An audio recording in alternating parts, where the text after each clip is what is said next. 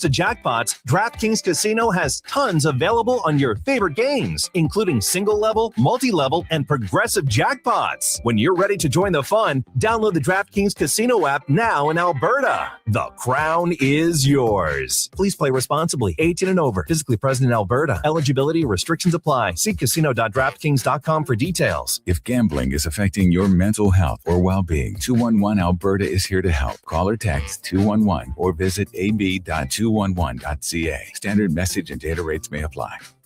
Sports 1440, the Stingray radio station. CKJR broadcasts from West Edmonton Mall and Wetaskiwin. Download the free Stingray music app and listen wherever you go.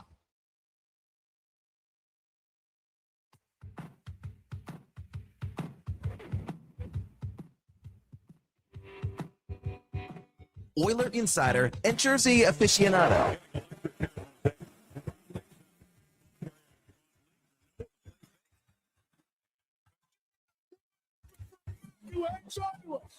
So open, running in for his second touchdown of the night. 60% talent, 40% Swedish hair cream. Let's see if it ends on this note. Everybody looking on. It does. And Dylan Cease with his arms raised up to the sky.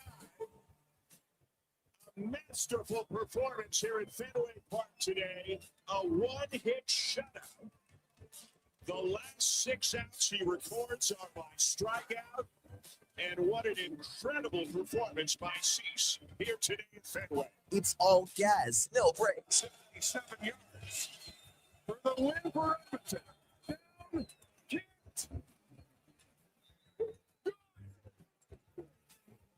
Shot does it on the final play of the game.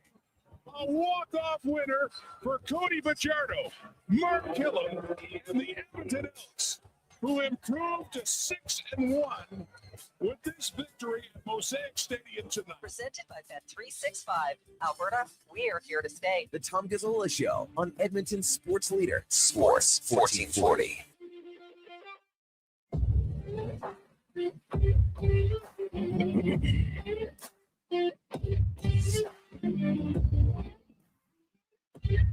Good morning. It is Thursday, July the 30th. Another month nearly coming to a close. Toronto Blue Jays taking the rubber match down in D.C. over the Nats.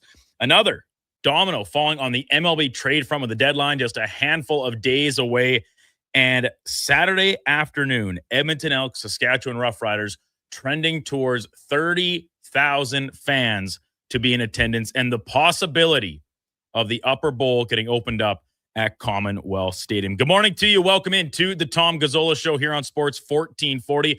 Brandon Douglas sitting in for Tom this week. Couple more days before we jet off to the long weekend, and Tommy G makes his triumphant return from some very well-deserved time off. However you are taking in the show this morning, we do appreciate it. You can watch us. We're streaming it on YouTube at our page there, Sports 1440 AM. This is how you can find it if you haven't already. Please do drop us a subscription while you're there. You can click the little bell icon to get notified when we're going live for each of our shows. And, of course, dropping a like when you're watching is always greatly appreciated as well. All the rest of our social channels across several platforms, Facebook, Instagram, Twitter, even X, and Twitch as well. You can find our video feed on each of our feeds there. And if you're just listening, that's perfectly good too. Plenty of options for you. The terrestrial, traditional AM radio dial in the pickup, in the house, wherever you're taking that in the shop or the office maybe is always a good one. And then online streaming options in case you're out of range. The TuneIn app, one of my favorites, iHeartRadio, and of course our own website at sports1440.ca. If you do miss any portion of today's show, one of our interviews, one of our segments,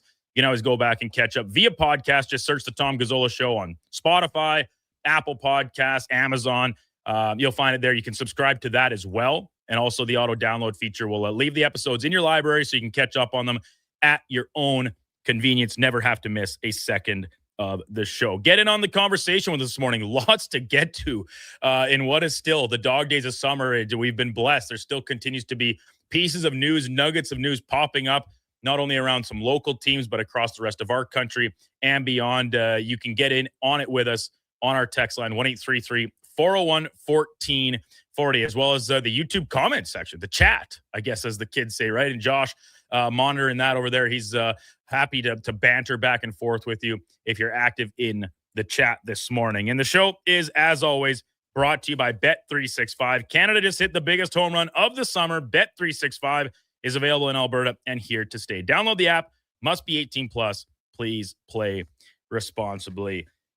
Yes, in case you missed it yesterday, news across the city, particularly Morley Scott, Edmonton Elks, Edmonton Football Club, Double E aficionado, analyst, reporting that the team is selling around 1,700 tickets a day so far for Saturday's rematch against Saskatchewan. Thriller last Thursday at Mosaic Stadium. This Saturday, 5 o'clock kickoff from Commonwealth.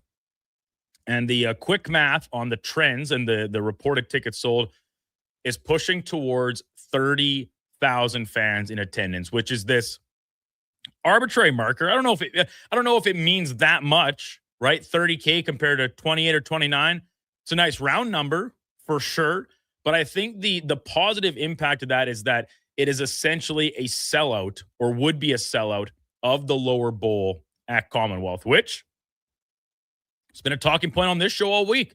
What does the organization do then to follow that up? Do they keep it tight, keep it intimate, keep it desirable, right? Maybe just slightly out of reach if you were too slow, and keep the upper bowl closed? Or do they open their arms and say, the more the merrier?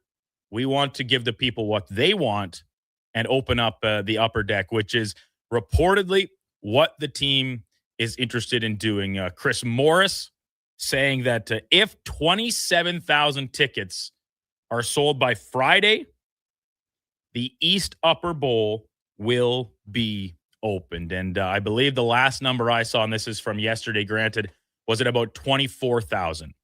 So if that trend that Morley Scott's reporting on of 1,700 tickets a day continues for today and tomorrow, that number, that threshold, will be reached. And Chris Morris can abide by his word. And as I said, give the people what they want. It's been all over our text line this week. Bring back the upper bowl. That's where people want to go.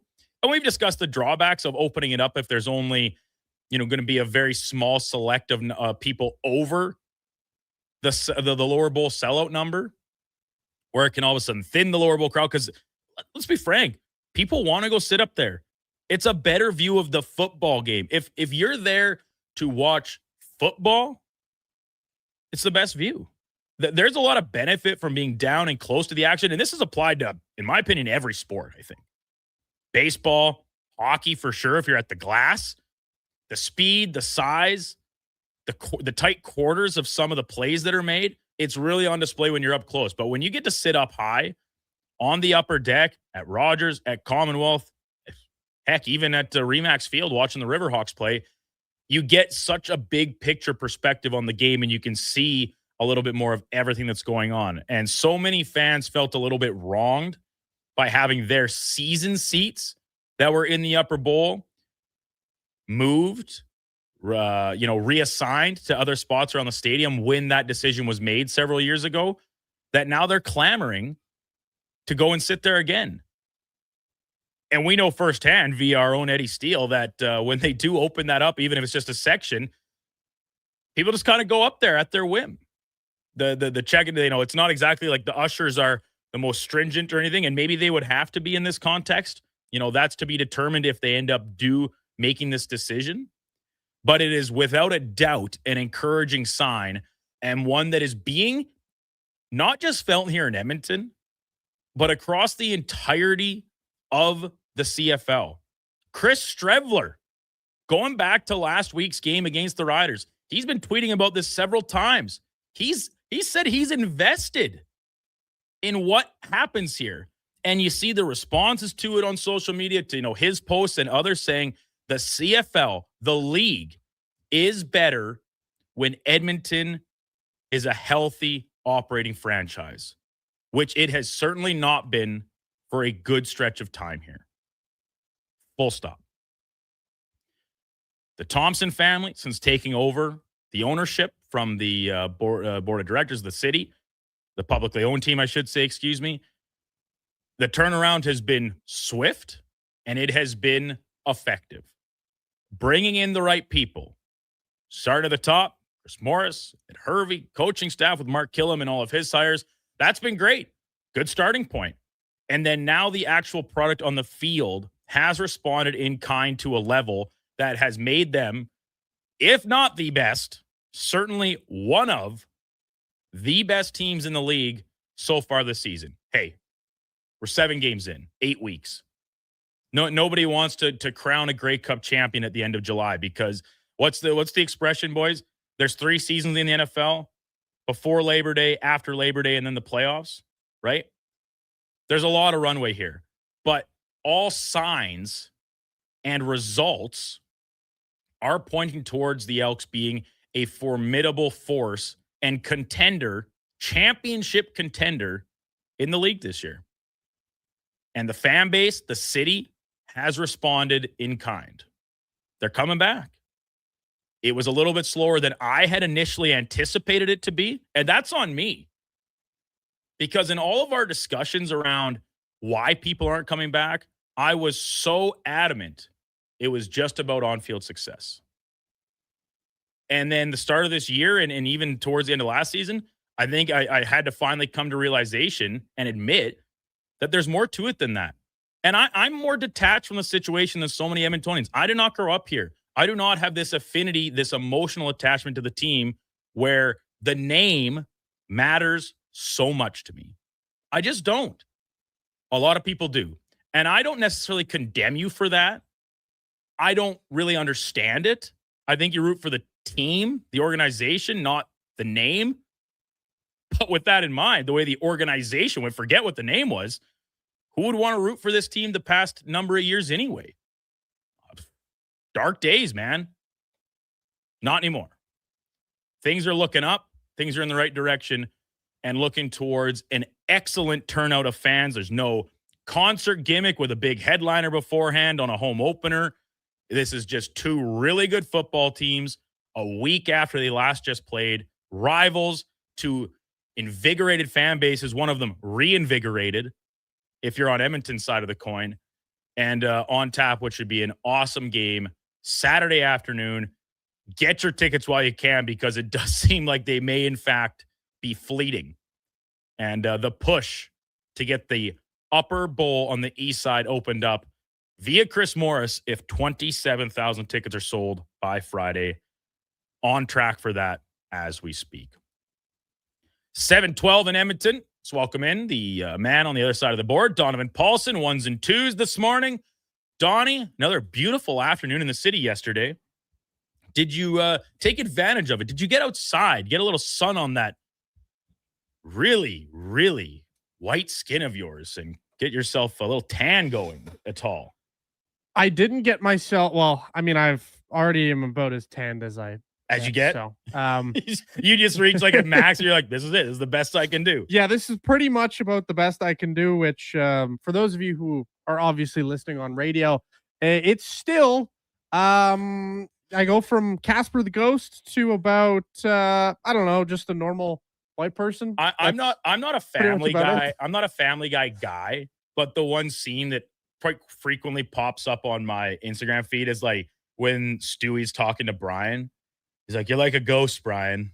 You're ghostly," or what, however he says it. That's, with all due respect, what I think of when I see you. You're ghostly. You're scaring me, Donovan.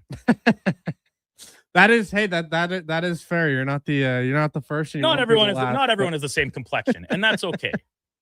I did actually get outside a little bit yesterday. I did, catch a little bit of Blue Jays baseball as you saw what was a quite entertaining debacle, I would say. And interesting. So I didn't watch it live. I caught Blue Jays in 30 once I got home. I was golfing yesterday afternoon. Yeah. And then my own slow pitch got canceled. Yeah. Despite the weather. Riddle me that. Obviously, the fields are very wet from the outpouring of rain we've had the last number of days and going back over the weekend. So that's all fine. But nothing else of excitement for you, Donovan, besides the Jays game. No, honestly, not really. I mean, hey, what's I don't know. Was there anything you wanted to do? Not really, honestly. I'm just getting I'm as someone who's currently got the illness. Oh, right. I just wanted to, get rest up and get ready for my trip tomorrow. So I'm trying to get as healthy as I possibly can before my big trip, and I want to have some as much fun on my trip as possible. So these last couple days, it has been relax, get my sleep in, and try and get as well as possible. Well, that's Sorry funny. for a boring answer, but Well, that's yeah, the that's truth. about as boring as it gets, Don, but I'm not going to lie. Maybe I can give a little more liveliness to our personal lives when I regale you with my tales of golf from yesterday afternoon. Oh yeah, Yeah. debacle. No, far from it, actually. But I want to get to this text from Kyle because it ties in with your pastiness. 1-833-414-40. Let us know your thoughts. Are you going to the game on Saturday? Will you only buy a ticket once you can buy one for the Upper Bowl? Like, fair. If you're one of those people that felt a little wrong done by, that's perfectly fine. But Kyle texted and said, open up the west side of the Upper Bowl so we don't have to bake in the sun. LOL. Well, Kyle, that's pretty fair. But 5 o'clock game, it won't be, like, it's not the heat of the day. It will still be warm if the current forecast continues as currently expected. It's going to be a cooker. And it will be hot in that upper deck, man. I sat in the upper deck around like it was even later in the night for a concert a couple years ago. And the friends I was there with were all brutally hungover from a night prior. And they were not having a good time in that sun. I was fresh as a daisy. I love it. I love sitting in the sunshine. And I'm not a heat guy. But at that point in the day, 5 o'clock, and I know we're still pretty midsummer, so sun stays up a long time, but it is waning. Don't shoot the messenger on that one. But Donovan, this sounds like a good plan for you to get into that upper bowl, get a little extra sun on that skin. Put sunscreen on, though. You're not tougher than the sun. Well, keep in mind, I'm not home for this Upper Bowl affair. Of course. I am leaving tomorrow. I am in the 6, so we will be very much not able to get the Edmonton sun.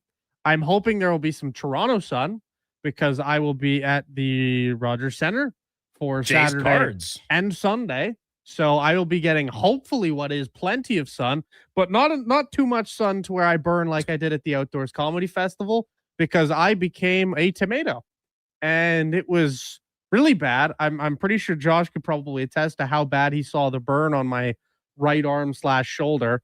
Pretty bad, Josh. Pretty horrific. Full tomato?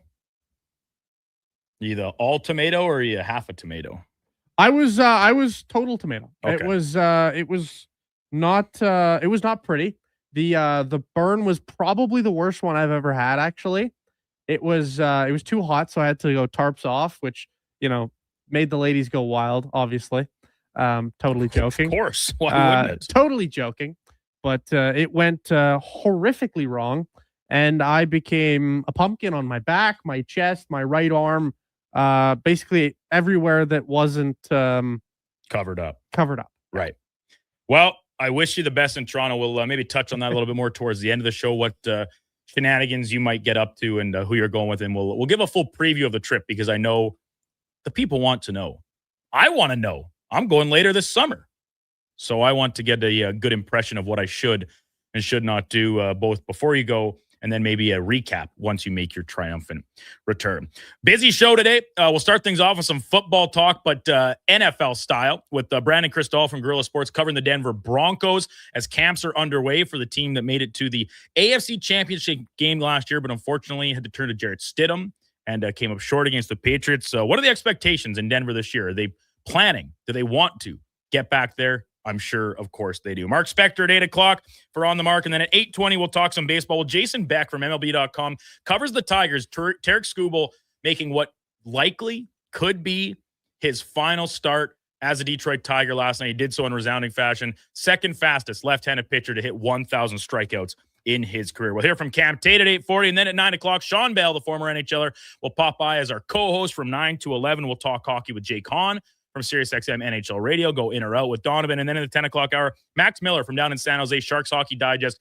He will chat about the Macklin Celebrini extension and what does it mean for the Sharks moving forward. All that, plenty more in between here on the Tom Gazzola Show today. Brandon Douglas sitting in for Tom, Donovan Paulson, Josh Fenwick alongside as well. Text us 1-833-401-1440 right after the break. Brandon Cristal from Guerrilla Sports here on Sports 1440. It's brought to you by Bet365. Hi, Mike here from Northgate Chevrolet Buick GMC. Car shopping sucks. That's right. Going back and forth 100 times just to get a price. Give me your credit card for a test drive. What's all these extra fees?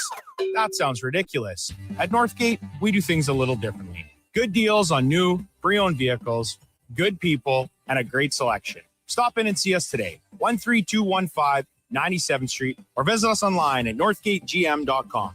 You're in Northgate country. Come for Canada's largest trade shows, the biggest names in entertainment, exhilarating sporting events, and more. And stay for the experience at the Edmonton Expo Centre. Looking for the perfect place to host your next big event? From trade shows to galas, meetings, and concerts, the Edmonton Expo Centre has the space, event expertise, and service to make your next event unforgettable. With over 522,000 square feet of flexible event space, in-house catering, and operational expertise, they bring your biggest vision to life. Learn more at edmontonexpocentre.com today. Expand your brand with Fusion Promo Marketing. Fusion is your trusted partner for all things branded merch and apparel. Thousands of products perfect for businesses, sports teams, and corporate events. Fusion with a Z. Promomarketing.ca. Mr. Rooter has deja vu. Mr. Rooter has deja vu. The bathroom is right over there, Mr. Rooter. Thank you, good sir. Wait, I swear I plunged this toilet before. It was clogged with a snow globe. Am I living in a time loop? Oh, good. It's just a voodoo doll that looks exactly like me. Whew, what a relief. For a plumbing experience you'll want to relive, call Mr. Rooter. Recently, our company softball team lost the big game by 1 run. Then Dale tried to console us with the quote, "Winning isn't everything." Well, Dale and I are very different. I get early payout from Bet365. If my team goes up big, I get paid out instantly, even if they blow the lead later. Sound familiar, Dale? Thanks, Bet365. If gambling is affecting your mental health or well-being, 211 Alberta is here to help. Call or text 211 or visit ab.211.ca. 18 plus all. T's and C's apply. It might have been scraped by the snowblower, dented while door crashing, or crunched at the company Christmas party. At some point over the winter, your car was damaged and it's been hiding under a coat of winter grime. Then come and see Robertson Body Works. We can take care of the damage and the dirt. This week only, call and book a repair and get a complete auto detailing absolutely free. But you have to book your appointment before the week is up. Go to robertsonbodyworks.com. I'm Tim Robertson, and I fix cars.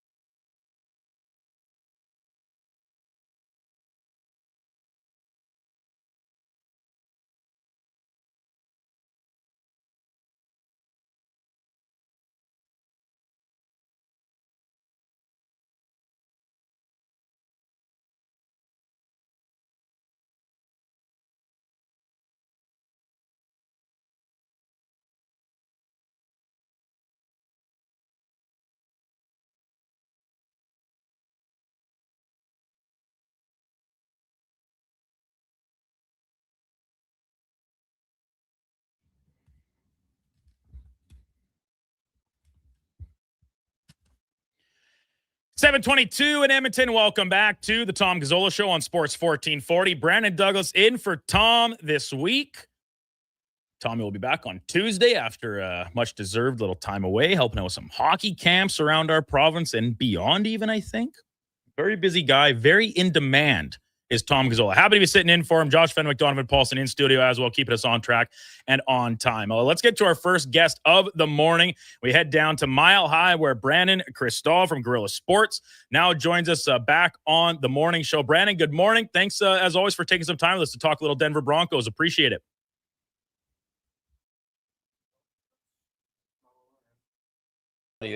Issues. Oh, there we go. We got you now. You got me now? We got you now. You betcha. Okay. All right. Well, yeah. What's going on, Brandon? How you doing, bud? Oh no, I'm doing great. We're excited for NFL season with camps fully underway now across the league. The CFL is buzzing away, just over a third to the season up here, but there's always an appetite for more football, as I'm sure you well and know. So, Brandon, I just wanted to start with you, kind of going back to the end of last season for the Broncos, and obviously getting to the AFC Championship game, the weird and unfortunate injury situation around Bo Nix, where they were forced to start Jared Stidham. They kind of slug their way through the game to do their best. But, what's the vibe? What's the expectation and feeling around this team going into this season where, another year of Bo Nix at the helm, it kind of seems like they've solved their quarterback problems. We know the defense is the identity of this team, but are the expectations still that high going into this year, despite the kind of weird and odd closing to last campaign?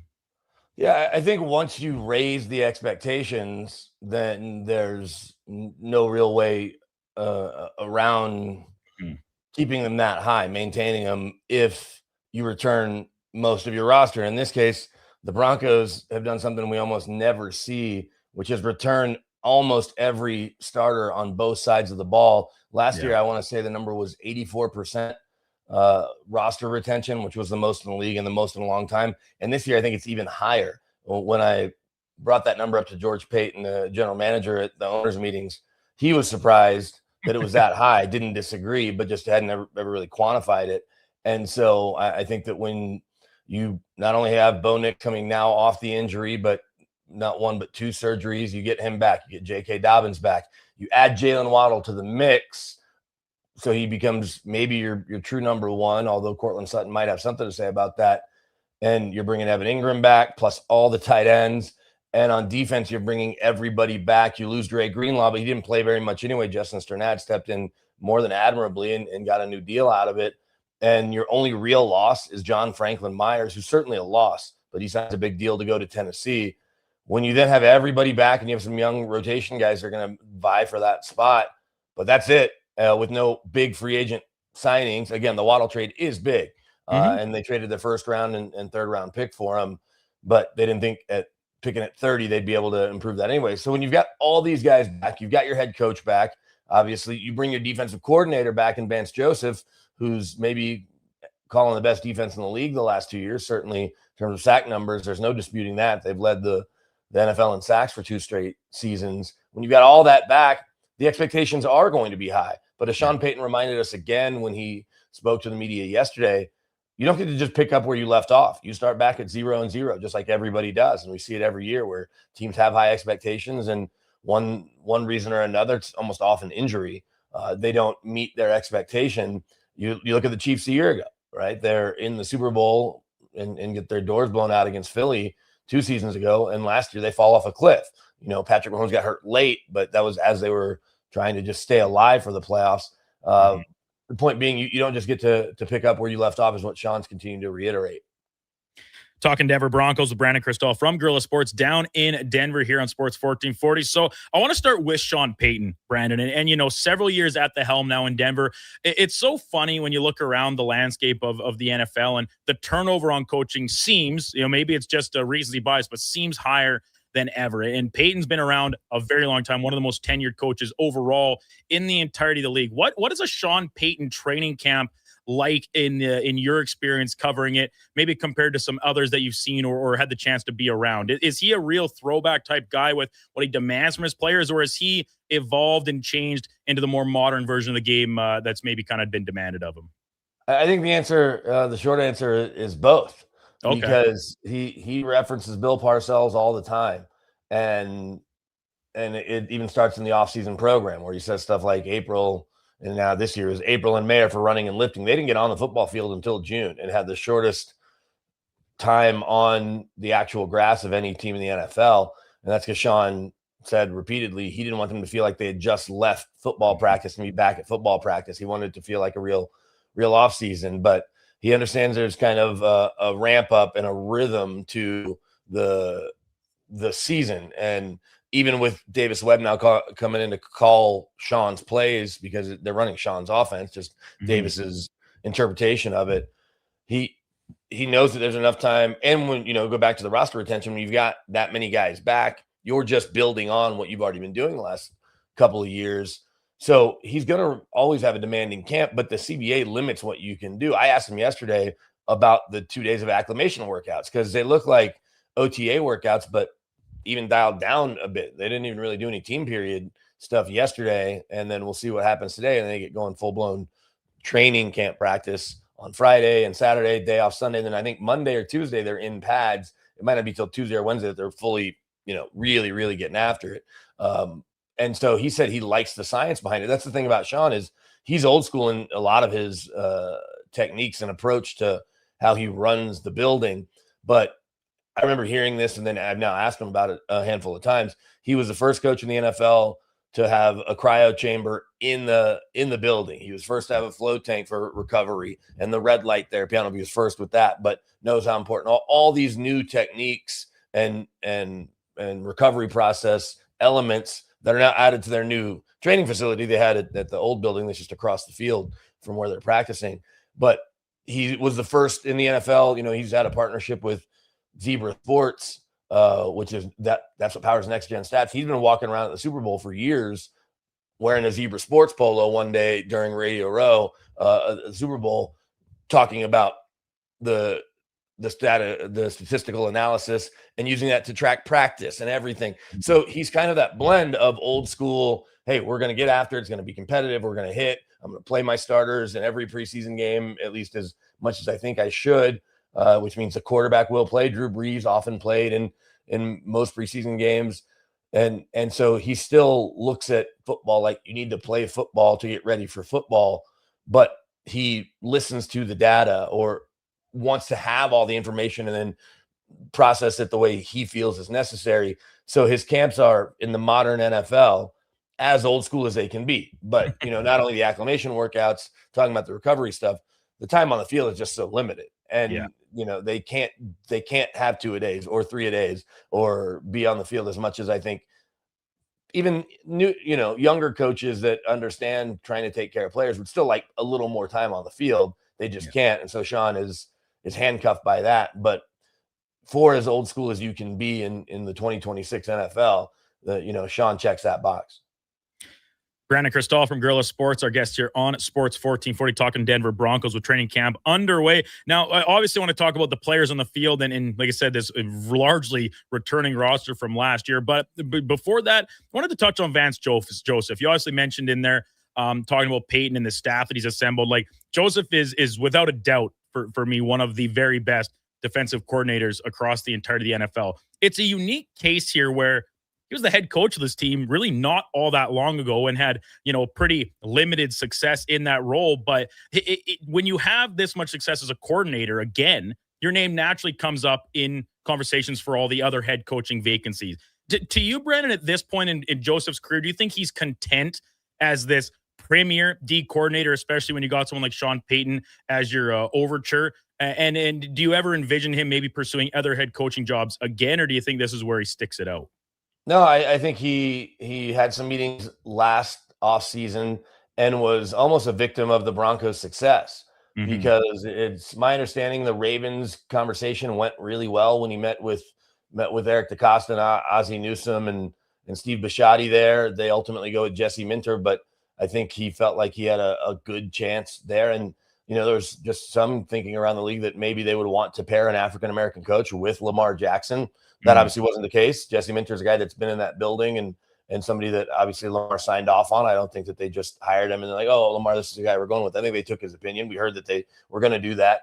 I think he thought he had a good opportunity in Tennessee, but the way he sees it, talking to people close to him, they didn't get Stefanski, who wanted to go to Atlanta. The Titans didn't get Harbaugh, who obviously chose the Giants, and BJ had a good conversation with the Giants as well. And so, the thought is that maybe they panicked a bit, and once Stefanski is snatched up, Harbaugh snatched up, they jump on Robert Saleh, who in a lot of ways has the same profile as VJ, but maybe not as much sustained success as a defensive coach, defensive play caller, because you can go back to his time in Miami, which was where he was right before he got hired by the Broncos, his 4 years in Arizona. And I don't know how many people know this. It's become a little more public because it's just in that process you found out VJ in a lot of ways was the shadow coach in Arizona for 4 years because Cliff Kingsbury really just wants to call plays. So Vance did the coaches show every week. I think they ran the practice schedule based on what Vance has in his coach's, notebook, if you will. The presentation that he would give to each of these teams is what they did in Arizona, which is, an evolution of what he did in his 2 years in Denver. But that's what they were doing every day in Arizona. It wasn't that Cliff had, a binder full of, we're doing this, this, this, and this. Cliff wants to call plays, which is, the thing he's best at. So I think when people found that out, certainly talking to owners and ownership groups, I'm not saying that I've talked to them directly, but indirectly, they start to understand, really where he is in his career. And then the biggest endorsement that he's gotten over and over is from Sean Payton, who kept saying, when we would talk to him during the spring, the thing that surprises him most is that VJ is still here. And he's thankful for that because he can, he's going to have a chance to be the head coach of the whole team even more. He'll remind us all the time, hey, I'm the head coach of special teams and defense too. But he's hands off, if you will. He's certainly involved. I don't say that, but he trusts his defensive coordinator most times, and certainly in this case with Vance Joseph, to set the defense and run the defense. And then Sean's going to sit with Vance and tweak whatever he needs. And even on game day now, I think he's going to talk to Vance even more. And so we'll see how that goes. I'm sure we'll see sometimes on the sidelines when a player blows an assignment that Sean jumps all over VJ that we didn't see before because he was thinking about calling the next play. The arguments could last longer this year. And I think if anyone can handle it, VJ has a temperament. But going back to your question, I do not think he's content just being an assistant coach. Not that he's losing sleep about it, because I don't think he is. And when we talked to him leading up to the AFC Championship game and maybe even, in the divisional round against Buffalo, he's like, look, that part of this process for me is done. I've talked to the teams. He's like, I didn't even really need to present who I was. They know who I am as a coach. It was more getting to know me as a person. And so he thought that process went well, but, people thought that he might be in the mix. Vegas went with, obviously, Clint Kubiak and went with an offensive coach. So they weren't going to hire a defensive guy coming off Pete Carroll there and having Antonio Pierce before that. So they wanted an offensive head coach. He was going to be, at a disadvantage there, even though talking to folks in Vegas that I have a pretty good relationship with, he handled himself extremely well. They were really pleased with him. So you could say he's probably 1B, but they wanted to go offense. And that's ultimately what they did, and Tom Brady chose. And then Arizona, a lot of people think he was just going to get that job because he was close to getting it the first time and has such a good relationship with the Bidwell family and Michael Bidwell. And going back to the Bidwells, knew more than anyone how much BJ was involved in the day-to-day with Arizona when he was there. So all those jobs come. You had 10. You talked about the turnover. It was as high as we've ever seen. You don't expect the Steelers and Ravens with who they are and where they've been and those two head coaches to have moved on, but they did. So that went from 8, which is kind of the high end most years, to now 10 teams. We're not going to see 10 teams open up this year, but let's just throw teams out there that I think could be on the list. And high is Cincinnati, which is a place Vance Joseph worked for a few years, has a good relationship with the Brown family. Carolina always has to be on the list because Dave Tepper isn't satisfied easily. But I don't know if you want that job because you're getting hired to get fired even more quickly than other places. And I would throw a couple teams in the NFC East if it going back to that term, falls off a cliff. If Philly has another tough year, I don't know if Nick Sirianni's totally safe. They've shown they'll move on from a Super Bowl winning head coach pretty quickly in Doug Peterson. And then the Commanders, I think if they have another down year, and if it's not because of injuries specifically to their quarterback in Jaden Daniels, then I think that you could see the Commanders up there. So that's just 4 teams. And we know there's going to be other teams that we're not thinking about. Or let's say the Rams were to win a Super Bowl.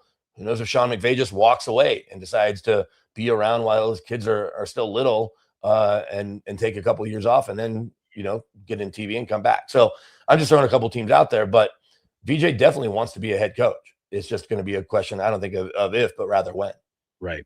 Talking Denver Broncos with Brandon Cristal from Guerrilla Sports down in Colorado. So the running back position with this team, it's kind of been in flux the past couple of years. Like, we know how effective J.K. Dobbins can be, but just the inability to stay on the field continues to kind of haunt him a little bit. Now, they drafted R.J. Harvey a couple of years ago, and then this most recent season going after Jonah Coleman with just their second pick, right? Because they as you mentioned, it traded away a lot of their top-end stuff. So how do you see the splits working out here? And is it Dobbins' job to be as close to a bell cow as you can be as long as he is healthy, or do you think it will be pretty split duties? Well, that's the thing. In the Sean Payton world, whether it be in Dallas or certainly all those years in New Orleans and now the few years here, he doesn't have a true bell cow. If you look going back to whether it was Deuce McAllister when he first got to New Orleans or all those years where he was mixing it, and Sproles would be a part of that, or Reggie Bush with the bigger back, and then Mark Ingram, and in the most recent iteration that was successful, Alvin Kamara. Yeah, he's only had a 1,000-yard rusher like 3 times. And when it has been 1,000 yards, whether it was, I think, Deuce off the top and Ingram, and it was like 1042. It wasn't like 1,500 yards. And he mixes in at least 2 backs. Now, for the last couple of years here in Denver, because they've liked Jaleel McLaughlin at times, and they've had other backs, whether it be Javonte Williams or now with Dobbins, plus in this mix, RJ Harvey, he continues to say, I don't really understand. I can't figure out how to use 3 backs effectively as well as I would like.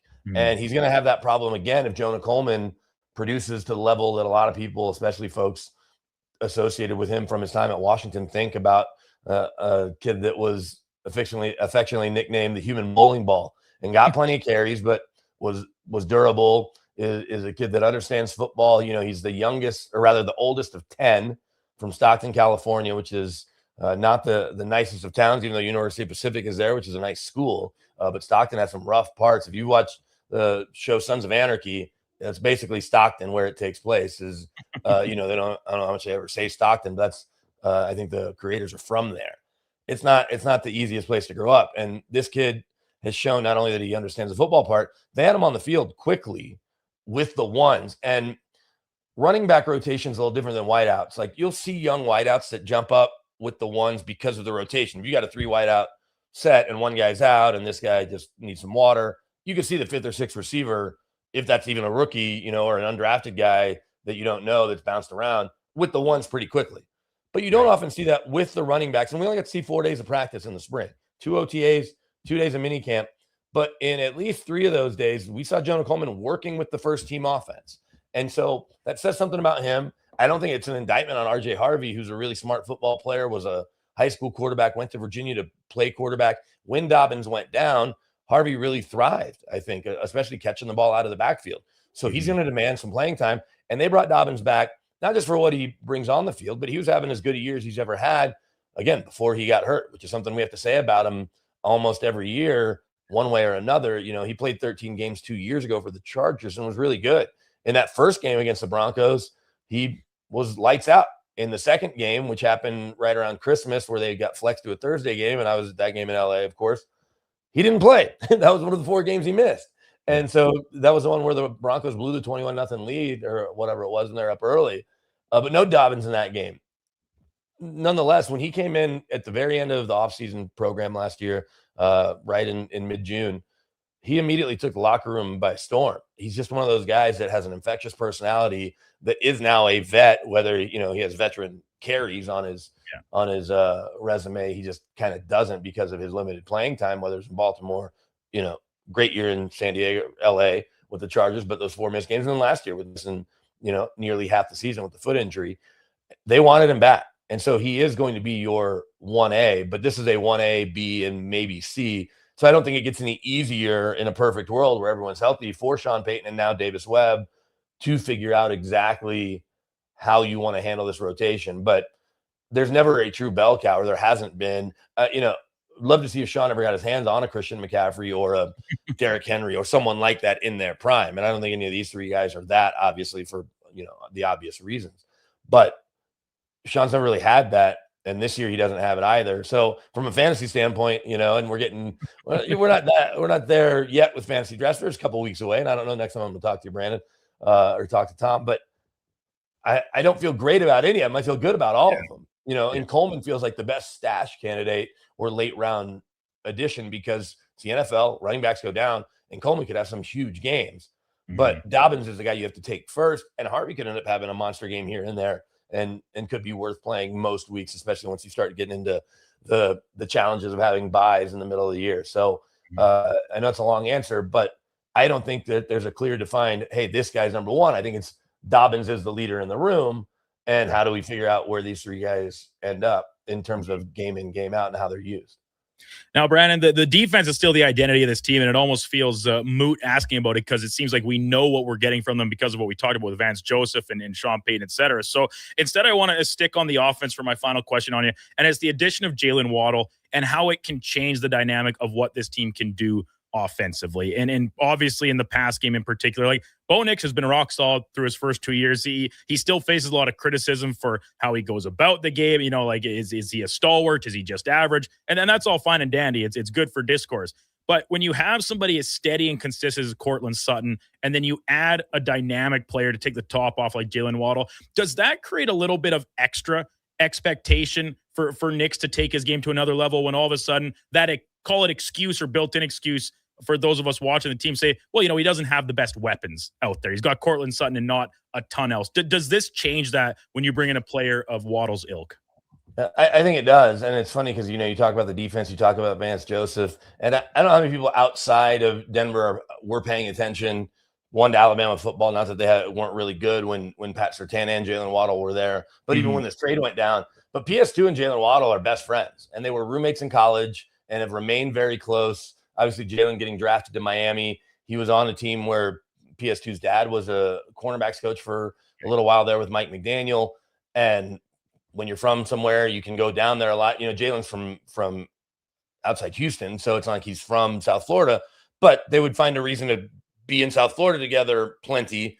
And so they've stayed really close. And so no one was happier. There was a talk at the deadline about getting Jalen Waddle, and George Payton had a long conversation with PS2. So they didn't even need to talk again when the trade possibility came up in March. But George, you know, told us it was one of the, you know, best calls he's ever made, was letting Pat know that Waddle was coming via trade. And so I talk about PS2. We've talked about VJ. When you talk to guys on that defensive side of the ball, the only person they talk about on offense, now Bo Nix wasn't a part of what they did in the offseason in terms of on the field work. And again, it wasn't very much. You know, I said we saw 4 days. They only had 2 or 3 more practices that we weren't at. It wasn't like they had weeks of practice. And so everyone wanted to talk about Jalen Waddle, whether it was offensive guys, defensive guys. He's just a guy. There's a suddenness to his game, as he has talked about. Although I tried to not reveal trade secrets, but it's been talked about in reference to him. Every route looks the same.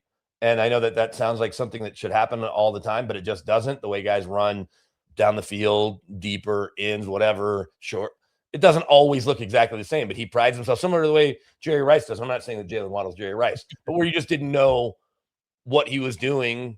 Is he a decoy? And so there's that element. The ball finds him. He finds the ball. You're not accidentally a 6th pick in the draft. I know that plenty of people miss in the draft all the time, but his top end talent is there. At the same time, you know, and I pulled up his numbers. He only missed a handful of games. One of them was that 70-20 blowout actually there in South Florida in the first season of Sean Payton, where everyone thought Vance Joseph was going to get fired in week 3 or whatever it was. Waddle didn't play in that game, but he's played through a lot of injury. Talking to folks in Miami, he just toughs it out. But because of that, and then last year was a total dumpster fire all the way in Miami, right? You end up moving on from the head coach. You move on from Tua Tagovailoa. You move on from Tyreek Hill. And so it was kind of just Waddle and Achane. That was about it. But in general, his numbers haven't been as good as they could be because he's just plays through bumps and bruises. Not that everyone doesn't, but stuff that might keep other guys off the field. Yeah. He toughs it out, but then he's maybe in a game at 85% or 90%.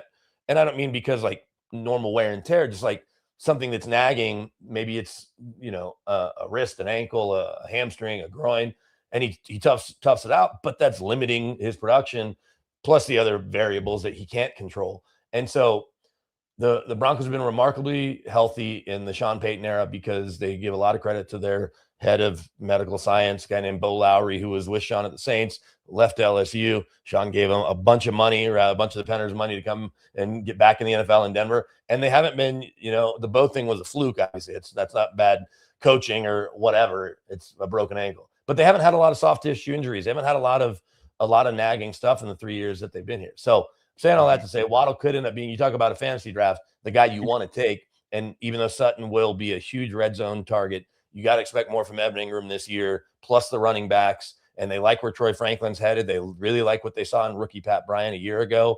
And you got to still talk about Marvin Mims, who no one's really talking about. They're going to have weapons, but Jalen Waddle, I think, will be a big focal point. And Bo Nix has talked about it a little bit. The one time we talked to him in the spring, and when you've seen some other stuff he said, he's over the moon that Jalen Waddle is here. So I think that Waddle should be the most exciting part of looking at what the Broncos could be going into 2026. Should be another very competitive season inside the AFC West, Brandon, with the Chargers expected to bounce back. The Chiefs, we know the Chargers and the Broncos were playoff teams last year, and the Raiders even should be, I would think, improved this year. So it should be a great division. Looking forward to taking it all in this year. Appreciate your insight as always. Very comprehensive, very in-depth, and we'll look forward to catching up again as the season continues along. Hey, thanks for having me, Brandon. We'll talk to you soon. Chat soon. Brandon Cristal, Guerrilla Sports, covering the Denver Broncos. We'll step aside when we return. We will dip into a few text messages, 1-833-401-1440. And then top of the hour, Mark Spector will be with us for his daily 8 o'clock hit. And then at 8:20, Jason Beck. We'll talk some baseball and Detroit Tigers ahead of the deadline. Where could Tarek Skubal land when he is traded from Detroit? It's the Tom Gazzola Show on Sports 1440. Watch us for streaming it on YouTube, Facebook, X, Instagram, and Twitch. And it's brought to you by Bet365. Today on Hey Culligan, how smart is your water? Here's Tracy. Hey, Culligan. I think my water might be dumb. Good news, Tracy. Your water's not dumb. It's just not talking to you. You can make my water talk. No, but the new Culligan Smart Drinking Water System can talk to your phone to tell you when your water filters need changing and help you meet drinking water goals. Now that's some brilliant H2O. You said it, Tracy, and we're already on the way. Let us help you out with a free in-home water test from a local Culligan water expert at culligan.ca. Say hello to Alberta's home for reeling and dealing. With Play Alberta, you can spin into the excitement of popular slots like Cash Eruption and Desert Fantasy. Experience Alberta-exclusive games and get in on the action of live dealer tables with all new elevated stakes. However you prefer to play, the fun is ready when you are. Visit playalberta.ca/Gregor to learn more. That's playalberta.ca/Gregor. Must be 18 plus to play. If you gamble, use your game sense. Okay, new strategy. I'll just live in the freezer till October. It's spacious in here. It's spacious. There's a better way to survive the coming AC season. Pro Solutions is your one-call solves-it-all expert for AC repairs, tune-ups, and new installations. We offer convenient financing options and fast appointments so you can enjoy your entire home, not just the freezer. Now I can leave the frozen peas where they belong. Book now at prosolutionsinc.ca. For all your welding supplies, think AWS Welding. Located in Nisku, their readily stocked storefront carries a wide variety of welding glasses, cylinder rentals, plus welding rod, wire, and consumables. Same-day delivery is always available. And if they don't have it, AWS Welding will find it for you fast. Visit their online store today at awswelding.ca or give them a call or text at 780-979-0470. AWS Welding. They make it happen. It's Dollar Drink Summer at McDonald's. Sip on a refreshing small fountain drink or a small iced coffee for just $1 each plus tax, all summer long. Only at McDonald's. Excludes flavored and cloud iced coffees at participating Canadian restaurants. Taxes extra. Prices exclude delivery. You're in charge of ordering boxes. Small boxes, big boxes, really big boxes. You're in charge of tape, labels, mailers, bubble wrap, extra bubble wrap, just for fun. You're in charge of warehouse cleaning and safety supplies. Good thing there's Uline. Thousands of quality products for your business and warehouse needs, always in stock, ready to ship same day, and backed by Uline's legendary 24/7 customer service. Uline makes it easy because you already do enough. Uline, we warehouse for you. Caesars is Alberta's anytime, anywhere sportsbook. Stay in the action with your favorite teams and players. Whether you're camping, kayaking, or catching a show this summer, bet wherever you are, whenever you want. Plus, Caesars Sportsbook offers fast payouts and flex parlays, a new way to keep your bet alive even if a pick misses. Download the Caesars Sportsbook app today. Must be 18 or older and physically present in Alberta to gamble. Must be 21 or older to use Caesars Sportsbook. If gambling is affecting your mental health or well-being, 211 Alberta is here to help. Call or text 211 or visit ab.211.ca. Standard message and data rates may apply. Please play responsibly.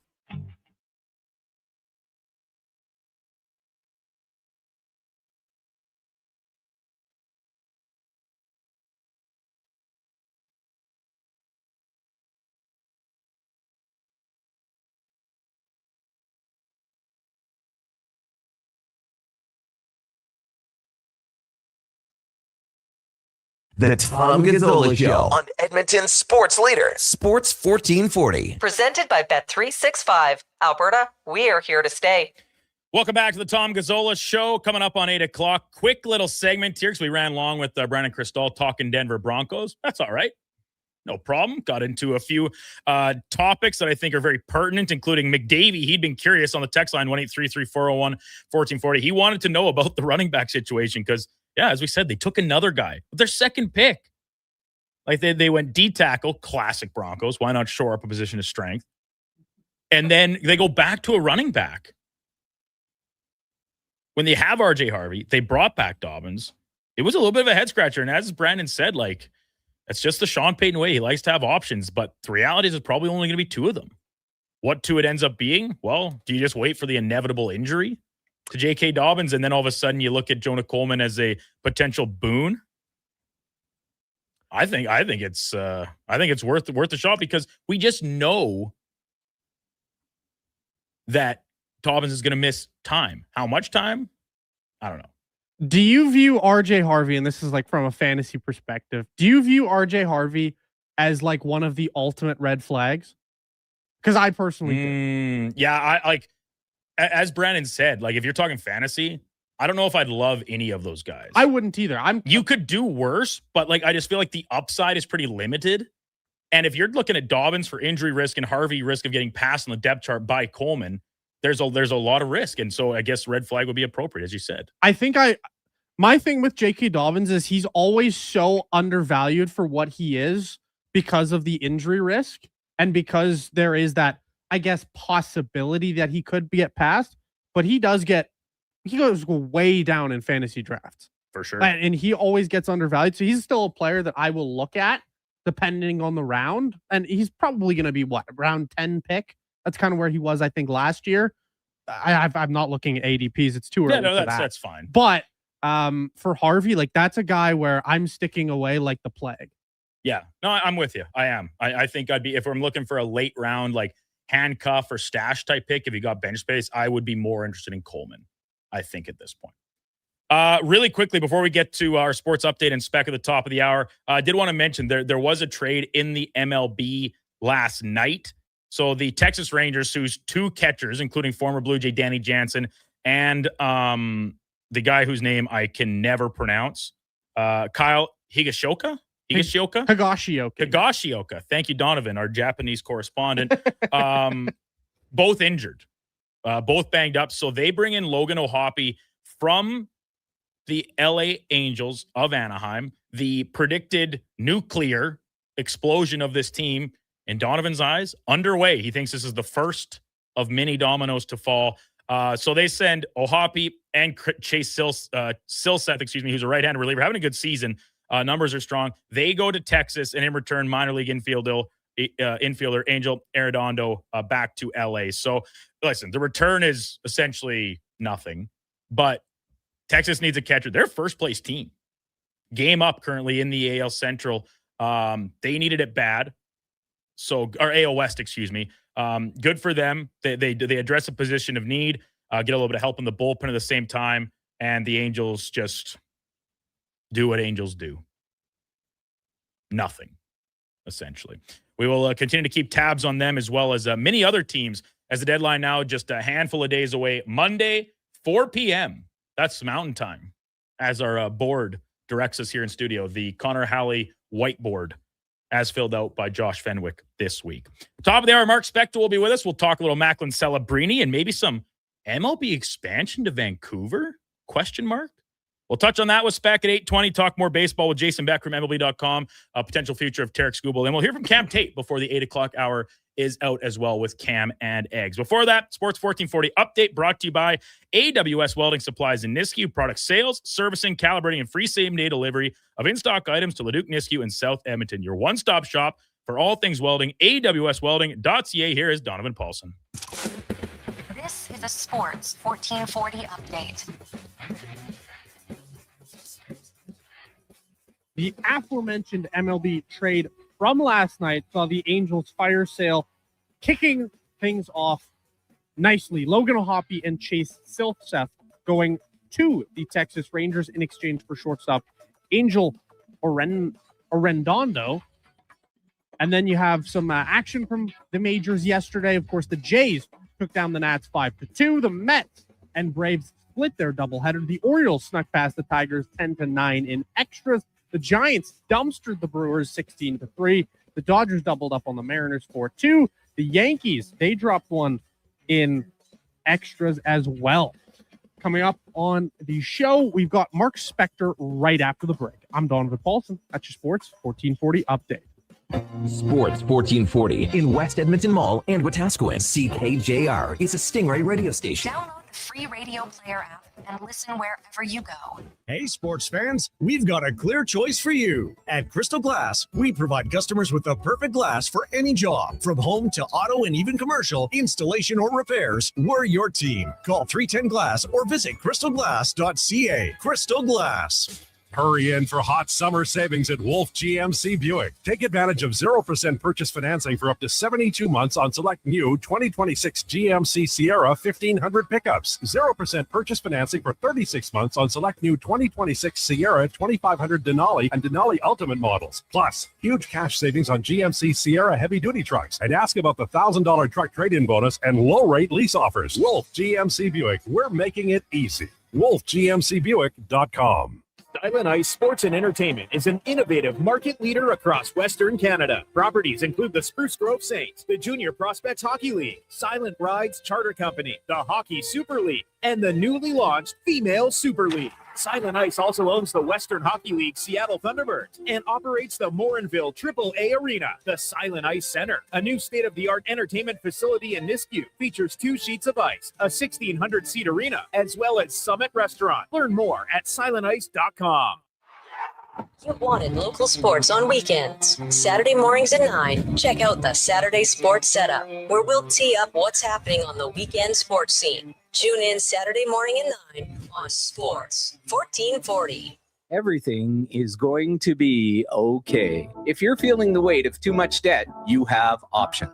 I'm Dan McDicken, a licensed insolvency trustee with Faber. Becoming debt-free is possible, and a personal bankruptcy or a consumer proposal will get you there. Schedule your free Faber Focus session at faber.ca today. You'll learn how a consumer proposal will eliminate your debt by paying a percentage of the amount owed without interest. At Faber, we've got your back. Whether you're a craft beer connoisseur or more of a wine aficionado, there's always something new to discover at Sherbrooke Liquor, a unique family-owned independent liquor store. The selection, incredible. The non-alcohol section is also very impressive. Sherbrooke Liquor, expert, knowledgeable staff with a passion for unique finds. More than just a liquor store, we're a community. Alberta's best, the one and only Sherbrooke Liquor. Wine, spirits, and oodles of beer. Visit SherbrookeLiquor.com. You don't just need property services, you need problems handled. HireGood provides cleanup, debris removal, site monitoring, and safety attendance across Edmonton. We reduce issues on your property, keep spaces safe, and take pressure off your team. We resolve real problems for businesses while creating real impact because our team is built on second chances and they show up every day ready to prove it. Visit hiregood.ca or call and mention Jason Greger for a first-time discount. HireGood. Stable jobs create stable lives.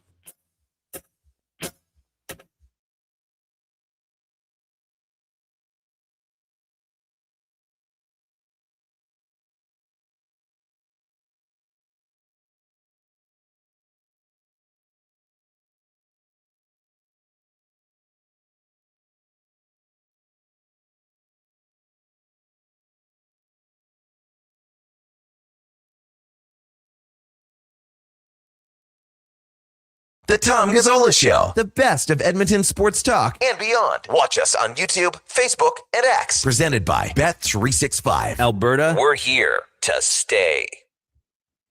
Just after 8 o'clock, welcome back to the Tom Gazzola Show on Sports 1440. Brandon Douglas in for Tom this week. Couple more days in the big chair and then a August-long weekend. BVJ, camping, lakefront, slow pitch tournaments, Polynesian days out at Alberta Beach, all on tap here in just a few short days' time. Donovan Paulson, Josh Famick alongside in studio as well. Let's get to On the Mark with Mark Spector, brought to you by Northgate Chevrolet Buick GMC in July. Coming close to a close here. You pay what they pay. You can get employee pricing all month long on every car, truck, or SUV. Stop in and see their great selection at northgategm.com as we welcome in Mark Spector from Rogers Sportsnet. Spec, good morning. How are things in Spec's Dex world today? Oh, doing okay. A little stiff today. Oh, Brandon. Yeah, wakeboarding yesterday, Spec, or what? No. You know how? So you probably have one of these. My wife comes from a little farm out between Kalmar and Thorsby, right? And there's a little church out there that everyone in her family for generations got married and baptized in, a little Greek Orthodox place. It's got a little graveyard out there. It's in the middle of like nowhere. You probably have one in Delburn somewhere. No, plenty of them. Yeah, plenty of them. So it was our turn to go out and whippersnip and clean up for yesterday. So I spent 3 hours with a whippersnipper around my neck, doing an old church and saying hi to the Dobkos and the Halushkos and the Fedors and the there's some Chimeras out there. I think they're descendants of Jason Chimera. Right. So a little stiff working like an actual laborer yesterday. I'm not used to that. Yeah, it's it can be a rude awakening. Like, listen, grew up on a farm my entire life, worked on it as an adult full time too. And now here we are, just a few years removed from that. I'm about as gone as city soft as it gets. I go back home for a weekend and got to like saw horns off some pale bunners, and I need 3 days to recover. Essentially, it's pretty sad state of affairs. But as Carius always said, right, we're not swinging hammers in here, Spec. There's a lot of fine folks out there working a lot harder than we do on a day-to-day basis. Oh, there are no hands softer than a sports writer's hands. I can tell you that for sure. Those keyboard calluses, Spec. They're worked in nice and gritty. Yeah, well, I earned my way into the great beyond a little bit yesterday, so I'm feeling pretty good about myself. It is on the note of Carius. I can't believe that with this physical task, outdoorsiness, you wouldn't call on some of your close personal friends, Kevin Carius, Eddie Steele, bona fide outdoorsmen, to come and aid you in this effort. Eddie there along the side of the church, right, with a little pair of scissors, like getting nice and close and tight. You don't want any paint off this or crack any siding if that's how it's built, right? It's a shame you do this near your lonesome. Well, right. That's a good point. Like, and we've all seen those, like anytime you drive through the country, you see those little churches, right? Yeah. With the sort of like Russian looking top. I don't know what you call that thing on the top, the rounded roof, right? The Greek Orthodox little cross on top and a little graveyard. And like someone's got to clean those up. You can't just let them. And it's neat as a pin, that place. Like they're working hard out there. All we do is take a couple turns of summer. But anyway, need a little hot tub today, I think, to recover. Then I played 18 at Cougar Creek yesterday as well, which was a beautiful great night for golf last night. It was the first night in forever, like you didn't have to duck and cover. Yeah, I went and played in Beaumont yesterday at Colonial, actually. I snuck out right after the show wrapped up and went and played with a buddy down there that he lives in town. And beautiful place at Colonial, right in town. Awesome. And I got the chance to play Cougar Creek for a couple. I played it several times last summer, actually, including one for my buddy's bachelor party. I'd never been before, right? And it's only like 25 minutes out the west side of the city, very close to where you're at, of course. And man, I was blown away. What a place. Like that might be up there for one of my favorite places I've played, certainly here in Alberta, for sure. We're totally blessed in Edmonton. Like there's so many good places to play that are reasonable. Like it's not a $150 round, like you just said, out in Beaumont. Colonial's awesome. All these public courses like Cougar's great. Yager Ridge, I'm told, is in unbelievably good shape right now. The Quarry, 27 holes of the Quarry and public course. It's a fantastic place to play. Ranch is, we're lucky. Like there's a lot of cities where there's not as much golf, and the golf you do get, you're dropping $100.50 just to play 18. So we're lucky in Edmonton. We've got a lot of really good choices all over the city, east and west. No doubt. As we chat with Mark Spector from Rogers Sportsman. So, Spec, not long after you and I got off the call yesterday, the news came down that Macklin Celebrini, his extension in San Jose, to terms, 5 years, $18.8 million AAV. I just want to lead with this. Were you surprised by that deal in any capacity? The AAV figure, the term, and one direction or the other. Was it high? Was it low? Was it shorter? Was it longer? Any facet, did any part of it take you by surprise in the slightest?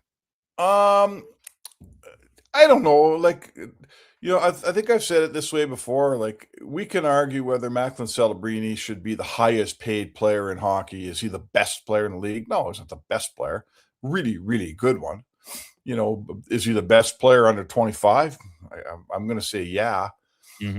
But more to me, it's more about who's the best player on my team. Like the best player on your team makes the most money. Right. In Edmonton, obviously that's McDavid. But he's a special circumstance. But in San Jose, it's this guy. In Anaheim, it's Carlson. In whatever town, like the best guy now is going to make, north of 15 million. It seems like that's what, especially these young hot kids like Bedard and Macklin Celebrini. So, like, first of all, the term 5 years. In the old days, like not in the old days, very recently, a young player like that coming out of his entry level, he just simply signed an 8-year deal, like as fast as he could. But why? Like, this guy gets 18 times 5. And then in 5 years, he's going to be, how old is this player? He's 20 years old. He's going to be 25 years old, and he's going to be signing for $25 million a year. So, we're entering a new world in hockey. Our best players don't make what a bench warmer makes in the NBA anymore. I mean, it's not a whole lot more, but it is more. We're getting there now where, and you got to get used to this, Brandon. You got to get used to a third pairing defenseman is going to make $4.5 now. Yep. And you can't say, oh my God, my third pairing defenseman at $4 million. That's what a terrible contract. That's what guys make now. And I think we got to reset our sights a little bit, don't we? No doubt, Spec. And I think that's where a lot of people, and I've been guilty of it at certain points, even like this summer in particular, of it as well, where this is the new reality. As you said, right? Like your third pairing D-men are $4 to $5 million players. Your fourth line guys are no longer always $800K guys, like league minimum. Like it's just not the reality in which we reside anymore. And it's great for the players. It's great for the league, as it obviously expresses growth because there's that much more money available. And so I think it's a matter of, if you're a fan or someone watching this league, you either come to terms with that or you get left behind because barring some other real unfortunate situation, a la the pandemic that hit us a few years ago, like it's only going to continue to trend upward, not necessarily the same exponential rate we're seeing here in this year and in the next couple probably, but it is almost certainly going to continue to push in that direction. Yeah, but I mean, and it's going to be hard to build a team in a cap system. Like they always say that the big boys eat up all the extra money. Every time the cap goes up, the extra cap money tends not to fall to the bottom of the roster. It gets eaten up by the top guys before it gets there, right? Mm-hmm. So look at San Jose next year. The Celebrini contract kicks in next year. He makes 18.8. Well, next year Will Smith has to get paid too. Like his contract, entry level contract's up after this next season. What's he going to make, right? Michael Misa, what's he going to make? Like, so the best young players, you're going to sign them for 7-8 years, whatever you can. You're going to give them all this money. So I guess I'm contradicting myself, but on one hand, a veteran like Brett Kulak can make 4.5, and you might consider him a number 5, and that's fair. But there's probably always going to be jobs for guys who will play for $1 million, won't there? Because teams are going to need cheap guys. So I guess it's the middle guy that gets squeezed. If you think you're worth 3, but you're not much better than a guy who will play for $975, I wonder if you're going to have a job. Yeah, it's a very good point, Spec. And you bring up the San Jose situation. It dominated a lot of our conversations on the show yesterday in the second half once this news came down. Like, it makes sense. Like, there's no, I think, argument that, as you said, Celebrini is deserving of the money on the forecast side and what he accomplished, obviously, last year as a second-year player. It's tremendous. But it's not like the money available is endless. This isn't the major leagues of baseball. Like, you do still have to allocate, and a lot of points are brought up, and rightfully so, that you look at when like the percentage of the cap when Crosby won and Ovechkin and stuff, like they're really not that far off from what the current state is when you look at the Carlson and Celebrini deals. But man, like if this is the case, then as you said, Will Smith's going to want a pretty big chunk of change. Michael Misa in a couple of years, if he lives up to the hype of his draft selection, will too. And then Sam Dickinson, right? Like he's expected to be their stud defenseman. same boat for him. And by the way, those Nurse and Trouba contracts are still on the books for 3 years once the new Celebrini extension begins. So it's not like Mike Greer is going to have a pile of monopoly money to play with here. He's going to have to be pretty conscious about how he distributes it. Yeah, it is. It is. It's, there's more money in the game. That's good, but you still got to manage it, right? Of course. A bad contract, bad contract in 2029 is still a bad contract. Yeah. Right. I guess $8 million or 9.25 for Nurse 3 years from now isn't as bad as it was 3 years ago. No, but certainly. still, you gotta listen.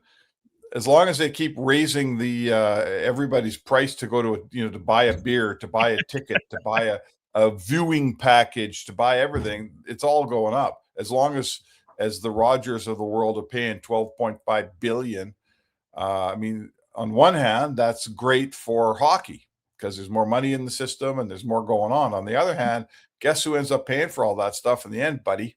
Yeah. Beck, before I let you go, I wanted to get your thoughts on this report that came out from Ben Nicholson-Smith, your peer at Rogers, and of course covering the Blue Jays comprehensively. We've had him on the show many times, reporting that Vancouver, the city, has selected like a development group, or it's titled the Show Vancouver, in an effort to bring an MLB city to Vancouver out in BC. And this was always kind of seemed a little bit pipe dreamish to me. Like, it got brought up to MLB Commissioner Rob Manfred last October when the Jays were in the World Series, of course. And, could Canada support another team? And he said it's a possibility, but I'll put myself in the camp. I never really thought, there's just seemed like there's so many other options first for the MLB to go before coming back north of the border again. What do you make of this? And do you ever think it's a there's no an economic analysis done? It's all very infantile stages here. Yeah. Yeah. Well, first of all, I'd say to you, they're a big city. Good. Yes. They're another Canadian city. Good. The Blue Jays make a lot of hay out of the fact that they're the only team in Canada and they get viewership. Their region is giant, right? I would say the Blue Jays have the largest viewing region in Major League Baseball. There's certainly room for a team. It doesn't have to be the Expos that come back. Why can't we have a team in Vancouver as a second Canadian team? All of those things work for me. The history of baseball in Vancouver, the Canadians have existed there for forever. But now let's talk about the negatives. The Canadians are still playing in a park that was built in the 50s or 40s. That town never got its act together and built a proper minor league stadium, let alone a major league stadium. Yeah. They hummed and hawed and kicked their can down the road on, wasn't it a MLS stadium they were trying to build downtown for the longest time? That rings a bell for sure. Yeah. And they never pulled that off because trying to get something like that done in Vancouver, now you always invoke, the environmentalists have a ton of say. The people who are worried about homelessness. So we can't build a stadium there. There's a lot of homeless people that like that parcel of land. Stuff's expensive out there. Yeah. There's just so many factors to consider, right? Right. Look at the Canucks owner. He can't even get it together and build a practice rink because it costs too much money. Let alone some other owner who doesn't even have a team. You're going to have to build a stadium, or certainly have everything in line to build a stadium before you even get a sniff from MLB. They're not coming up there on spec. So, there's Vancouver's history of getting something like this done. It's not strong. Let's say that. I hope they can. I wish they will. If they did, why can't they have a team? All of that works for me. But I got to see a city that gets something done in terms of building a baseball stadium. That's a big leap in Vancouver, isn't it? Am I wrong there? No, you're right. And I'll finish it with this because, and this is just via the article that I'm kind of using as a reference point here on TSN. So Manfred has said previously that he wants the league to grow to 32 teams before he retires in 2029. Now, there's no current plans for expansion. There's of course, always the rumors and stuff scuttling around, including this one now into the mix. But for a team that has nothing really formally planned out, and as you said, no ground broken on a stadium or anything like that, it seems like if this were to be a possibility down the road, it would be beyond this call it next wave of expansion that the MLB is expected to take in growing to 32 teams. I just can't see it happening if Manfred's to his word that says he wants it before he hangs him up in 2029. Who are the other candidates? Like, who else wants a team? I think Nashville is a very strong contender because, like a lot of these other places, they use the strength of a minor league team as a basis for it, and we know how much Nashville has grown. We know that Las Vegas is, of course, going to get the Athletics at some point here or another. You know, whenever that comes to fruition, being built. Yeah, and then after that, I think you kind of bounce around. Like, and I think in Charlotte or Raleigh, like North Carolina somewhere, is another one that has drawn a lot of interest for an expansion team. So those are just the ones that ring most fresh off the top of my head in Nashville and out in Carolina somewhere. But I don't know. I think that Vancouver and Montreal should certainly garner consideration. I just wonder if it would happen fast enough to hit this round of expansion. Yeah, I mean, basically what you need to make this happen is a really, really rich owner whose money can bypass a lot of the troubles. Like, my point is, if you try to do like even the Cates model, where the civic government pays for half your rink in Vancouver, it took 5 years to happen in Edmonton. It took even longer in Calgary to get it together when they got a bunch of provincial money handed to them. If you're trying to do that in Vancouver, it's going to take even longer still. So yeah, the process is, I don't think Major League Baseball is waiting around for its 8-year, negotiation process between an owner who doesn't want to spend his own money and a government that probably isn't that interested. Like, unless you can give me a guy in Vancouver that's got way more money than Aquilini and gets it done and says, I got the money, I got the land, I'll build the stadium, I'll buy the team, it's not going to cost you anything. If that guy exists, they got a shot. Anything short of that in Vancouver, I'm going to call myself skeptical, I'm afraid. For sure. I think I'd be in a line of thought with you on that one. Spec, good stuff. Enjoy the rest of your Thursday. Enjoy that hot tub. Soak those balls. And we will wrap up the week with you and Eddie tomorrow morning at 8 o'clock. All right, man. Sounds good. Mark Spector, Rogers Sportsnet, and On the Mark, powered by Northgate. This truck's for you. When we come back, we'll talk some more baseball down in Motor City with Jason Beck covering the Tigers for MLB.com. The future of Tarek Skubal very much in question. Where does he land? What's the return? And what's the future of the Tigers this season, and certainly beyond from a competitive nature. When we come back, our headliner of the day here on the Tom Gazzola Show on Sports 1440, brought to you by Bet365. Summer weekends in Alberta mean one thing: tournament season. I brought the folding chairs. I brought the sunscreen. I brought the umbrella, just in case. But who brought the snacks to get through a doubleheader? I got Alberta's best beef jerky. Wilhauk Beef Jerky, the ultimate sideline fuel. Whether you're cheering on the kids or watching the pros, load up on Alberta's best beef jerky. Wilhauk Beef Jerky, because you can't have summer fun with salad. Only available in Leduc. Struggling to find skilled workers? What if you could fill your talent pipeline with motivated, pre-vetted youth and receive funding to support your efforts? At Careers the Next Generation, we connect Alberta employers with interns in skilled trades, IT, agriculture, forestry, and more. All WCB covered, high school accredited, safety trained, and ready to contribute from day one. With 83% of RAP students continuing their apprenticeships after high school, investing in youth today means securing your workforce for tomorrow. Don't wait. Visit careersnextgen.ca to get started. Yeah, it's me again. And if you're sidelined with a sports injury, you already know nothing's more frustrating than being told to just rest. At Leading Edge Physiotherapy, we get athletes moving sooner with our zero gravity treadmills. You can run, train, and rebuild strength with up to 80% less body weight, so your injury heals while your confidence comes roaring back. When your sports injury's yelling, whisper back. LeadingEdgePhysio.com, because life shouldn't hurt. Got a car you're ready to part with? Find out what it's worth, fast, easy, and totally free at Go Auto. We're talking top dollar trade-ins, whether it's a little worn or still rocking that new car smell. Just a few clicks, and boom, you've got your value. Text VALUE to 780-777-7777 to start. That's VALUE to 780 all sevens. Why guess what it's worth? Let Go Auto show you the money. Okay, new strategy. I'll just live in the freezer till October. It's spacious in here.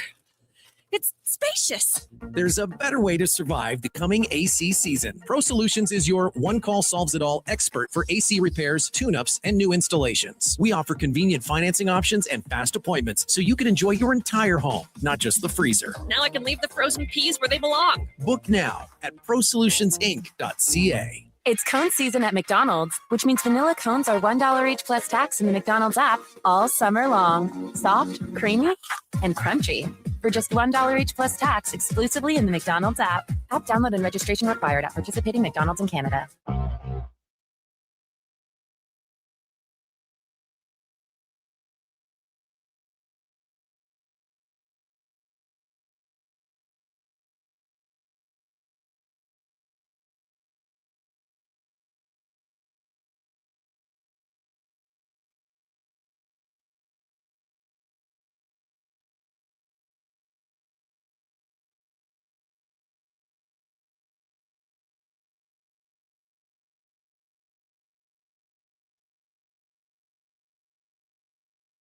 The Tom Gazzola Show with guest host Brandon Douglas on Edmonton's sports leader, Sports 1440. Presented by Bet365. Alberta, we are here to stay.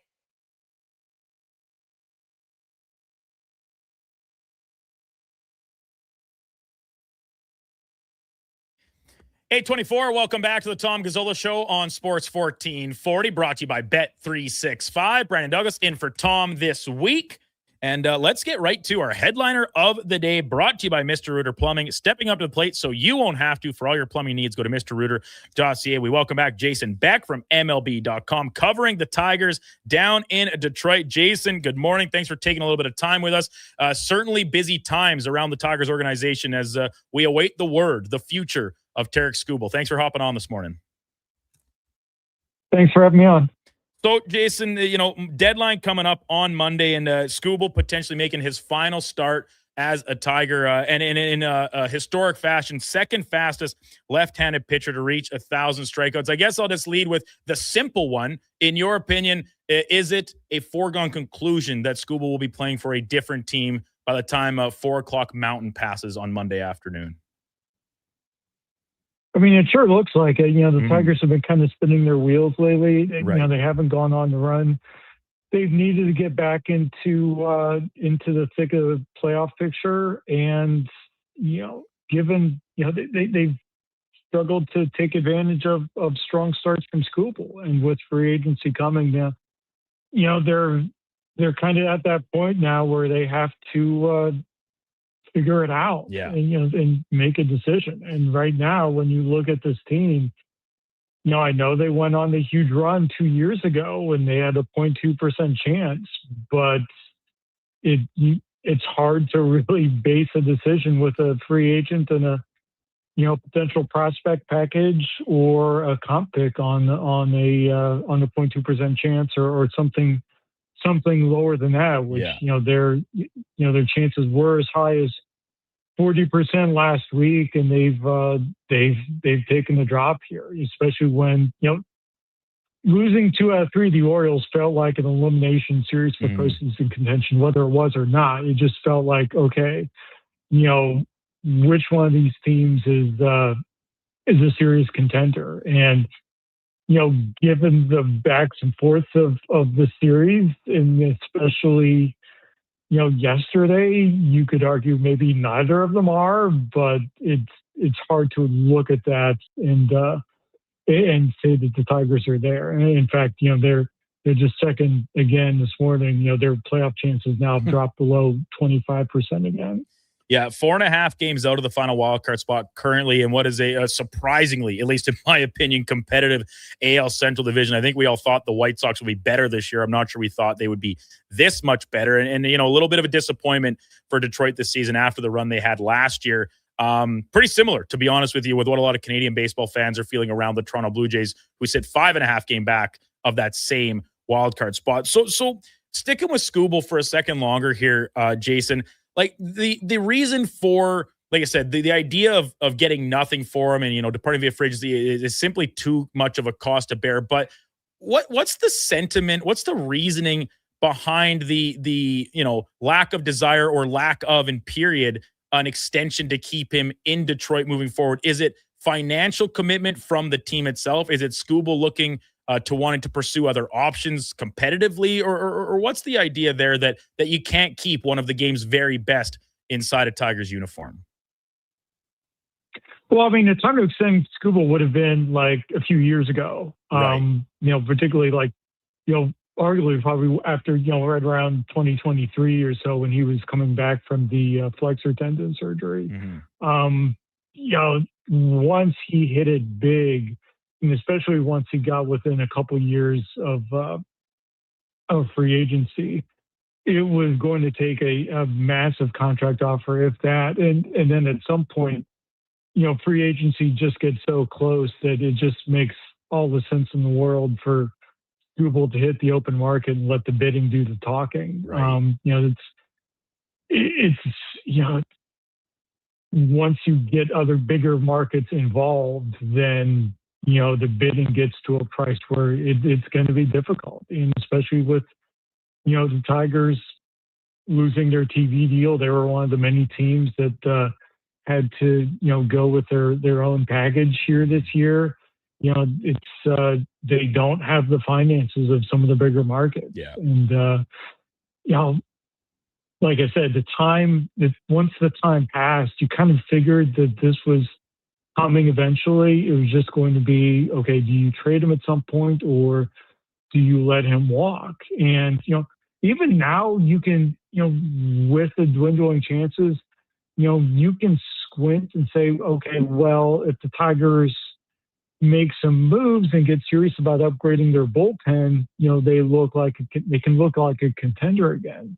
The problem with that is that, once you committed to Skubal this year with the arbitration figure, with a salary, I believe like $32 million or something like that, coupled on to the other moves you made going into the season, you put your payroll up against that threshold for the competitive balance tax, and it's, given where they are payroll wise and how much help they need in the bullpen, it's just really hard to see them being able to make moves to upgrade that bullpen without getting into luxury tax territory if they're not already there. And once you cross that threshold, if you let Skubal walk as a free agent, that comp pick that you would get in return for the qualifying offer, assuming he would turn it down, if you're not in that luxury tax territory,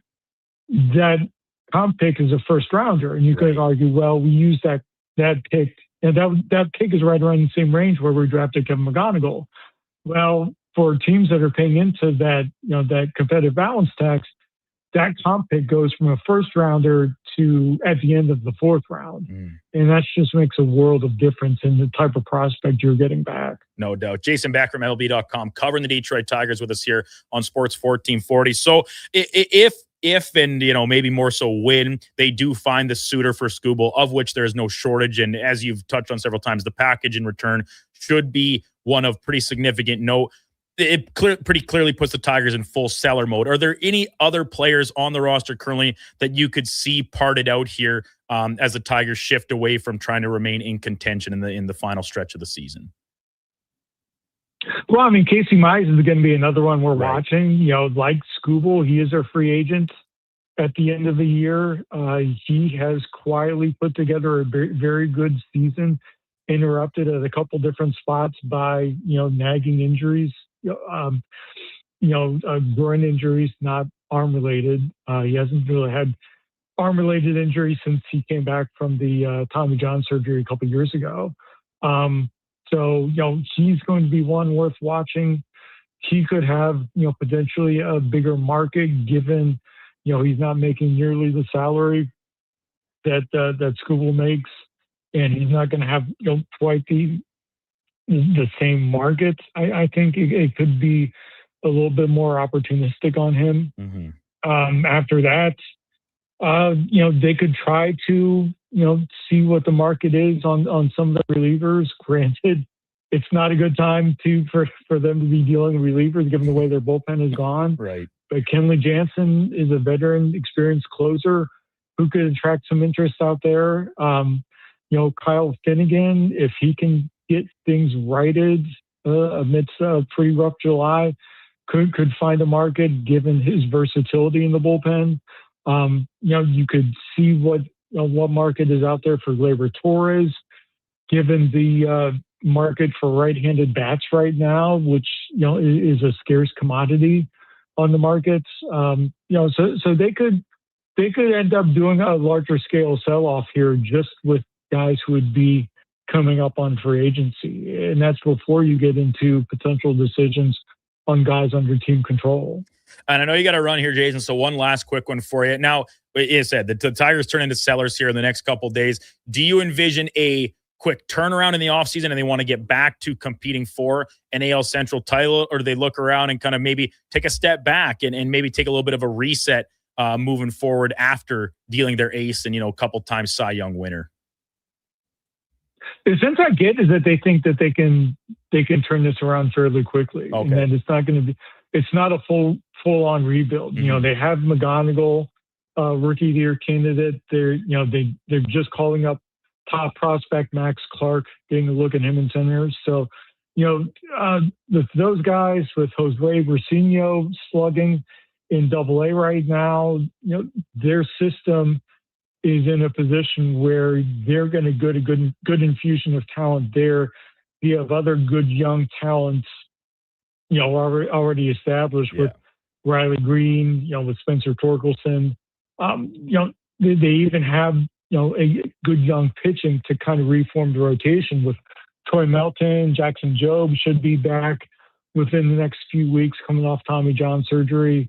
Cater Montero is still around. They have the foundation of a pretty good team to contend, even without Skubal. And if they can get a good return on the trade, they could kind of solidify this roster to make another run. And we're talking about the American League Central, where you have a lot of teams in various stages of youth movements, and there's an awful lot of good young talent.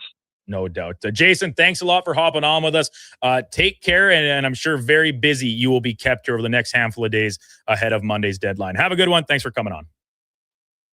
Thanks, you too. You betcha. Jason Beck from MLB.com covering the Tigers, and big decisions to be made. And I will be very interested to see what the package that Tarek Skubal fields looks like, because there's a pretty good collection of teams interested. Donovan, what do you see as the ideal landing spot for Tarek Skubal? The one everyone's been circling, the one that it probably will be, is the Dodgers. Let's be honest here. Ooh, nobody wants to see that. Nobody wants to see it, but there's a reason you've heard it out so much. It is because the Dodgers have one of the best farm systems in baseball, and for those of you who don't pay that close of attention to baseball, you're wondering, how the hell is the back-to-back World Series champion team got one of the best farm systems in baseball? It's because the MLB, while having a draft, they also have international free agency. Yeah.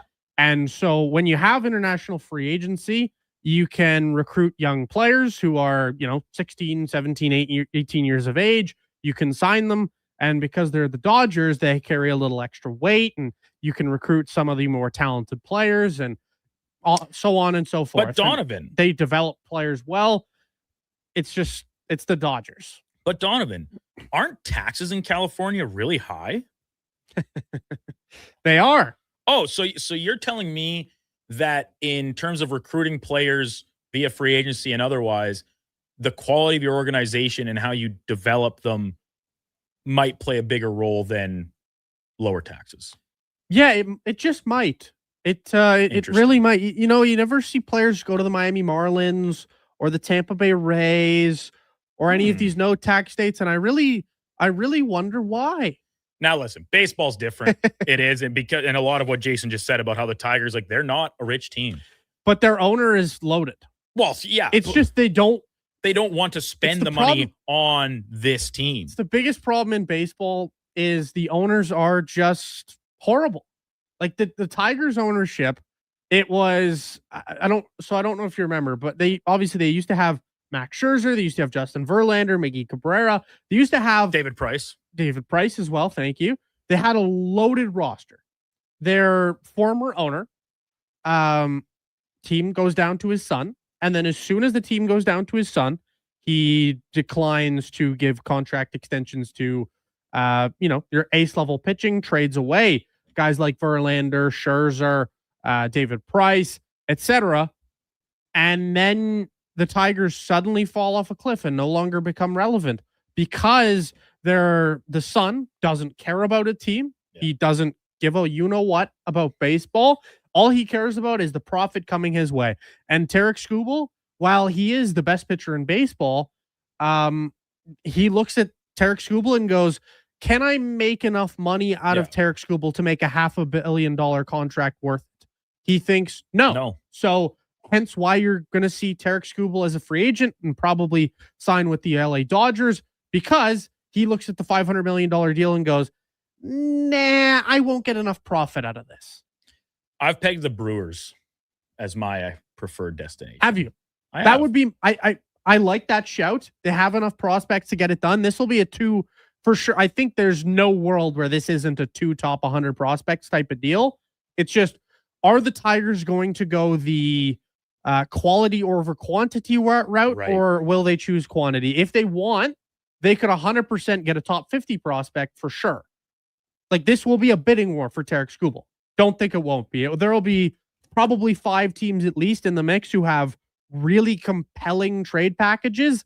It's just, will this be, how will the Tigers approach this? If they are smart, they will go quality, because you never get the chance to trade a player of Tarek Skubal's ilk. Yeah. Where you could get you got to cash an absolute future franchise face for him. It's just, you have to cash in. But this is the Tigers, and they are owned by a Muppet. So, you never know. Jason was our headliner of the day, brought to you by Mr. Rooter, keeping you out of the penalty box. That's MrRooter.ca. When we come back, we will hopefully hear from Cam Tate. I've yet to see some eggs drop into the inbox. Maybe I have to drop Tater a note to remind him here going into break. And we'll dive into the text line, 1-833-401-1440. Lots of messages coming in about the Skubal situation, baseball and how the system doesn't seem to fit. And all that very valid. And honestly, probably a big reasons why we might not have baseball next summer. Nobody wants that. Well, not fans anyway. I don't think the players don't want to play. I don't think the owners don't want the teams on the field, but it's always about the dollars and cents and trying to make it, get the edge on your counterparts. So I want to put this question out to the text line here before we go to break. You can use it over the course of the morning here. Going back to our conversation with Spec around a, hypothetical expansion team in the major leagues to Vancouver, who have put together a group to pursue an expansion team. What would the team's name be? The minor league team that currently plays there is the Vancouver Canadians, right, Donovan? Yes, it is. Yes, the Vancouver Canadians. I don't think that would stick. The Blue Jays go for me. We're Canada's team. And the Vancouver's like, no, we're the Canadians. We're obviously Canada's team. It could be an interesting dynamic. But what would you name the team in Vancouver if they were to get an MLB expansion club? 1-833-401-1440. We can touch on that throughout the morning. We'll hopefully hear from Cam Tate. 9 o'clock, Sean Bell, the former NHLer, will be into co-host with us, and we'll talk hockey for the better part of a couple hours. Jay Kahn from SiriusXM will be by. We'll go in or out. And then in the 10 o'clock hour, Max Miller from Sharks Hockey Digest down in San Jose will touch on the Macklin Celebrini extension and more. All that still to come here. It's the Tom Gazzola Show on Sports 1440. Brendan Douglas, Josh Fenwick, Donovan Paulson, all in studio. Watch the show. It's streaming on YouTube, X, Facebook, Instagram, and Twitch. Brought to you by Bet365. Recently, our company softball team lost a big game by 1 run. Then Dale tried to console us with the quote, "Winning isn't everything." Well, Dale and I are very different. I get early payout for Bet365. If my team goes up big, I get paid out instantly, even if they blow the lead later. Sound familiar, Dale? Thanks, Bet365. Must be 18 or older. If gambling is affecting your mental health or well-being, 211 Alberta is here to help. Call or text 211 or visit ab.211.ca. Standard message and data rates may apply. T's and C's apply. Come on down to the Brick for your chance to win over $1 million in prizes. They're giving away mattresses, appliances, big screen TVs, and more. No purchase necessary. 1 in 10 will be a winner. Plus, the Price is Right live event kicks off with incredible 5-day deals, like save $70 on the 32-inch 1080p QLED TV. The low cost at just $129. Thursday through Monday only. Some conditions apply. See in-store for details. The Brick, saving you more.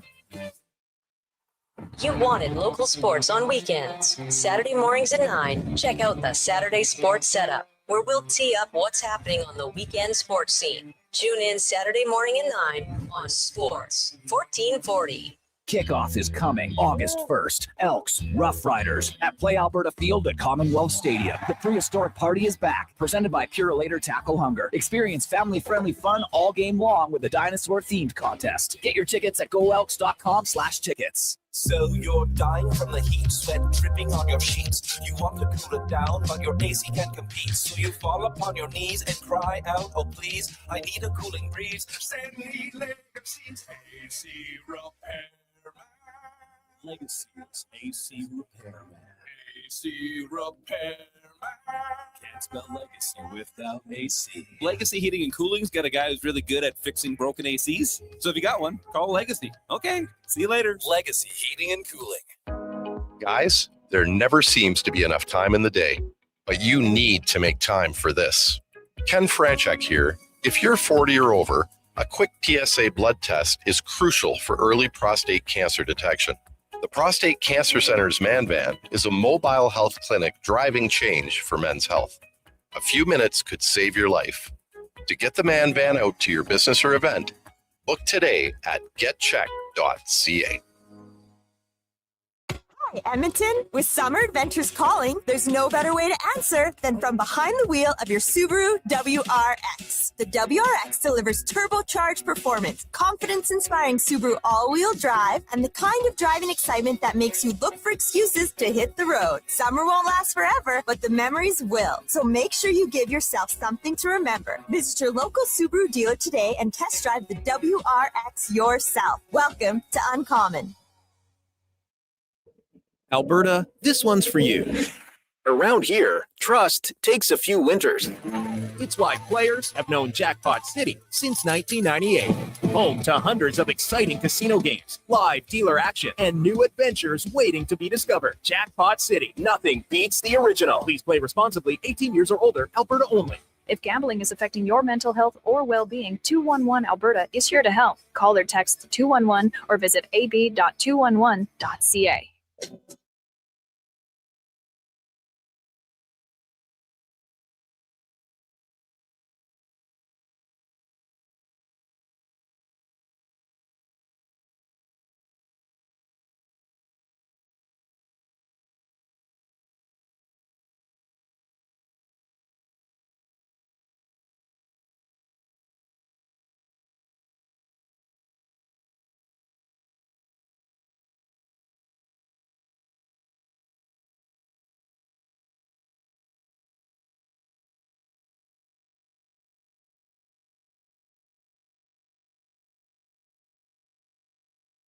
The Tom Gazzola Show, the best of Edmonton sports talk and beyond. Watch us on YouTube, Facebook, and X. Presented by Bet365. Alberta, we're here to stay.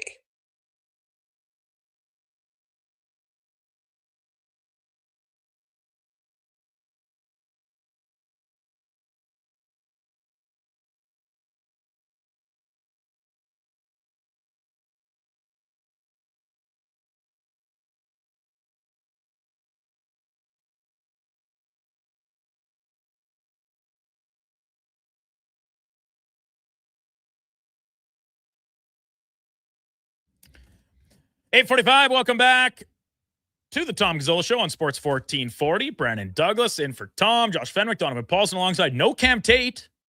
He's absent again. He made his appearance, I guess, after I was giving him the gears on Tuesday, but not coming in.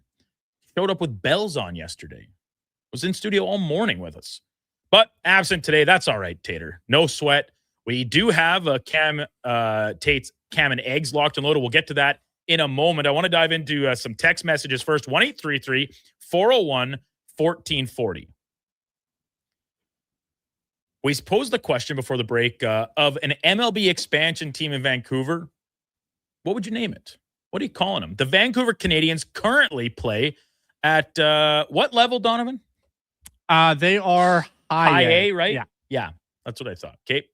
So people love to look at history, right? What have other teams been named there? And that's good. I like that. But you can also get a little creative, take it in new directions. And lots of messages came in. Some of them I don't think I can read. Pillman, Vancouver Rockies, LOL.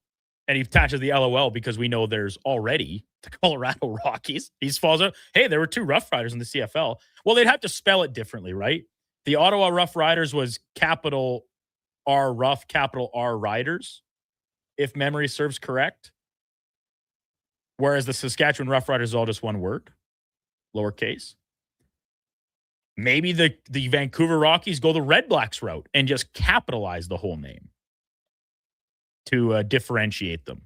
They don't want to leave any confusion about when I'm typing out the Ottawa Red Blacks. I'm always thinking, is B capitalized in this? Wrong. It's all capitalized. That's how it's styled. Full caps. The Vancouver Orcas from Jordy, Peter, Vancouver Mounties. That's pretty good. Schwackhammer, 1867s. Okay. Sort of a la Philadelphia 76ers. Or Grizzlies, throwing back to the NBA team that did not make it here. Canadians, all being used, right? Or, he said Giants as well. Obviously, that's the same problem as the Rockies name. There's already a team with that moniker. But also Mountaineers or Sled Dogs. That's an interesting one. That's an interesting one. Bad Captain. Canadian sounds great. Toronto can STF you. Bad Captain, tell me how you really feel about that. Montana Rice seems very disinterested in the notion of a team in Vancouver. Who cares? Vancouver's a dump. MTR is going to like my internet. Worst people in the country. Vancouver, fair weather, worst fans in the country. That's the name. Well, that's a bit of a mouthful. Had a hard time putting that on jerseys, I would think. But that kind of an MTR sentiment here goes hand in hand with a recent video that our own Mackenzie. Happy belated birthday to Mac, by the way. I forgot it was a birthday yesterday. Great element to our team here. Does awesome work on our socials. Buzzing around the CFCW truck as well all summer long. Fun gig. Did it myself many years ago. Cool job, and I think she's having a good time with it. So that video got posted, right? I didn't make that up. Oh, yeah, she got posted. The video posted with she asked each of us in building who are the worst or the most annoying fans in sports. And I think all but 2 people said the Vancouver fans. Josh. Yeah, Josh gave and then Oilers Yankees fans even a pass because you're that much more hardlined on the Yankees, which fair. I did not say the Canucks. You said a certain market that we work in. Well, and I admit it. Like my reason is overexposure. I read nothing but Edmonton Oilers text messages fans for 82 regular season games plus playoffs, much shorter playoffs this year. They queue up all the messages about my poverty franchise that I root for. That's fine. You won't hurt my feelings. But yeah, it does seem like a lot of people in Edmonton don't really care for Vancouver. I think people like the city. I don't know how many people like the fan base, particularly the Canucks fan base, obviously. So we got Cam and Eggs ready to rock and roll. So let's wait no further. Here's today's edition, Cam and Eggs. To open or not to open? That is the question for Saturday's game. And to settle it, we're bringing in the guy we call Billy Shakes. So, ever notice every sentence these days begins with so? So, let's say the Elks make an announcement tomorrow, Friday, the Friday in our week. A big sale, if you will, because that's what they do, right? Sell tickets. Call it the SSS, Sky, because that upper deck's reaching for it. Saskatchewan, well, that one's kind of obvious. And sale. Just a thought. So, our favorite word this morning, so. So get this, the prices, cheap, affordable. But here's the exciting part, folks. The run back all the way to the end zone. Touchdown, impact, 50%, half half goes straight to minor football. Half the ticket price of the SSS sale right back into the kids playing this game. Cheap seats, big impact, huge win. So what do you think about that, buddy? Cam and Eggs, Sports, 1440. Pretty brief today, Tater. Did we get you out of bed just in time to put that together? No, just kidding. Good stuff. And yeah, obviously, Cam backing up the talking point that we led the show with today, that in case you did miss it, Saturday, Elks, Riders, trending towards 30,000 fans in attendance. Morley Scott reporting they're at about 1,700 tickets per day they're selling. And the last number that I saw, about 24K, which was yesterday.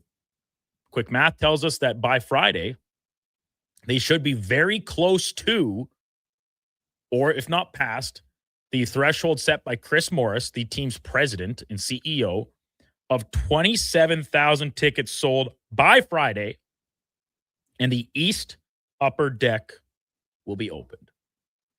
Exciting times for Green and Gold Double E football fans here in Edmonton. I am pumped for the game. I'm really looking forward to it. I'll be in the press box because I don't want to take away a seat from someone else. I sat in the stands last home game against BC and enjoyed it. But I'll admit, what we talked about earlier, the different vantage points, Donovan, Yeah. Our seats in the game were in the lower bowl. Awesome. Like, you're in Commonwealth, you take it with a grain of salt because there's a track and all that stuff. You're not right on top of the players, but you're still close. Like, you're field level. You're in the same eye line as the players for the most part. It's really cool. I prefer to see the games from a little bit higher up. I do too. Personal preference, especially when you factor in, like, I'm there as a fan, but I'm also still, quote unquote, covering the game. You want to try and see a little bit more that's going on. Plus, revisiting the terrible jerseys that both teams were wearing in that game. Couldn't tell who was who. I didn't know Nathan Rourke was out of the game until after the first quarter. But, maybe that's more on me than the jerseys themselves. Some more names coming in for the potential Vancouver MLB team. Robert says the Vancouver Beachcombers. Interesting. And then we got some from Country Kurt, Kent McKenzie, and Buddy down in Erskine, Donovan and Josh's own suggestions as well that are not fit for air. Hey, mine was fit for air. Okay, say it. Like, what? The totem poles? Oh, that one. That one's good. But then I said, that just seems like it's asking for controversy. Not in any sense of like the origin of a totem pole or anything, but because a totem pole is standing still and can't really do anything in terms of playing baseball. And that's not like, if you picked an orca can't catch a fly ball. That's not my point. But if there's all of a sudden errors and stuff happening on the field, it's like, there go the totem poles again, living up to their expectation. That's what I hope for any team in Vancouver. So I want to see them fail. You're in the camp. I asked this to Tom and Schlemmer, I think, a couple weeks ago. If a team came to Western Canada, and I said even Edmonton, just as like a super crazy hypothetical, would you change allegiances? If you're a Blue Jays fan, or any other fan for that matter, would you change allegiances and root for a team in Vancouver? A lot of people said no. What if it was in Calgary and they were called the Alberta whatevers? Or Edmonton? And of course, as you move down that scale, it gets a little bit more and more people are willing to do it. If there was a team in Edmonton, I probably wouldn't switch allegiances because I'm just not that type of fan. I would stick with my Jays. However, like, I could never root for a team in Vancouver. That just would never, ever happen. Calgary, if they were called the Alberta whatevers, I still wouldn't switch allegiances, but I would, actively root for them. They would become team number 2 on my allegiances, but Jays would still be number 1. That's just the type of fan I am. But yeah, like, it'd be nice, it'd be fun, but I could just never root for a team in Vancouver. You just hate that market. Vancouver. I love the city, gorgeous city. You hate except the for people. certain streets on it, and but I hate the people. I mean, You probably rewatched the video. I mean, I know I did. My buddies found it. Donovan, especially my buddies in Vancouver, and they had some choice words to say. Donovan, you have too much hate in your heart. You need to open it up. Let some love in. Top of the hour, Sean Bell is in studio. He's going to co-host with us through to 11 o'clock. We'll chat with Jay Conn from SiriusXM NHL Radio, as well as Max Miller from down in San Jose, Sharks Hockey Digest. Before that, Sports 1440 update brought to you by All-Star Construction. They shape and build Edmonton communities, specializing in underground utilities like power, gas, telecommunication, and street lighting. That's All-Star Construction. Here is Donovan Paulson. This is a Sports 1440 update. Thanks for coming in.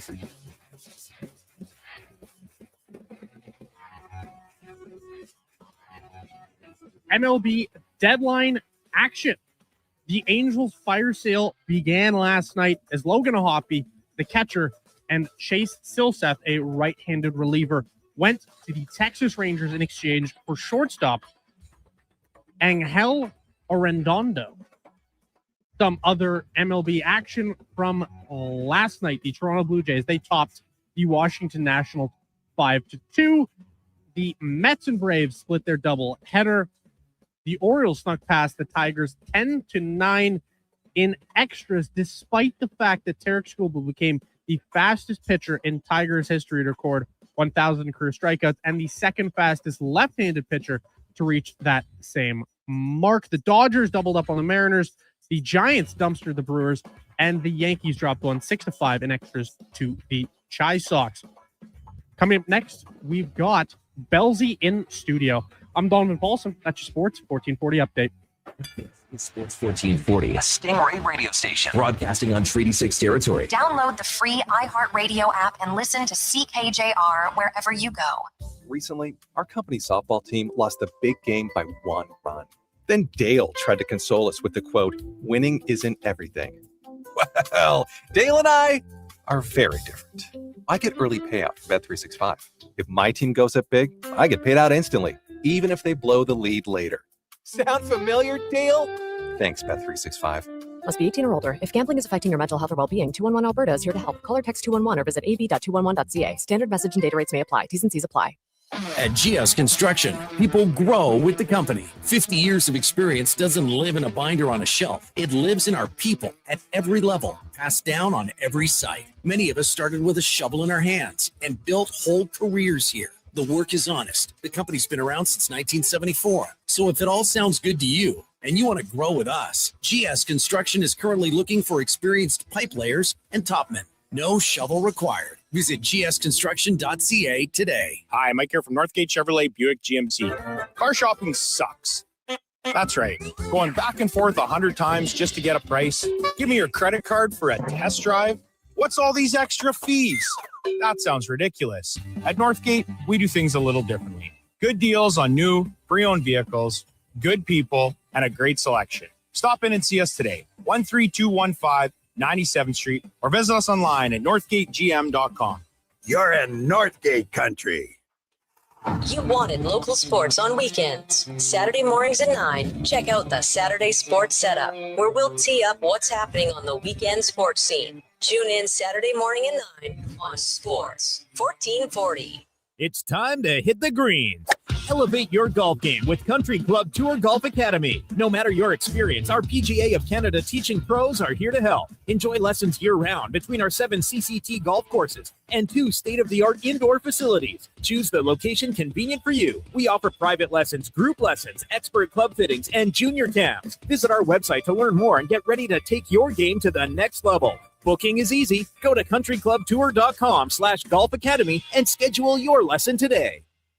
Legendary is here with BetMGM Casino. Download now to check out over 4,000 casino games, including exclusive slots like Survivor and hundreds of live dealer games. Unlock Vegas magic and sign up for the BetMGM app. See BetMGM.com for terms. 18 plus, Alberta only. Please play responsibly. Subject to eligibility requirements. If gambling is affecting your mental health or well-being, 211 Alberta is here to help. Call or text 211 or visit ab.211.ca. BetMGM operates pursuant to an operating agreement with the Alberta iGaming Corporation. Standard message and data rates may apply. Hey, Alberta. You can now get your health number and Canadian citizenship marker on your driver's license and ID card. No more flimsy paper health cards or multiple IDs to juggle. Just one card, that's it. To get yours, bring your Alberta Health Card, proof of Canadian citizenship, or other eligible documentation to the registry to renew your card. Learn more at alberta.ca/onecard. A message from the Government of Alberta.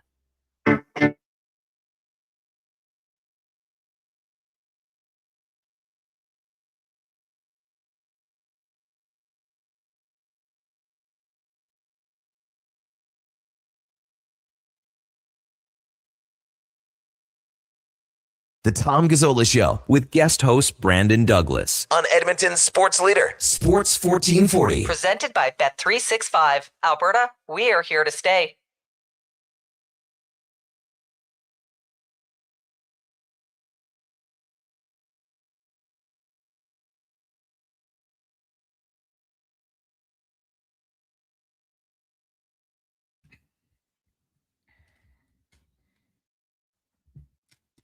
Just after 9 o'clock in Edmonton, Tom Gazzola Show on Sports 1440. Brandon Douglas in for Tom this week as he is away, out and about, doing what Tommy G does, traipsing the prairies, coaching hockey camps, educating the youth, doing much, much more. And we welcome in our co-host, who has immediately a comment on it, former NHLer Sean Bell. Bellsy, good morning. Good morning. You have something immediately to interject on this statement. Absolutely, because you're sitting here saying Tom is out teaching the youth. He's doing his hockey camps. Well, he's at the hockey camp. Right. Now, I ventured in on a Monday just to see what was going to happen. So I'm looking on the ice, don't see Tom. He's like, I'm here. Where's Tom? So I'm scanning the building, looking for this guy. Nowhere to be found. I go outside, and he is playing a game of like turtles, gazelles, and lions. And he blows the whistle and lets them run. Then I'm like driving by, and he just like lets them play in the middle of the parking lot. And then he comes over and talks to me. I'm like, Tom, unsupervised. Yeah. Tommy, you got to supervise these kids. Like, you're the leader of this thing. So no, Tommy is not teaching the youth. He's participating as well. It's as soon as you took that, where it's like you went outside, my first inclination was, oh, Tom's the valet parker for the or he was trying to talk to a mom or something. He was doing something, but he wasn't teaching the youth. Wasn't teaching them. Not teaching them much anyway. And I know he's going to fire back at some point, right, about this whole thing, and we'll probably have a segment for an hour going back and forth at this one, because I've seen enough of his hockey camps to know what he's actually about. Well, listen, Belzy, that's what's great. In my time on this show, going back to, getting things going with Kevin, and then, filling in for him when he's on holidays, and when Schlemmer takes time off, and Laddie had time off, and now Tom in turn too, even Connor Halley during the frenzy, I have found that when they're not here to defend themselves, it's easily the best time to take your pot shots at them. Like, we're not above doing that here. Mm-hmm. And so as a result, I really appreciate you bringing that information to our attention, and we can make Tom address it upon his return Tuesday morning. You absolutely and then should. Even further next Thursday when you and him are back. Yeah, and like, I'll take the shot right out his face too. So this is like, well, yeah, just one of those things. It cuts both ways. You can take them behind your back and then double down on it once they're back in front of your face. The public needs to know about it, though. Exactly. The Tom Gazzola Show is brought to you by Bet365. Check out Bet365's early payout for baseball. When your team goes up by 5 runs, you get paid out immediately. No stress about blowing a big lead. Download the app and see what early payouts all about. So, Belzy, what's been going on with you for the past week? The weather has been up and down, as it has been all summer. You're a golfer? I am a golfer. I've been at back-to-back golf tournaments. So Tuesday, Wednesday, I was at Canadian Women in Energy on Tuesday at the Quarry, and then followed that up with the Wayward tournament, which is a steel fabrication company here in the city. So I did that one yesterday. Saturday, I was at Post Malone. Oh, Saturday you were there. So I was there Saturday. What a treat that was. Wow, that was fun. I bet. Almost died. Well, so like full admittance, like I was at the Riverhawks game, funnily enough, and we kind of like saw the storm coming for a long time, and you say, maybe it'll breeze by or be quick, and then it finally got to the field after like slowly creeping in on it for like 2 hours essentially, and we all retreat to the concourse. Now, Remax Field holds like 9,000 people, right? a lot of people were smarter than me and my friends, where they see it coming and they're like, let's get out of here. Let's hit the Yeah. road. And they leave. So by the time the storm actually got there, I would say maybe half of the stadium, and there was about 7,000 people there total. Probably they call it 3,000, 3,500. They all fit in the concourse. Yes. Right? Yeah. Now, Comfortably. pretty comfortably. Yeah. There was no worries of trampling or stampeding or anything like that, which is good, right? Pretty safe overall. All I could think of was Commonwealth Stadium. And I've been to concerts there where it's packed to the gills, 60,000 people. And that's just people trying to, in turns, go down to the concourse, get beer, go to the bathroom, etc. And it is an situation that is near impossible to navigate. Fast forward that to now trying to fit nearly all 60,000 people on there at once. And it pretty much crossed my mind as living hell on earth. Yeah. So I was in row 32. We saw the storm coming, and I've got to live in Oklahoma City, and so I understand a little bit now about storms just based on what I learned from people down there. And all the boxes were being checked, but I still didn't have the wherewithal to be like, okay, we should scoot. Tommy, let's get up there right now. And so once Post Malone came out and he announced that, it was going to be a break, he was like, it's a 20-minute break. We'll see what happens if the storm goes by, and we'll get back to it. So we walked up, but we went to kind of like where that overhang is from the upper deck. Right. So we were just underneath it. We're like, okay, maybe this storm's not going to be as bad as we think. It's just rain's going to come straight down. We'll be fine. So the rain starts. We were fine. And then about 30 seconds later, that thing is going sideways and it is crushing us. But I'm looking around and every stairwell was packed. Yeah. People trying to get from the floor all the way to the concourse. I'm like, we actually have nowhere to go.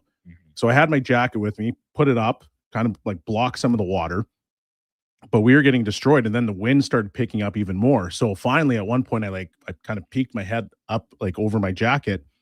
And I was like, man, I think we need to move up. And so once again, like the stairs were still packed. Yeah. And so we just started walking up the stairs, and we are up the seat, and we end up in this like little jut out where the opening for the stairs and like where the overhang goes up, there's like a little area you could tuck yourself in there.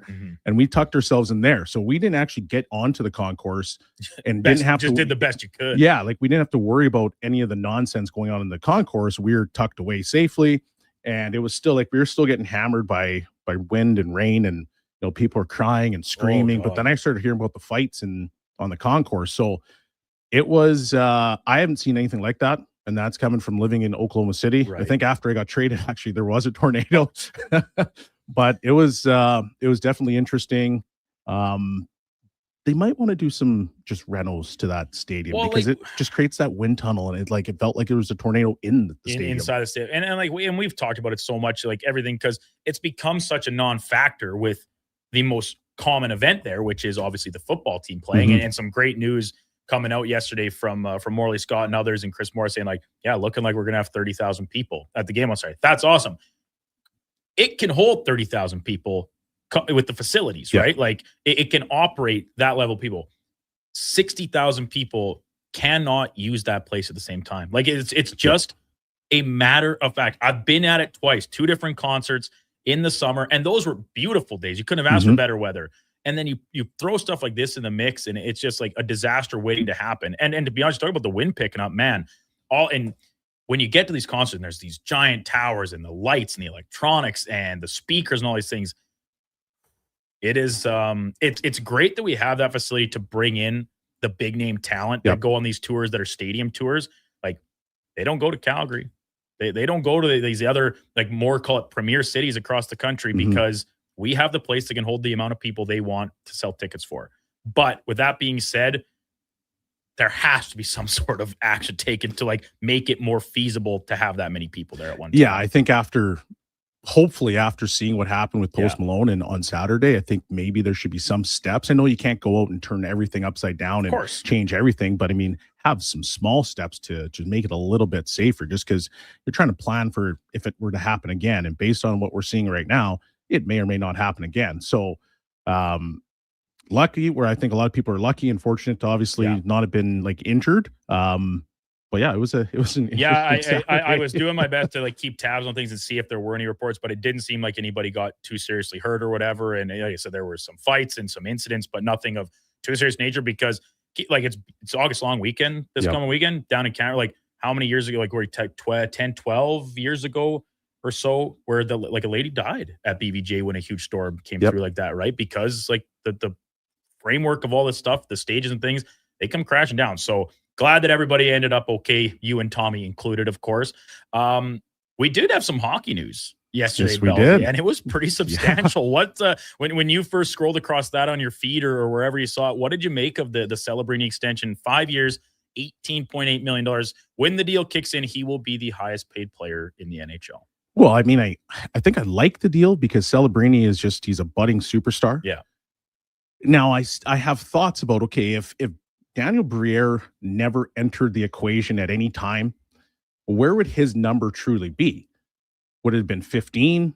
Like, does that give more opportunity for the Sharks, down the road to add some more quality players to really surround him with a legit team? Because once again, we've seen, multiple teams over the course of the NHL history that, where guys are taking less money, those teams are good for an extended period of time. Yeah. So instantly my brain goes to that where I go, okay, like if Briere doesn't offer sheet Carlson and ask him for give him 18 million, what does Celebrini do? Now, is Celebrini worth all of that? In my opinion, yeah, he is. I think it's a great deal for hockey because now these superstars, especially the young superstars, are going to start to make more and they're going to push the sport to a spot on the financial side where now it's like in the conversation of basketball where guys are making, it's a crazy word to say, legit money. Yeah. But, they've always been the lowest paid athletes. And now they're starting to, buck that trend a little bit.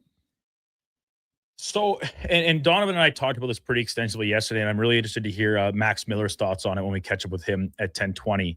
Like what the Sharks do now, because they still have money to play with, but because it's the last year of Celebrini's entry-level deal, but like they attached themselves to this Nurse contract and the Trouba contract that they went out there and, signed willingly in free agency. Now, I think Mike Grier is a really smart guy and has done a really good job with this turnaround with what the Sharks have accomplished so far. But suddenly, and maybe this is just the nature of turning from being a bad team to a good one, where every decision suddenly becomes that much more consequential. And Colin Graff is still an RFA, and he's proven himself very valuable to the organization coming out of college. He's going to need a new deal for Will Smith.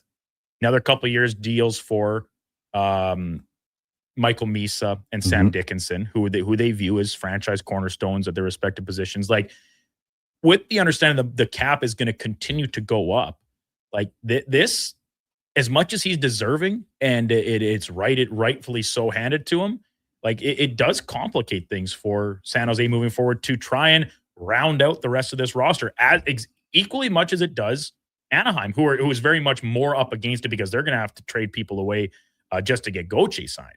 But like that seems to be pretty much right around the corner now for Grier and the Sharks brass too. Well, and that's exactly what that 18.8 does. Yeah. It just it expedites what your plans were. And, if he comes in and he signs for 15, similar to Bedard, does that extend that runway? Yeah. To now allow, guys to come in for 11, 12, 13 million, but you still have a little bit of room. So I do find it fascinating when I'm looking at that defense. You've got Nurse, Trouba, Orlov.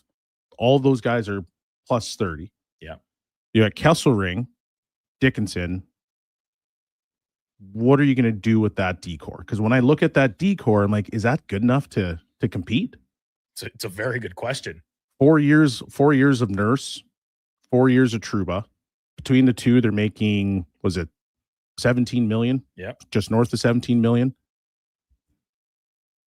I don't know if it's good enough. And that would be the one thing that would concern me with this team is that, yeah, I think they've got a ton of really good young forwards. I think they're up and coming, but can that decor be solid enough to, I guess, get the puck to those forwards and allow them to play? Because this is not me taking a shot at Darnell Nurse, but over the course of his career here in Edmonton, it was very up and down. And so there were some days where you're like, okay, where's his trajectory? Is it towards that number 1D? well, then I think we could all probably agree he's probably better off as a 3, maybe even a 4. And then, well, what's Trouba? At one point, you could have said he was a 1. You could have said he was a 2, but I would say now he's probably closer to a 4 or 5. Yeah. And so when I'm looking at their defense, I don't see a number 1. I don't see a number 2, really.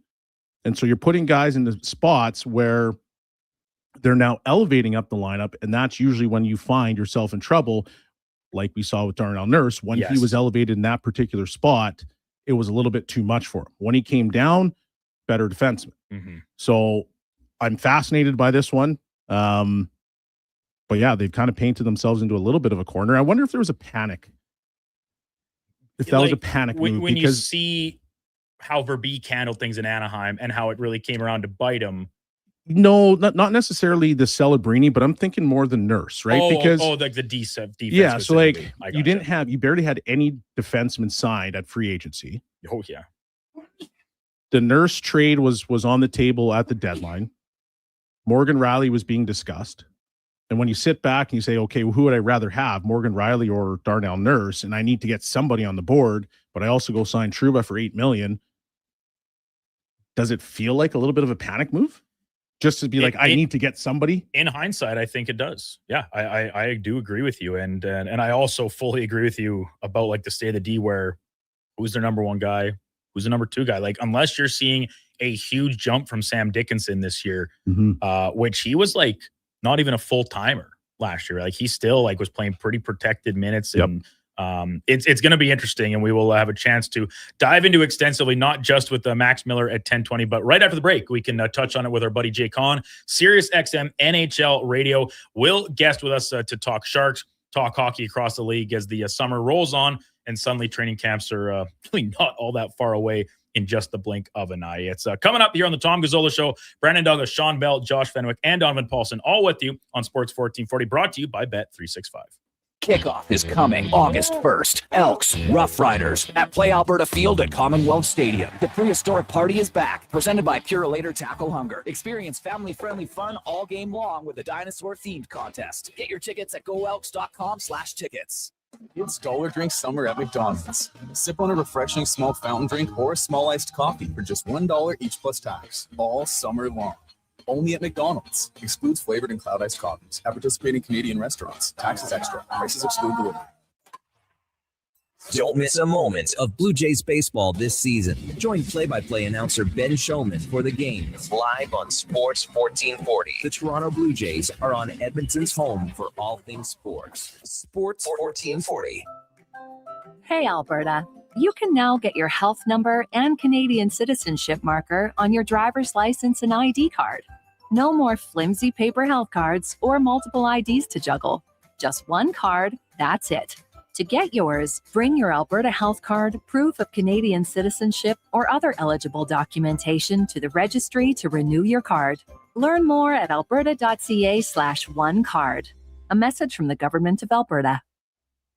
Get ready for Dreams, the ultimate tribute to Fleetwood Mac, live October 10th at Pure Casino Yellowhead's Pearl Showroom. Relive the magic with a 6-piece band delivering the authentic sound, style, and spirit of Fleetwood Mac, featuring iconic costumes, rich harmonies, and unforgettable performances of the greatest hits you love.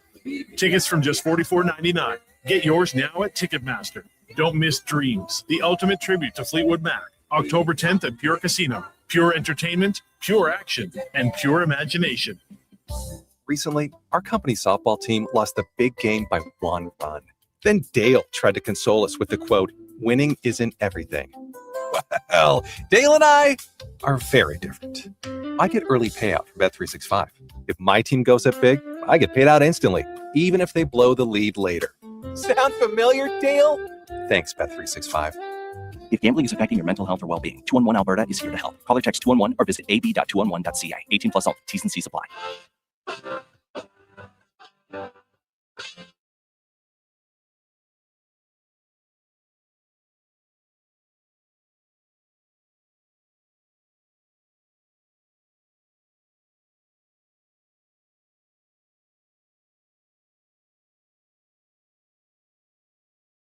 The Tom Gazzola Show, the best of Edmonton sports talk and beyond. Watch us on YouTube, Facebook, and X. Presented by Bet365. Alberta, we're here to stay.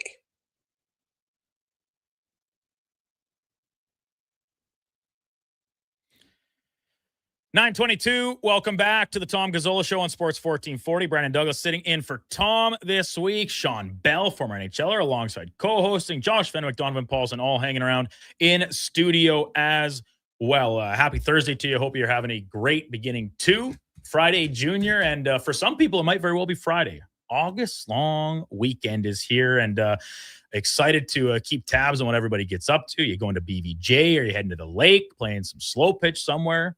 Maybe you're just hanging around, staycation. That's always appreciated too, just to get a little R&R. One gentleman that just got back from a little R&R is our next guest, our buddy Jake Hahn from Sirius XM NHL Radio. Jake, thanks as always for hopping on with us this morning. Good to chat with you. How did you enjoy a little bit of time away here just back this week?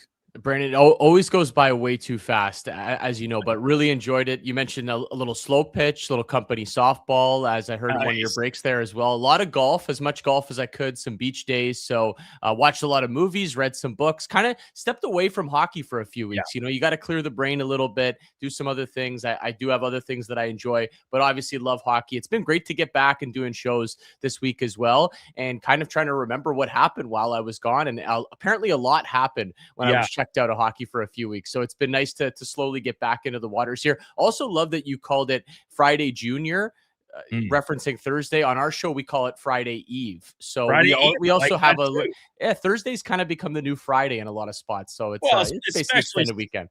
Especially come summertime, right? Where people, take a few extra Fridays off. And especially when you roll that into if you turn it a 4-day weekend, as it could be this coming one, obviously here in Alberta. So obviously it worked up lined up pretty well, for you, Jake, that right as soon as you get back, this Macklin Celebrini news comes down yesterday, his big extension. I want to start there with you. What did you make of it? Belsy and I just spent the past 15 minutes kind of breaking it down about its implications on the Sharks moving forward, because I have a hard time seeing you disagreeing that he's worth the money, probably in both present and the next 5 years to boot, of course, as well. Well, I appreciate Mike Greer doing it when he did it, because we were doing our Sharks GM report card yesterday. So he got in right under the wire for it to, and it really didn't change his grade all that much for me when it came down to it, when we talked about what Mike Greer's done. And I've loved a lot of what Mike Greer's done over the last few years here in San Jose. We could get to maybe some things that I'm a little skeptical on, but in terms of Macklin Celebrini, 18.8, now you have him for 6 years, one more year on his entry level, and then the 5-year deal kicks in after this season. I think he's worth every penny, guys. Part of me felt like, okay, is he going to do the nice guy Canadian thing and maybe give them 16, 17, ultimately 18.8. I think both sides are going to be happy here. San Jose gets him locked up. Macklin walks right into unrestricted free agency, so he's got a little bit of control here. Still very well paid. And when you compare it to what Crosby took, what McDavid took coming out of their entry-level deals, not all that much higher in terms of percentage of the cap, just a little bit higher what Macklin Celebrini took here. I'm a bit skeptical on what Mike Greer has done with the blue line and taking on that entire Darnell Nurse contract, some of the other things back there. That's where my concern is with the Sharks moving forward, but obviously no concern, guys, with Macklin Celebrini. This guy is as talented as they come, and you want to get him locked up as long as you can if you're the Sharks here. Yeah, that was definitely something that we were talking about earlier, is just the blue line. And you've got Keaton Verhoff as a guy that you drafted. So are you going to immediately insert him all the way up the lineup to become that number one? Because when you look at Nurse, when you look at Trouba, you look at Orlov, like none of those guys scream number one or even number two. And that's just my opinion, but I feel like there's a bit of a hole there. So does Verhoff become that guy immediately, and you just take the growing pains as they come? And I do. You mentioned Verhoff as well, and I do think that was the strong point of the Sharks offseason was the draft. I think everybody came together and said, "Wow, the Sharks look like they won the draft." One of maybe a couple teams you could say coming out of that Friday, Saturday, that weekend. And look, when you have that many high picks, it's pretty easy to win the draft, because everybody's going to come together and say, "Look at all the talent that they were able to get." Stenberg at the top of the draft. You mentioned Verhoff there as well. So look, when I look at the defense corps, I don't really see a top defenseman. I don't even know if I really see a true number two on the back end. And I think my only worry about bringing on Darnell Nurse, I think he could be talented in the right role. I think if used in the correct role, Darnell Nurse can still be a real solid NHL player. It's just taking on the entirety of that contract. I think that's what surprised me the most. And I get it. They have cap space. They're a rebuilding team. Well, that cap space is going to start to dwindle when you got to pay Macklin Celebrini his money and some of these other young players when their contracts come up as well. So the fact that you're marrying yourself to these types of deals that a team like Edmonton was more than happy to get out of, that's where my concern comes from. And that's why when I did give Mike Grier his grade yesterday, I couldn't go full A, couldn't go full A+. So much to like what he's done in San Jose so far, but I'm just a little bit skeptical about the offseason post-draft. SiriusXM NHL Radio's Jay Comm with us here on the Tom Gazzola Show. Brandon Douglas, Sean Bell in studio this morning. So, Jake, Sean brought this up in our first segment here just before he hopped on, and I think it's worth passing along to you as a question. If Danny Briere had not entered this equation of offer sheeting Leo Carlsson, do you think Celebrini still would have been commanding this dollar figure on this deal at this moment? Or was it precedent set by Carlson, or do you think the Kaprizov contract had set enough of a precedent to push this number to this range? I think we would have seen something closer to the Kaprizov contract, so we wouldn't have been too far away from where we ended up. 18.8, Kaprizov 17. So I think if we say the Leo Carlson situation never happened, and he signed a $12 million long-term extension with the Ducks well before this, and Philly never offer sheeted him, Danny Briere never did that, I'm thinking maybe Macklin comes in at 17.5, something a little above Kaprizov, maybe 18. So look, ultimately, I don't think there's going to be too much of a difference in the number, but there's no doubt that this Leo Carl situation did affect it to an extent. You are seeing some speculation about that already since this Macklin Celebrini deal has been signed. And I got to give Danny Briere credit, at least for entertainment. I mean, the guys that were doing shows while I was off for a few weeks, they needed something to talk about. So Danny Briere hits them with that offer sheet. And that was a big one. Ultimately, never felt like Anaheim wasn't going to match. You just can't let a guy like Leo Carlsson go, your future and current first line center. But man, to have to pay him $18 million.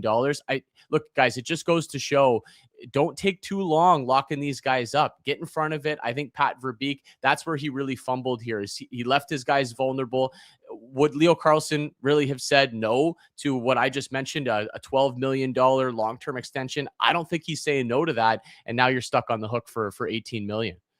And so what about some reports or scuttle, if nothing else, that now Cutter Gauthier in Anaheim is asking for the same dollar figure, won't take a penny less than $18 million. And that was, most popularly put out there by Keith Yandel on Spit and Chicklets. Listen, Yandel's a former player. It's a player's podcast. I'm sure they're doing everything they can to continue to pump these numbers up. But do you think there's some validity to that? Or what do you think Gauthier may end up coming in? Because as much of a tumultuous offseason Pat Verbeek has had so far, his work's not done yet. Well, I don't know Cutter Gauthier on a very close personal level, but watching him over these last few years and just sort of from the outside, he does feel like a guy that's looking out for Cutter Gauthier. And I don't even say that as a bad thing.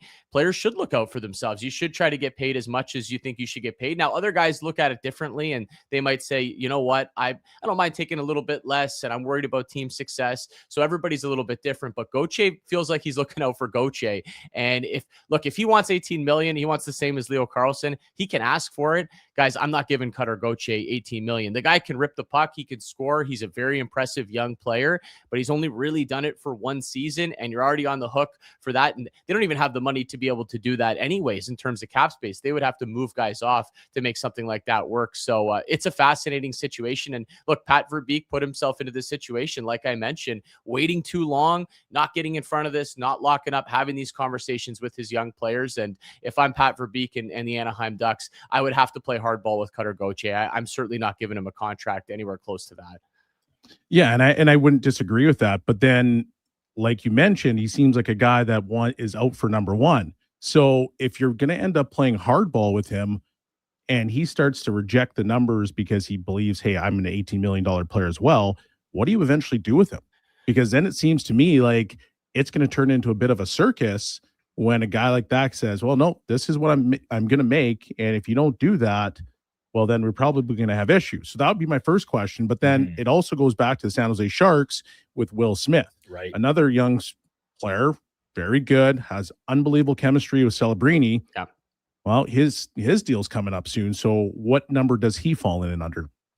That's going to be a fascinating one, especially with the attachment to Macklin Celebrini there as well, right? So you're going to be picking up some of his points and putting up some really big numbers, and he could end up commanding a real massive number. Going back to Cutter Gauthier, I'm just fascinated to see it, and you put it well there, Sean, how this all ends. Like, at some point, it's got to have an end point, whether Gauthier's camp budges a little bit and he says, you know what? Okay, I'll take a short bridge deal here, get you under the cap, and then maybe we can talk again in a year or two. We saw Jason Robertson. Now, Robertson's at a different point of his career, but we saw him take that short deal and kind of just push the pebble, kick the can down the road one more year, and we could revisit it. Does Cutter Gauthier have interest in doing that? Or do we have to get to a situation where Anaheim says, that's too rich for our blood, we have to move on from you? And I'm wondering how many teams around the league would be willing to pay him $18 million. I could only think of maybe one off the top of my head, and that would be the Seattle Kraken, who are so desperate to bring in star talent. Though I think they'd pay anybody $20 million just to get somebody in there that moves the needle. I think they were in on Robertson. I think they wanted to get Panarin when he was available as well. And I think Seattle's in a position right now where they would probably pay anybody anything just to get somebody in there. So that's the only team I could think of right now, guys, where they might be forking out that kind of cash for a guy like Cutter Gauthier. Okay, that actually leads me to my next question, because if you look at free agency, there's still a number of guys that are on the list, and one that obviously jumps off the page is Patrick Laine. Where does he end up? Seattle's looking for more skilled hockey players. Could that be almost an instantaneous fit, like a good fit? Because you offer him a contract, let's say it's $3 million with some performance bonuses. He comes in, hopefully he gets back to putting up 80, 90 points, 30 goals. Now Seattle's got a guy that can, on the offensive side's got a little bit of juice, and maybe they can start to attract some players that way. Is that something that you could see from Seattle in trying to build their roster? They would be on a short list for me if I were to maybe make a list of 4 or 5 teams that could possibly be interested in a Patrick Laine. They would definitely be on that list. And look, the fit makes sense. They need goal scoring.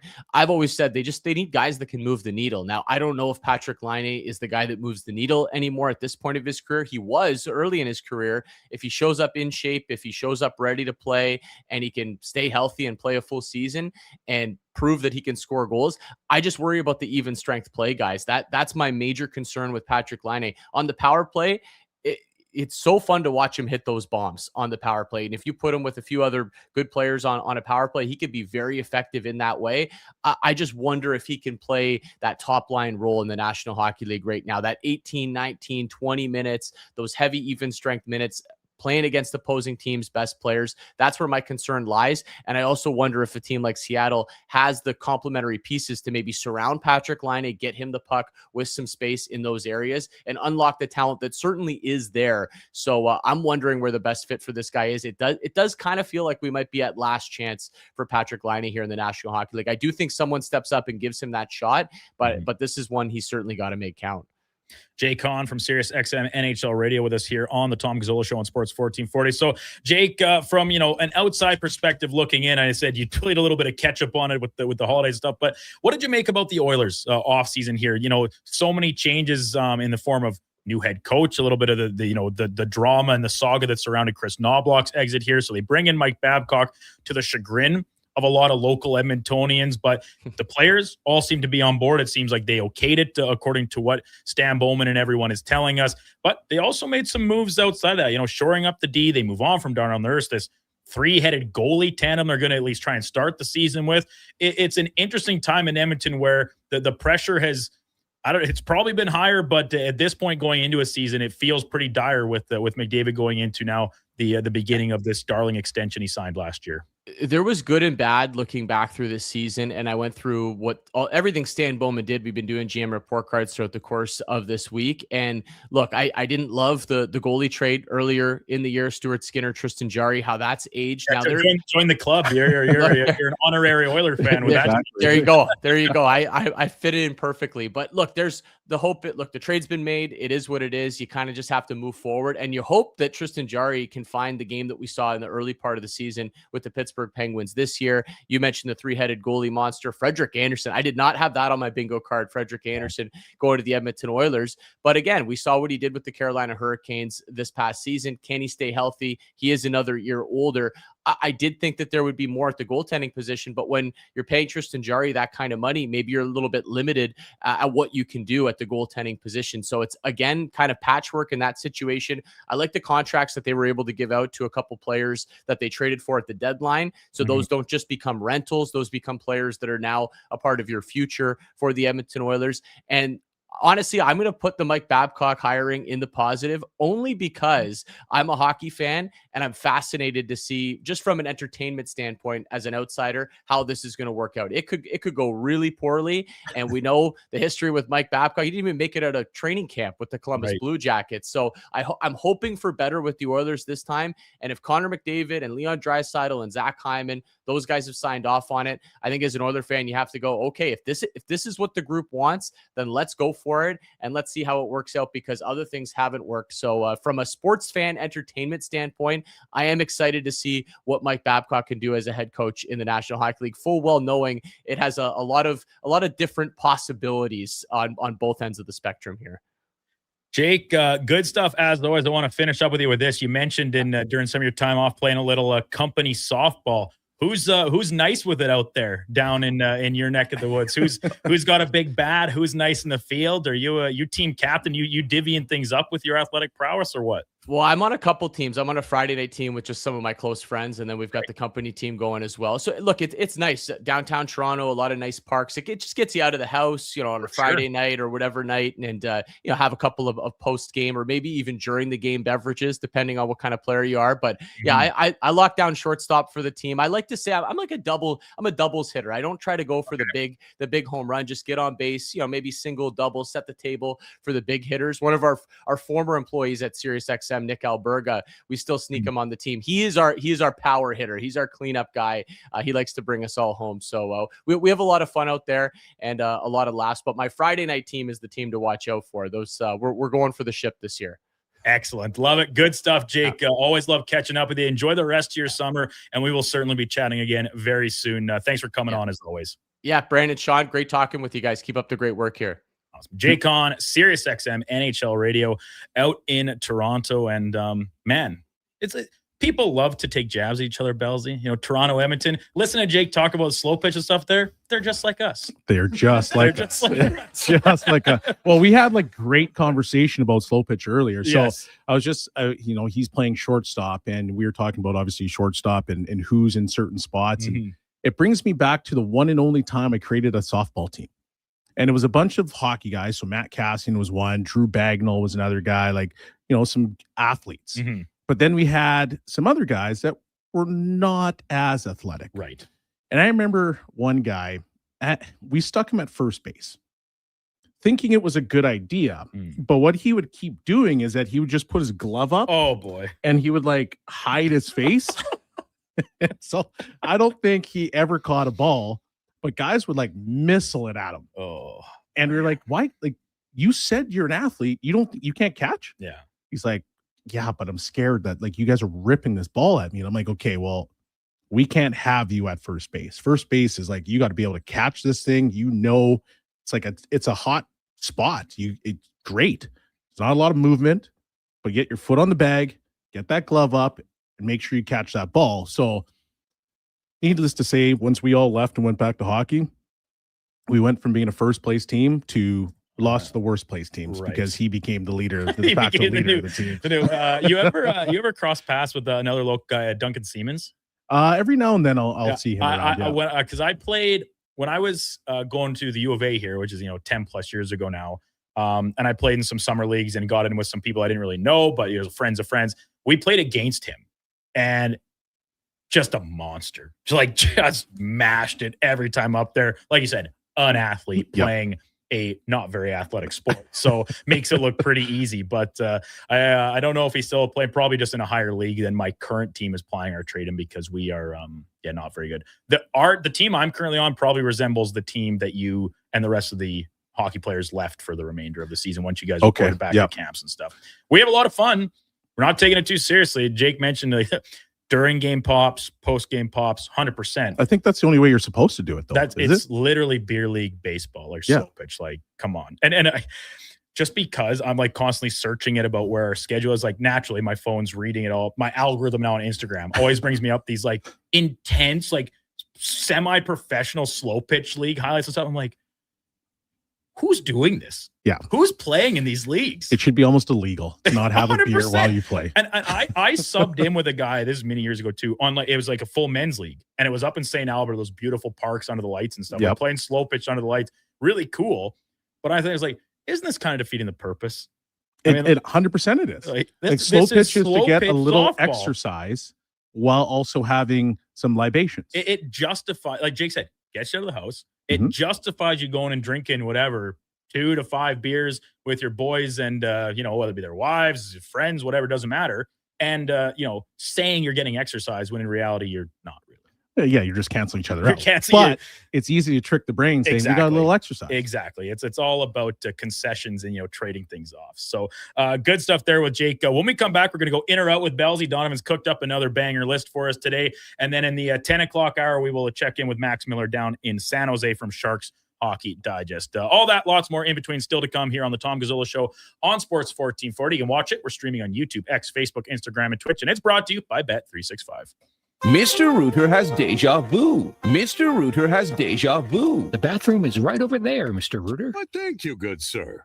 Wait, I swear I plunged this toilet before. It was clogged with a snow globe. Am I living in a time loop?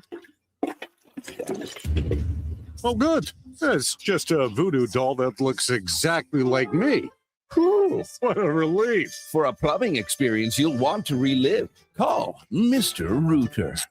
Come for Canada's largest trade shows, the biggest names in entertainment, exhilarating sporting events, and more. And stay for the experience at the Edmonton Expo Centre. Looking for the perfect place to host your next big event? From trade shows to galas, meetings, and concerts, the Edmonton Expo Centre has the space, event expertise, and service to make your next event unforgettable. With over 522,000 square feet of flexible event space, in-house catering, and operational expertise, they bring your biggest vision to life. Learn more at EdmontonExpoCenter.com today. From the first pitch to the final out, catch Toronto Blue Jays baseball games live right here. Don't miss a moment of Blue Jays baseball this season. Sports 1440 is proud to be the home of Blue Jays baseball. Feeling overwhelmed by debt? Concerned about what the next few weeks or months will bring for your finances? My name is Parveen Middleton. I'm a licensed insolvency trustee at BDO here in Edmonton. You don't have to navigate this alone. Together, we can review your options and build a personalized plan to reduce your payments and get you out of debt, so you can breathe again. Call 1-833-BDO-TALK or visit bdodebt.ca to book your free consultation and discover your debt-free future. Looking for premium casino entertainment? Betway Casino brings you live casino tables, fast payouts, and the top game providers all in one place. If you're looking to play the Edmonton way, you're in the right place. So when you're ready for that premium casino feel at your fingertips, play the Edmonton way with Betway. Play 211 Alberta is here to help. Call or text 211 or visit ab.211.ca. Standard message and data rates may apply. Friends with the monster that's under my bed. Get along with the voices.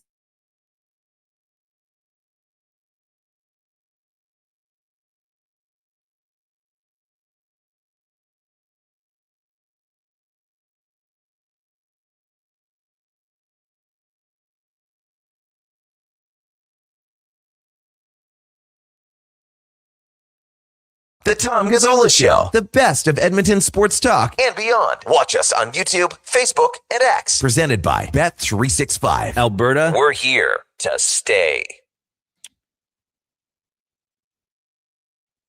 Welcome back to the Tom Gazzola Show on Sports 1440. Brennan Douglas, Sean Bell, Josh Fenwick, Donovan Paulson, all in studio this morning as we make our way through a Thursday.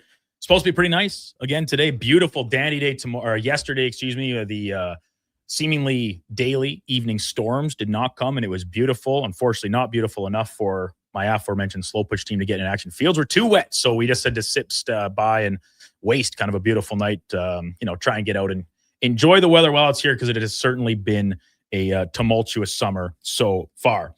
Let's get to In or Out, brought to you by Pro Solutions. Need fast AC service? Pro Solutions offers expert repairs, tune-ups, and installs with flexible financing. Book your appointment now at prosolutionsinc.ca. Okay, you know what? Moving too fast. Bottom line, are you in or you out? In or out of what? No time for questions, just action. In or out? Well, then I'm out. I'm sorry, Jet. Actually, you're already in. Are you in or are you out? On Sports 1440. I thought you would go, I'm in, Bob. We would have had a really cool moment, but you kind of ruined the whole thing. What do you got today, Donnie? Alrighty, fellas, we'll kick her off with the recent report that came out. I think it was either last night or this morning about Matt Savoy's agent talking about his agent is Jerry Johansson, I think is who it is. The Oilers have not engaged in any extension talks. To me, this is mildly concerning. Mildly concerning. I'm not saying full blown panic here, but it's like I'm looking at it and going, We broached this topic last week, a couple weeks ago. I can't remember what day. I think it was with Schlemmer and Tom. I'll be in on this because of the phrasing matters. Mildly concerned. Like I am pretty firmly on the side of this coin that I think the Oilers should get Savoy extended before this season.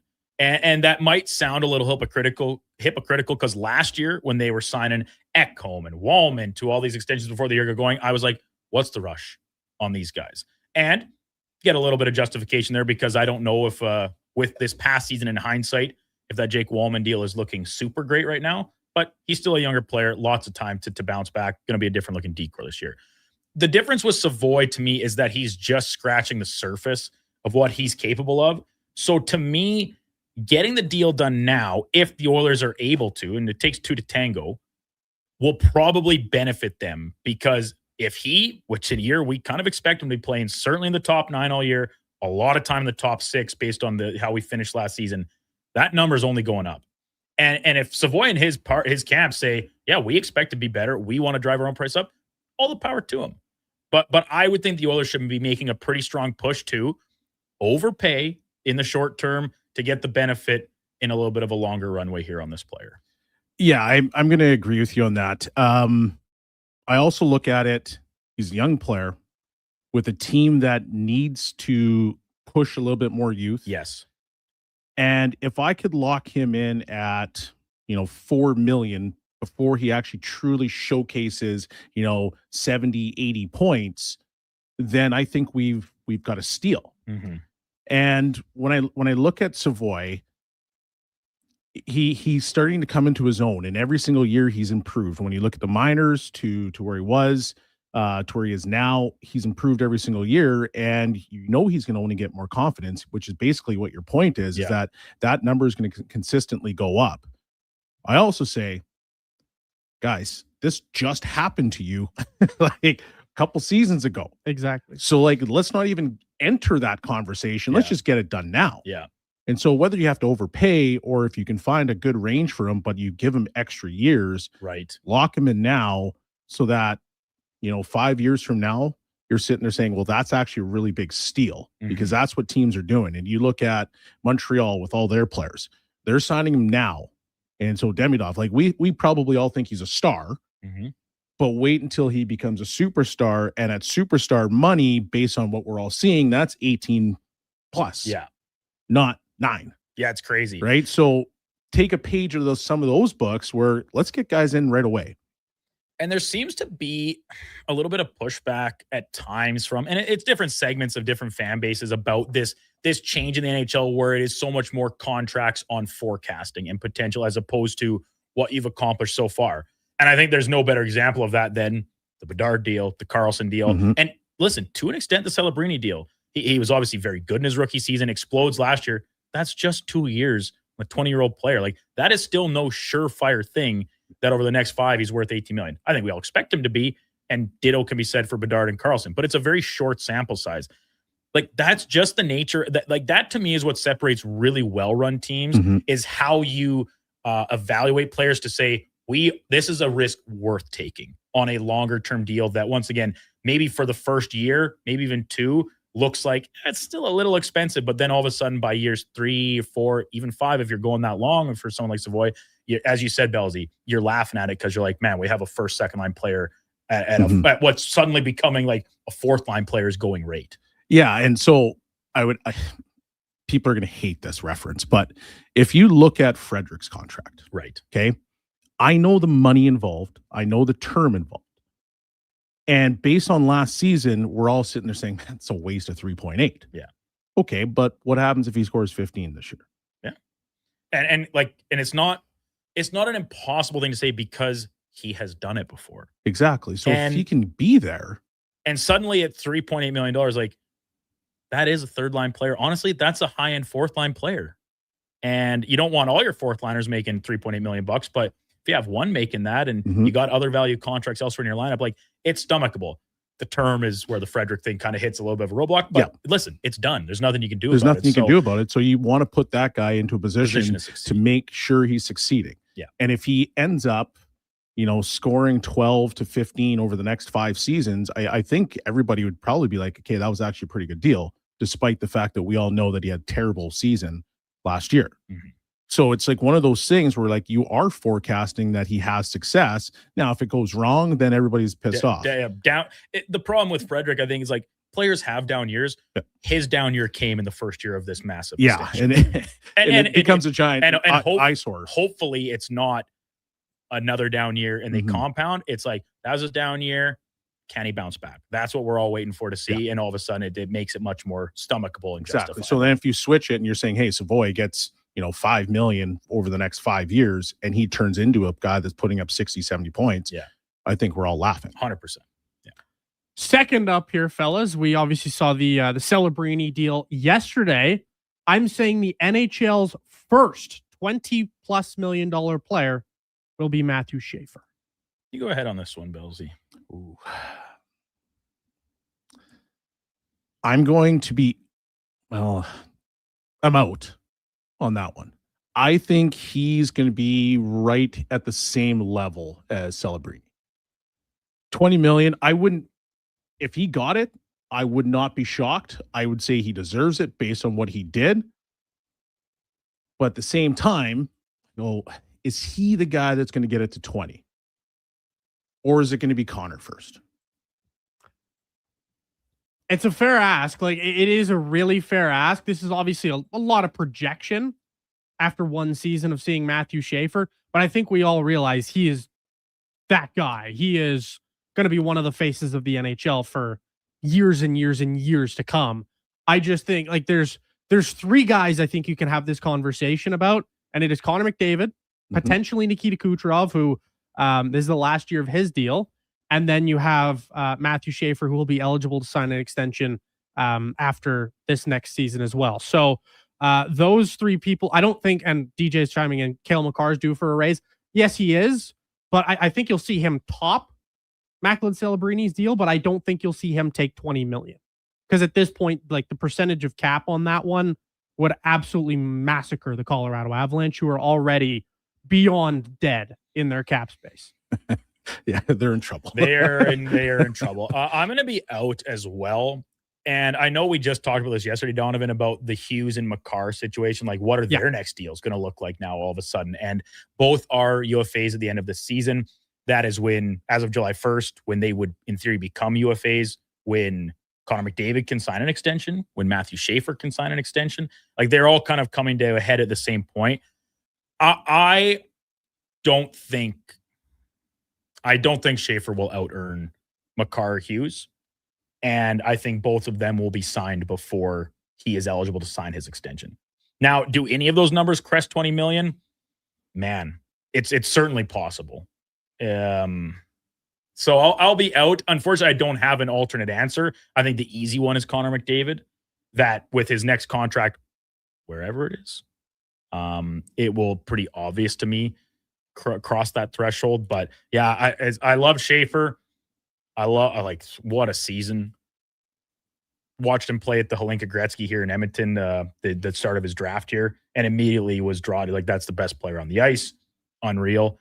I don't see it hitting that number.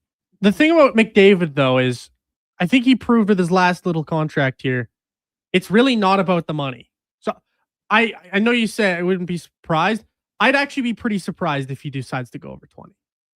Just based on like he is all about winning, and he's shown that, he's proven that.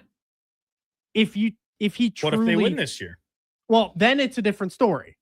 But time to cash in, as if he's not, as if he hasn't cashed in enough. But. He's cashing in already. Like, the guy's already made what? Just off his contract alone, the guy's already made $125 million plus dollars. Career earnings estimated currently $102.72 million.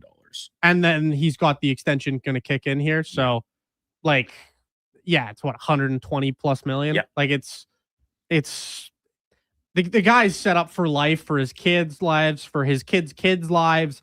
I think his family will be fine. I don't know. He doesn't strike me as the guy to go over 20. It's a fair point because he's shown the precedent with this extension he signed here. It is a fair point, but I do think that the PA is going to obviously put a little pressure because they want the cap to consistently go up. Because he didn't do it last time. Exactly. Yeah. Now, the only question I have is, well, maybe not question, but he seems to have like a little bit of like that old school mentality where like, let's help the team to make sure that we can bring some more players in. So that'd be the one thing where I was like, oh, okay, I could see him probably sneaking in under 20. McCarr is probably the true guy to watch, despite the fact that it might tank the Avs. But the Hughes would be an interesting one as well.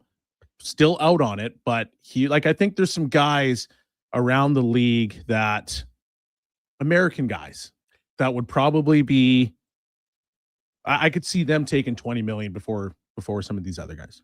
I could also really see Nikita Kucherov. Just based on what his last ticket was, just over $9 million.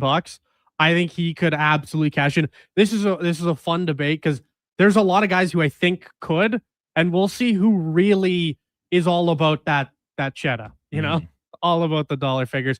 But off into number 3 here. Obviously, the talk earlier in the show has been about Vancouver and the potential of this MLB rumor coming from Ben Nicholson-Smith this morning and last night. For me, Vancouver isn't fit for an MLB team. If you're asking me here today, right now, then I'm in because they do not have a park that can hold an MLB team, and they have no plans for it. Like even this report, which I'll just read it verbatim once again. This is via TSN. I know Ben Nicholson-Smith was first reporting on it for Sportsnet, but it's just the one I pulled up. The city of Vancouver has selected a group led by real estate developer Zach Ross as its preferred partner to pursue an MLB expansion franchise. He's the president of a real estate developer group and now leads the Show Vancouver, a group formed to bring an MLB team to the city. So proposing a new ballpark, mixed-use development, no site's been announced. No disclosed estimated cost of a project or provided figures on an economic impact. Like none of that's been done, right? Like this is so much in its infancy stage that if you ask me here today, right now, then I'm out or I'm in on the question, out on the team because there's nothing lined up to make it happen, which is a pretty big hurdle to overcome here to build a new ballpark in Vancouver. Now, the city itself, it's a huge city. It's the second biggest city in the country. It's of course fit to host another professional sports team, Big Four sports team, no doubt. But it does not have the facilities in place to do so right now. And going back to our conversation with Speck, where Rob Manfred has said in the past that he wants to expand to 32 teams by the time he retires in 2029, I cannot see all these hurdles getting cleared in Vancouver and like it being built and ready by the time that happens. If Manfred is, true to his words. So is there a road where in another round of expansion with a new commissioner follows in the 2030 and later? I think that's much more likely. Those are all great points, and I agree with every single one of them. But from a city standpoint, I would say they are fully capable of hosting an MLB team. It is a world-class city. I mean, you've already seen, we've had the Olympics here. They did a fantastic job with it. So I just think that if you are bringing a team there, despite all the hurdles that you have to go through or jump over to get to, the city itself would be perfect. You've got natural rivals instantaneously, which is one of the biggest pieces of it, because when teams, when they come out, It's like, well, who's that rival? Who's that team what's the that you draw? want? Yeah, what's the draw? So now you got the Mariners right there. That is a perfect draw. Yeah. And there's a ton of people that go from Vancouver to Seattle to watch Mariner games, and they become season ticket holders. And if you have a team in Vancouver, they are probably not season ticket holders anymore. They stay in Vancouver. So I think they have the opportunity to make it and to get it off the ground. So that's why I'm sitting here saying, okay, like the city itself, yes, I would be all over it, and I do think they could support it. But the points that you made when it comes to a right now thing, I fully in agreement. I'm going to go back to what was Speck's point earlier in the show about this potential thing, and I'm going to echo it right back. This city of Vancouver can't even get a practice rink built for the Canucks. So how? Yeah, but is that the city or is that Aquilini? I think that's a mix of both. How long has this team needed a practice rink for? It's like forever. So how are you going to build a ballpark? Where are you going to build a ballpark? That city is so cautious about so many different things and upsetting so many different people and uprooting stuff. And it's just a city who can't seem to get anything done. I don't know, man. Like, could you see an expansion in 20 years? Yeah, maybe. But like, man, I don't know. Like, there are just so many cities that are in line for this who are more clear and obvious expansion spots over a city like Vancouver. And do you think the MLB really wants to come up to Vancouver when, there's so many other American markets they should go to first? So Speck asked me that same question about what other American markets. And there's just top of my head, I think Nashville is right at the top of their list. Yeah. And take your pick of whatever place in Carolina. Carolina, easy. Whether it be Charlotte or Raleigh or Durham, I guess. I don't know. But either way, like what are the other logical landing spots in the States? The thing about the MLB is go like, if you look at a map of the US and where the MLB teams are lined up, there is basically like there's so many on the East Coast, and then Seattle's basically on an island. Mm-hmm. So pick your poison of any kind of central-ish West highlighting city. Like I don't know if I'd consider Portland a highlighting city, but like you could debate Portland. You could debate really Vancouver's 3 times the city of Portland. Of course. And I think that's probably part of the issue too, is that yes, there is more cities in the States, but then you got to actually really look at those cities in the States, and they're not that nice. Like Nashville is the number one for me. Number one. It's growing, great. Huge, and the AAA program they have there, it's the Sox program, right? The White Sox. It does tremendously well. So like that is the logic. The Carolina one, like baseball is huge there, but look at the size of those cities. They're not big. And they're dirty. Yeah, it's not great. I mean, like, think about, who was it? It was Desmond Bain when he got traded from Memphis to Orlando. And he's like, nobody even wants to be in Memphis. And was LeBron's comments the one about the hotels in Memphis too? And like, hey, Memphis has got a great history, blues music and all that jazz. But yeah, I don't know if it's exactly a prime destination. And there's a lot of cities like that. 100%. Like it's one of a dozen that fit the same type of mold across the states and that are smaller and maybe have teams or have aspirations of having these level of pro sports teams. But the reality is, like, it would be a big boon and then kind of fade out. And you want to know what's the premier example of that? The Winnipeg Jets. Look at how they've struggled attendance-wise the past couple years. And that is a team that hasn't had a team in forever. It was awesome when they first came back. Now they're struggling because it's not that big of a city. And listen, all due respect, I've never been, but what I've been told, not that nice of a city. Well, Booty Shaking Mondays at the Palomino is fantastic. So, but I agree. Like, it's just, when you look at the MLB, I think they've, outside of, Nashville, I think they've hit all their cities. Mm-hmm. I think you've hit all the cities that you actually want to hit. Because MLB drug its feet too much to be the first ones to get to Vegas, to be the first one to find. And so, like, Nashville's already got a couple teams. Like, how long, like, when was the last time the MLB expanded? 2000? Yeah, I think they've obviously had Montreal relocated to the Nats, but like, they've been at 30 teams for a very long time. Yeah. And the NFL's in the same boat, but the NFL's on another tier, so they can do whatever they want, and they're basically free of criticism on the business front. You can go to Austin. Yeah. The other clubhouse leader would be probably Utah. Yep. That's a pretty sizable once again, market there. They're late. Yeah. The NHL's there and seized it, and baseball's behind the ball. No pun intended. Off to number 4 to keeper in the MLB here, and of course the deadline of relevance right now. The Rays. I'm saying they're going to be the biggest buyers of the deadline. I'll be out, and we can be a little bit quicker on this one because I don't know. Like, it's just so there's just so much chaos right now in the MLB. Like, the Rays, they might add some fringe stuff, like perimeter stuff. They're not going to go big game hunting. You don't think so? It's not what they do. It's the Tampa Bay. It's not what they do. The biggest buyers are going to be the Dodgers, and if I have my way, it's going to be the Brewers, because I think the Brewers are essentially the Tampa Bay Rays of the National League, but they've got a little bit more headlining talent name, particularly Jacob Mizorowski, and I remain steadfast that I want them to be the team that goes after Tarik Skubal, because the reality to me is whoever lands Tarik Skubal, they're the biggest buyers. It's going to be the biggest deal. It's going to have the biggest implication. He's the name that's out there. So I'll say Dodgers or Brewers as whichever of them gets Skubal, they're going to be my biggest buyer. Yeah, I would say the Yankees are right behind. Always are. Right? You could argue Boston, but they're probably in a little bit more of a situation where they might just remain hold. Yeah, just hold. But yeah, I could see the Yankees, I could see the Dodgers. I mean, Dodgers are in on everybody. So I would say they're the biggest buyers, and I don't know if it's close.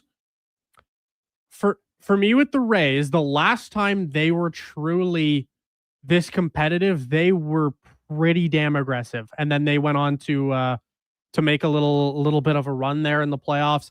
Like they acquired a guy like Nelson Cruz, who was very good still at the time. Like they've shown to me that when they are good, they are willing to sell off a pretty substantial amount of their prospect package, because they know that when they're competitive, that's really their only chance to win, because they're never going to sign that big name free agent. So I just think that them and the Brewers, this is their probably best chances to go out there and potentially win that World Series, especially with the way the AL looks right now. I think the biggest buyer is going to actually come out of the American League. And frankly, I think they might be, outside of the Brewers, they might be the most underrated landing spot for a guy like Tarik Skubal. The Rays have the prospects to do it. The Rays have shown, like they've tried to get a guy like Freddie Freeman in the past. Oh, they tried? Yeah, they did. They couldn't land him. or do not, Donovan. There is no try. The Jays tried to get Shohei Ohtani. The Jays tried to get Kyle Tucker. Where are they now? You're right. In Los Angeles playing for the Dodgers. You're right. However, I will say the trade deadline's a lot different than free agency. It is, so for sure. I fully expect the Rays to be, in my opinion, I think they're going to be the most aggressive team, because I think they have the easiest holes to fill in terms of there's a lot of players available for their respective holes. This one should be a pretty good, easy one for you guys to answer here. Hold on here. How much of an improvement do you actually have to go with, though, to then beat the Dodgers in the World Series? Not saying they're going to beat the Dodgers, but yes, but the whole goal to be aggressive is to win the World Series. The Rays win the pennant. So if you're going to go Congratulations, sell American all League these champions. prospects to get one or two players, that's not going to be enough to beat the Dodgers. And it's not the Rays' way. They got to go get like 5 guys. They acquire prospects. Is what I think the they Rays can do. get 5 guys though. Oh. They have. They need It's to a make sellers. It's a seller's market out there right now. It is. They need to improve on their infield. They need to probably improve at catcher. This is the Tampa Bay Rays. They're gonna acquire at least probably 2 relievers. They're gonna acquire a starting pitcher. I just like they can make some pretty offensive improvements. And this is like, I don't know. You're not going to beat the Dodgers. No one's going to beat the Dodgers, but I think we all know this at this point. But if you're the American League champs, you know damn well that the Tampa Bay Rays need the money. And I think that's another way that they can look at this is, we need the money. Let's go on a big playoff run. So, but off to number 5 here. You guys will have a pretty easy time with this one, I think. Today's National Chili Dog Day. I'm saying the best spot for a hot dog is a ball game. For a hot dog or for a chili dog? I'm just saying hot. Okay, hot dog. Belsy, you lead on this. Golf. Yeah. I'm out as well. I think the golf course is a way better spot. I like going to the Riverhawks game. I'm pumped to have some dogs when I go to the Jays at the end of August, no matter how bad the team's probably going to be at that point. But the golf course is I think, a clear-cut tiers above. Like, what's the S tier? Yes. Right? Yeah. That's S tier. It stands alone. And then you can put the ballpark and probably a few other things, if you think about it, in the A tier category. And it's not even cooked properly. Sometimes it's cold. It's a good point. Yeah, that one might have been sitting there in the foil for like 2 hours, maybe, if that one just got passed over by them forking them out in succession. Could have been there all day. The hot dog at the course, that could have been at the golf course. That one could have been sitting on the roller all day too. But at least you can see it. You're like, if you see that dog on the roller, you're like, maybe I'll pass on the dog today. I'm actually shocked with your answers, fellas, because to me, like, a hot dog and a beer at a ball game just hits different. Oh, it does. I'm not disagreeing with back that. To your But seat, you're crowded. Like, if I'm just eating it and I can dress it up and I'm not worried necessarily about how messy I'm being with it on my own golf cart, I think that's preferable to cramming myself back into my seat between a couple other bodies. And then I get the George Costanza treatment eating the ice cream as I'm like throat missiling this hot dog and the camera pans to me on the Jumbotron. And nothing worse than you got a full mouthful of hot dog and that camera's sitting on you. No risk. You don't need that in your life. risk of that at the golf course, Donovan. I You guess can slurp down that glizzy in a hurry on the golf course. I can never. Hot dog and a beer at a ball game. It's iconic for a reason. Agreed. It's a good second place. It's nice, but it's like tears. Second place. Yeah, definitely second place. Good stuff, Donnie. That was In or Out, brought to you by Pro Solutions. Let's get to a Sports 1440 update to round out the very late 9 o'clock hour. We'll chat with Max Miller coming up here very, very shortly. This update brought to you by Fusion Promo Marketing. Expand your brand, high-quality promotional products for business, sports teams, and corporate events. Get noticed at fusionpromomarketing.ca. That's Fusion with a Z. Here's Donovan Paulson. This is a Sports 1440 update.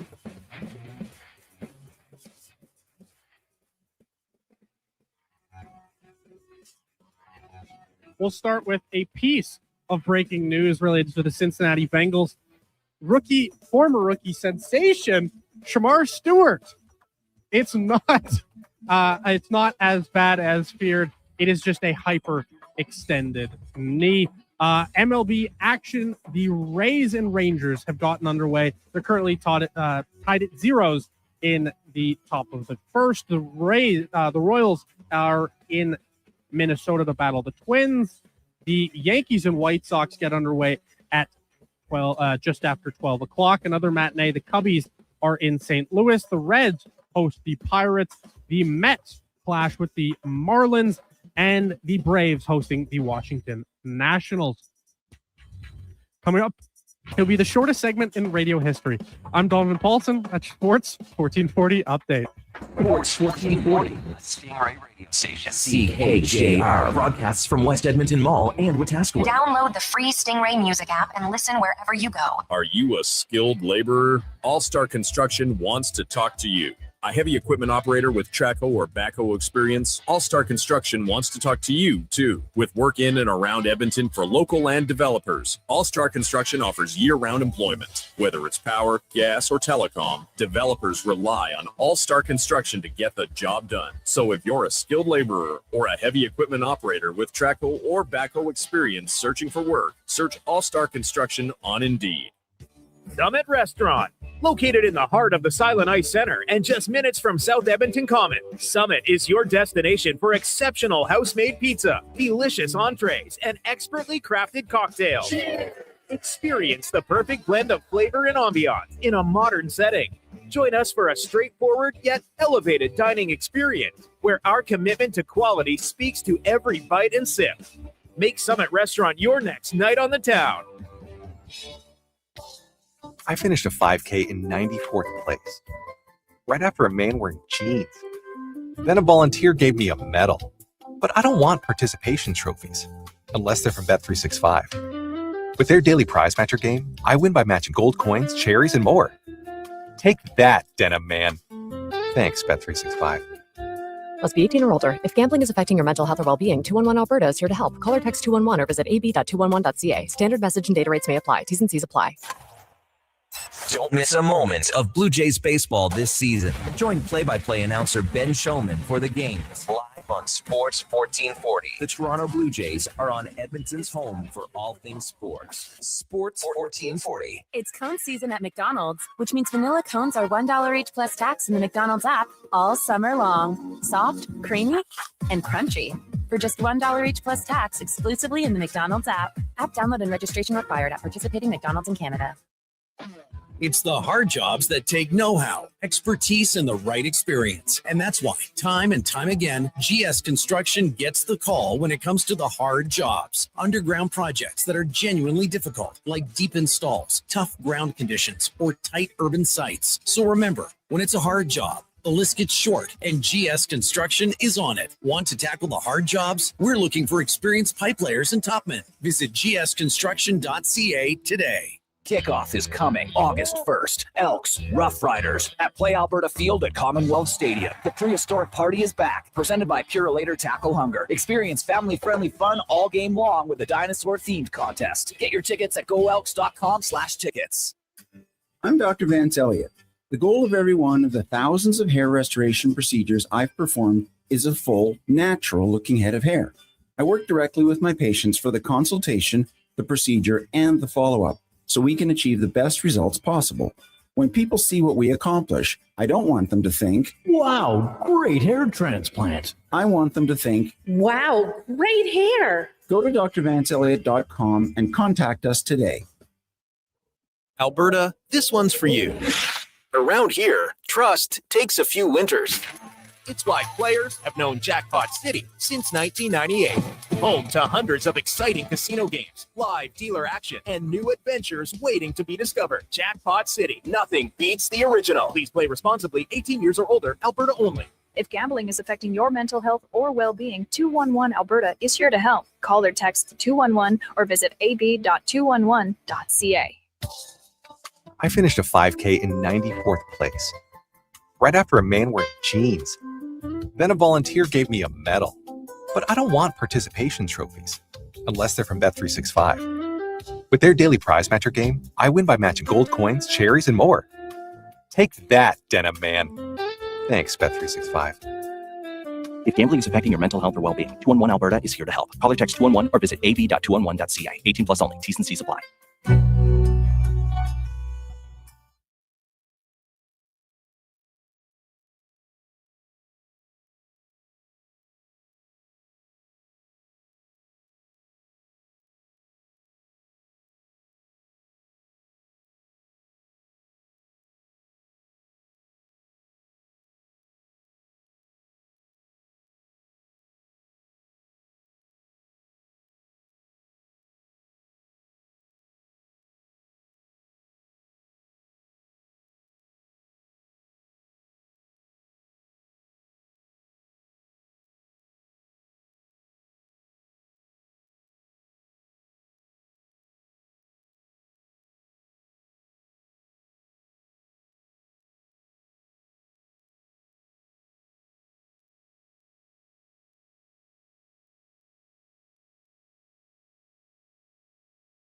The Tom Gazzola Show. All gas, no brakes. Edmonton's sports leader. This is Sports 1440. Presented by Bet365. Alberta, we are here to stay.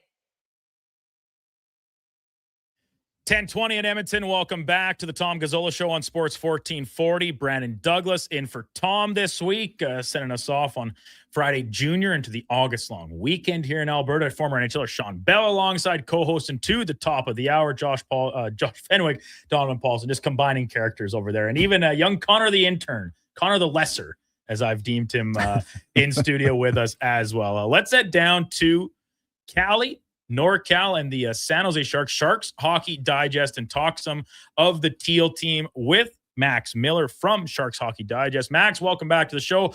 Appreciate you hopping on with us this morning. Yeah, thanks, guys. Thanks for having me. So, Max, obviously the big news coming down yesterday, and it seemed to come together pretty quickly. First, Elliot Friedman, reporting that it's, nothing confirmed yet, but it looks like it's getting close. And then a matter of moments later, it is put out by other insiders, the team shortly to follow, with Macklin Celebrini's new extension to remain a Shark for, the next 6 years, finishing up his ELC, and then the new extension kicking in next campaign. What was your first impression of the deal? And did it take you at all by surprise in the nature in which it came together? We figured it was coming, but it happened pretty quickly. Yeah, I think my first reaction was a little bit of surprise that it happened yesterday. I mean, there was no reports of it getting close. Every time we had heard from Mike Grier, it was, we'll get to it after free agency. We're not too worried about it. I mean, there didn't seem to be urgency to get done, nor did there need to be. But I just think there was very clear communication from both sides. And when I saw the deal come down, first thing I did was look for that AAV. I saw 18.8. I was like, wait, that puts him as the highest paid player. I was a little bit shocked, but then you dig deep, you're like, all right, what's the percent of the cap? You do the quick math, and you're like, pretty darn good deal for a top 5 player in the league. And the dollar figure itself, $18.8 million over those next 5 seasons, starting next year. And it's been pretty consensus over the past couple of days here in our studio and the guests we've talked to that, like, I mean, hey, he's just 2 years into his very young NHL career, but looks to be worth every penny of that from both his play on the ice and it seems what he's going to mean to the organization moving forward. They found the new face of that franchise following, the years of Thornton and Marlowe and even Joe Pavelski, of course, before he departed. So did the total number at the 5-year term serve any surprise to you? Or was the kind of word thing that this was the realm that it was going to come in at? Yeah, I kind of had a feeling that it was going to come in around 5 years. That just seems to be the going rate. I know, like Austin Matthews and Connor McDavid, those guys, they've kind of set the standard lately.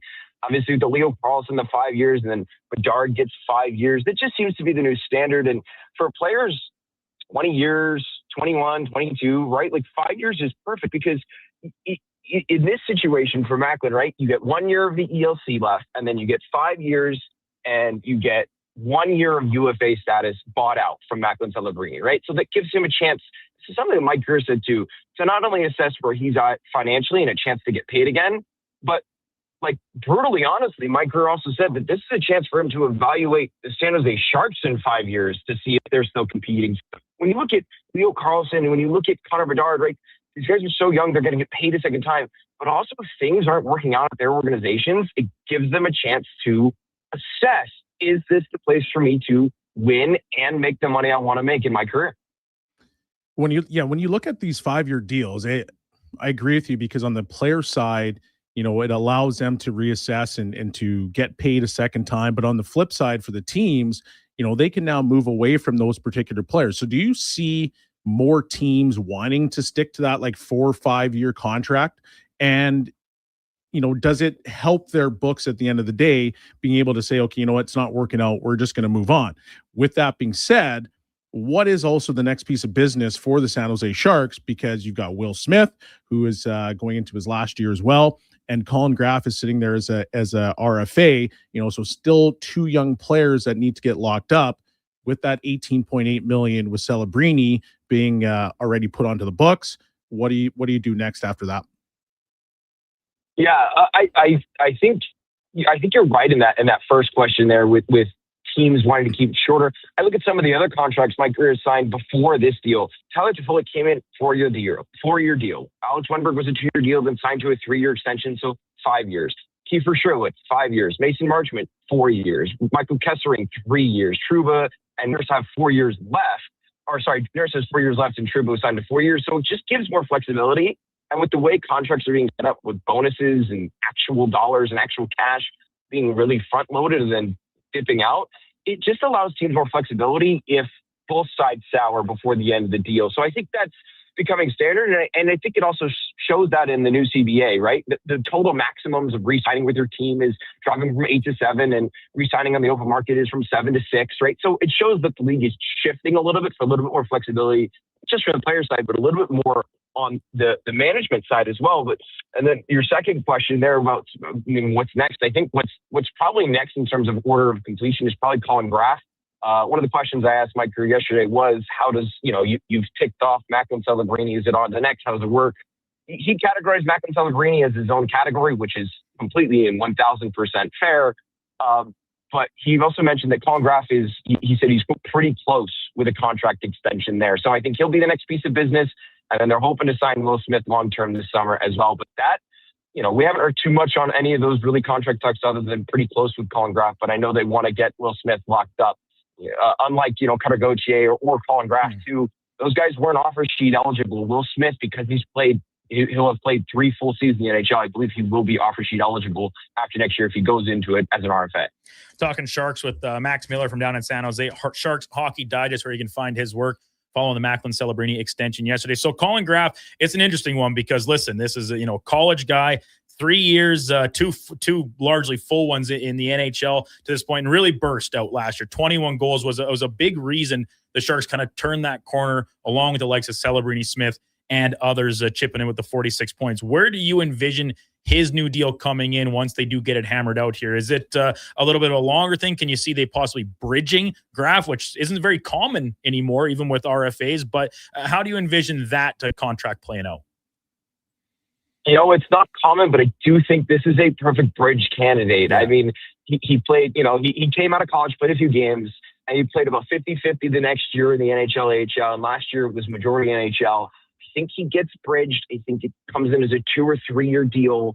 The dollar amount is the hardest part to figure out. With such a rising cap and the amount of money being poured in around the league, it gives Colin Graff Brown to ask for more money. Now, he, unlike Celebrini, is not as proven. I mean, Smith is more proven than Colin Graff. But here's the other thing. Colin Graff had the most success with anybody on the Sharks roster last year with Smith and Celebrini. I think he at least starts the season with them on their line. So I think 2 or 3 year deal. If you could pay him $3.5 to $4 million, I think that would be such a win. He might get a little bit more. He could get a little bit less. But if he goes longer term, I mean, we could see the old fashioned, give me a 6 year deal. Let's do low term at, let's get total dollars and go long term for a guy that has, was undrafted, had a late growth rate. Getting some stability might be exactly what Colin Graff is looking for. So we'll see where this comes in, but I do believe it'll come in as a bridge and probably a 2 or 3 year deal. The money part is just, who knows at this point, but my guess is around $4.5 to $5 million, maybe a little bit less. Yeah, this the forward group from the San Jose Sharks is fantastic. A lot of superstar Celebrini, highly skilled talent was Will Smith. When you look at that roster composition, there's one obviously glaring thing that keeps jumping off the page, and that's the defense. And you've got Keaton Verhoff as obviously a draft pick this year. Is he ready to jump into that, defense and be that leader, or are they going to be going out at the deadline to try to find another guy to kind of help bolster that blue line? Yeah, it's a good question. No, I don't think Verhoff is turning pro this year. I think everybody fully expects. And I think there was a report out there that he is going to go back to North Dakota. I don't have that confirmed, but I'd be really, really, really surprised if he signs his entry level and jumps straight to the NHL. And talking with director of scouting, player development, GM, all during that development camp, there was one phrase that stuck out to me about Keaton Verhoff. It was he was a young pup.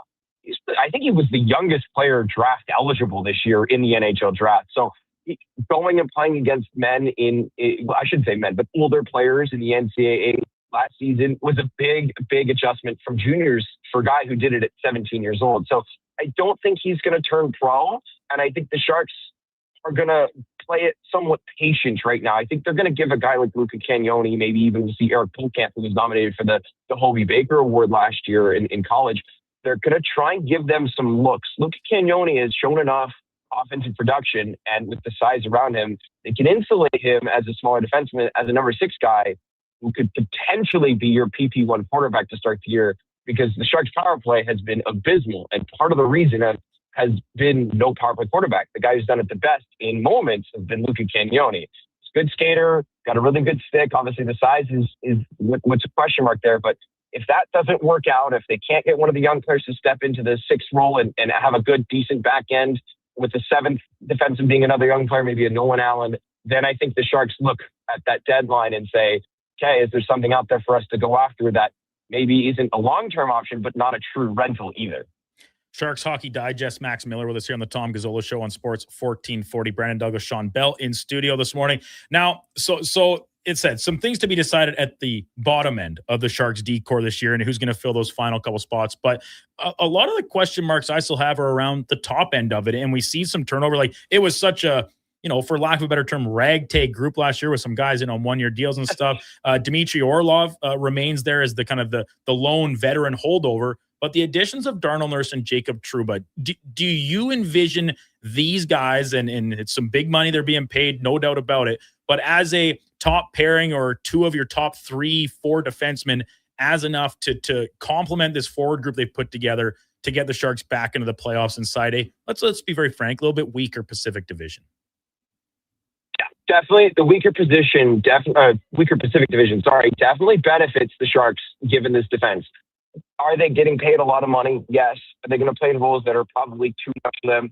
I look at that more of Jacob Trouba. Do I think Darnell Nurse is going to be a good player for the Sharks? Yes. Do I think he'll be a $9 million player? Probably not. Yeah. But he's such an upgrade over what you said last year, that ragtag group. There's nothing against them. But there were so many soft chips and flip outs from the defensive zone. Nobody could skate the puck forward, make a breakout pass directly to Smith and Celebrini at times.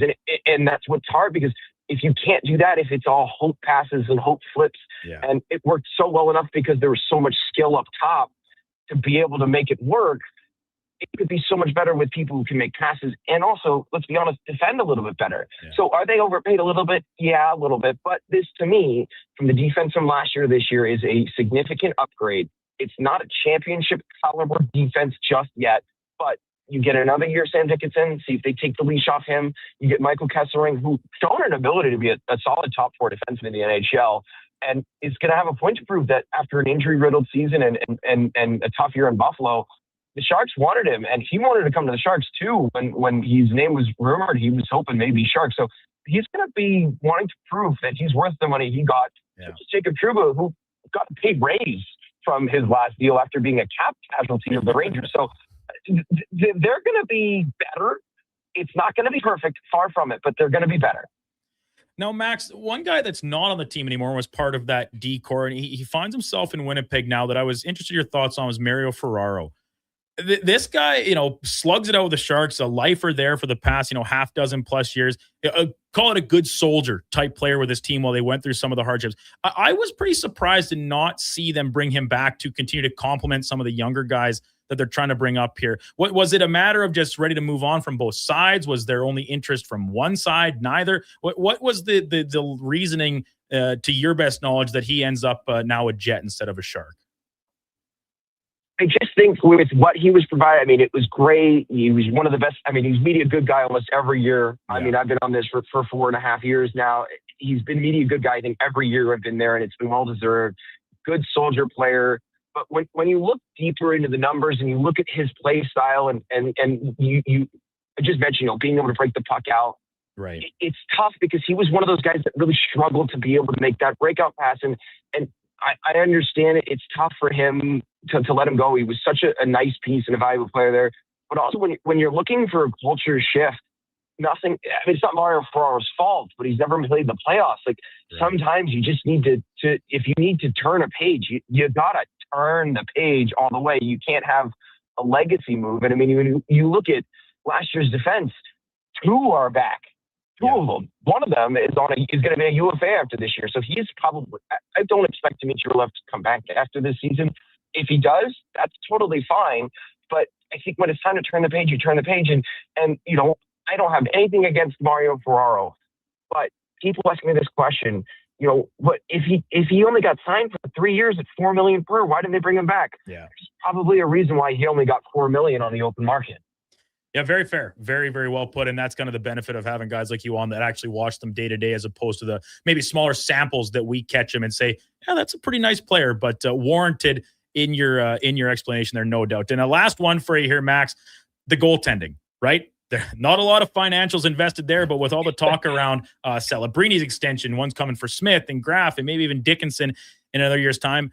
Yaroslav Askarov, they acquire him as their penned goaltender of the future. Now, they've invested some other draft capital for guys down the line too. Have you seen enough from Askarov so far that the team still thinks he's their number one guy moving forward? Oh, yeah. The team definitely still has very high hopes on him. You look at the way his little mini extension was put in, right? Mm-hmm. This will be the last year of that extension. And I think it was a perfect little prove-it deal, right? What was the story of him coming out of Nashville? I want to be an NHLer. I want to do this. The Sharks said, we'll make you an NHLer, but not right away. He stayed in the AHL because there was a path for him. They are slow playing this properly. Yes, the Sharks were in it last year. and Askarov was getting a lot of opportunity and struggling. And I think that's just a young player going through it. Goalies take a long time. He's 23 or 24 years old. One thing that I think is lost on a lot of people with Askarov is going into last season, he had played something like 13 career NHL games. Yeah. He played over 45 last year. And he was healthy for the first time in his career as well, both at any level, at AHL or NHL level. So those are like Celebrini and Smith and the rest of the young players of the Sharks. That was a learning experience. It was the hardest pop quiz you'll ever take, and learning how to close games out and be in games and not overplay and overthink or grip your stick too tight to try and get into the playoffs. But now he's learned that. And I think having Nedeljkovic, who was a very capable backup last year, I think it's going to be a 1A, 1B, not a total, you're our guy, 65 games a year. And I think also with stuff that we just mentioned, they upgraded the defense. That's going to help Askarov significantly. So right now he's their guy. He's still very young. He's played less than 100 games as a starting goaltender in the NHL. He's played less than 75. So he's still the guy. This is a big year for him. It's a step up year. I don't think it's a full on, you better be good type year. Yeah. Max, excellent stuff as always. Enjoy the rest of your summer here. Hopefully things slow down for you a little bit now that this extension's out of the way. We'll keep tabs on the, of course, Smith and Graf situations, but look forward to catching up with you as we get closer to the next campaign getting underway. Thanks as always for hopping on. Yep. Thanks, guys. Thanks for having me. Max Miller, Sharks Hockey Digest down in the Bay Area. Crazy times. The Pacific Division is still not very good, Belzy, but I think it is trending back in the right direction, maybe to more the version of it we saw in the 2010s, mid 2010s of a pretty good gauntlet you had to run through down in Cali. Yeah, it's starting to trend. There's a lot of young up and coming players, teams that are starting to trend. It's interesting just, hearing people talk about certain players. And part of it's just the fact that we're in a pressure cooker, and we sit back and we criticize players and we look at players. And, with Darnell Nurse, he's going to be an interesting piece down in San Jose because he's kind of getting away from a lot of the spotlight and scrutiny. And, people here obviously consistently go after that contract, and they have the right to. But maybe taking and getting away from that, does that help his game? Yeah. Does he find another gear? Because that would obviously help the San Jose Sharks. I still think that defense is questionable. I think it's a bunch of 3-4s and up. But if somebody can elevate their game, does that kind of push them to another level? Yeah. And I think Sam Dickinson probably emerges as the prime candidate to do that. Former top end pick, a lot of pedigree at the junior level, world junior player, all that stuff.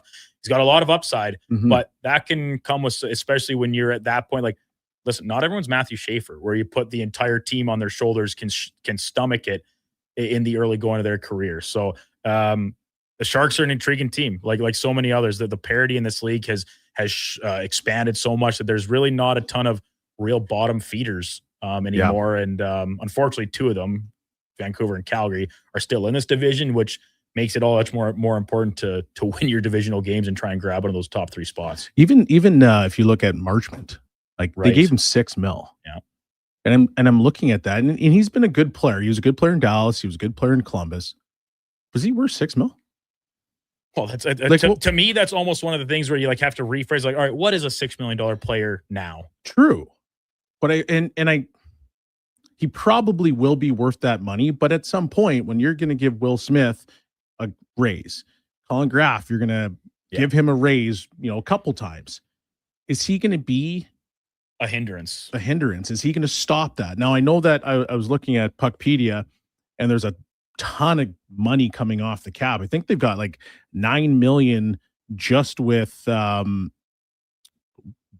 and cap charges. Yeah. Yeah, so some performance bonuses, and then like the Martin Jones buyout. What's the other one they got? Vlasic is on there too. Well. So yeah, like this year, you're right. They've gotten just under $10 million against the cap from bonus cushions and buyout carryovers. And then you have Couture coming off the books as well. That's another $8 million.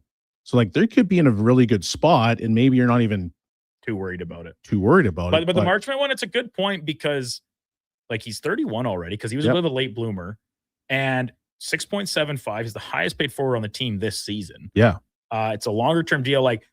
It's a really valid point that you say Is that one that once all of a sudden things start to cinch up a little bit on the purse strings or you don't have as much free money to spend, like could that be a little bit of a hindrance in the way that, listen, it's much more recent. Like Pat Verbeek on July 1 goes and signs AJ Greer, a fourth liner, to a 4-year, $4+ million deal. The exact same Fast thing. forward a couple weeks and you say, I think we could probably use that $4 million right now. We maybe should have just brought back Ross Johnston at $2 million instead or something, exactly. right? So, and I understand why they obviously went out and got, Greer and why they got Marchment, because, they got to they insulate add these pieces. guys. And they're good players and they're physical players and you insulate them.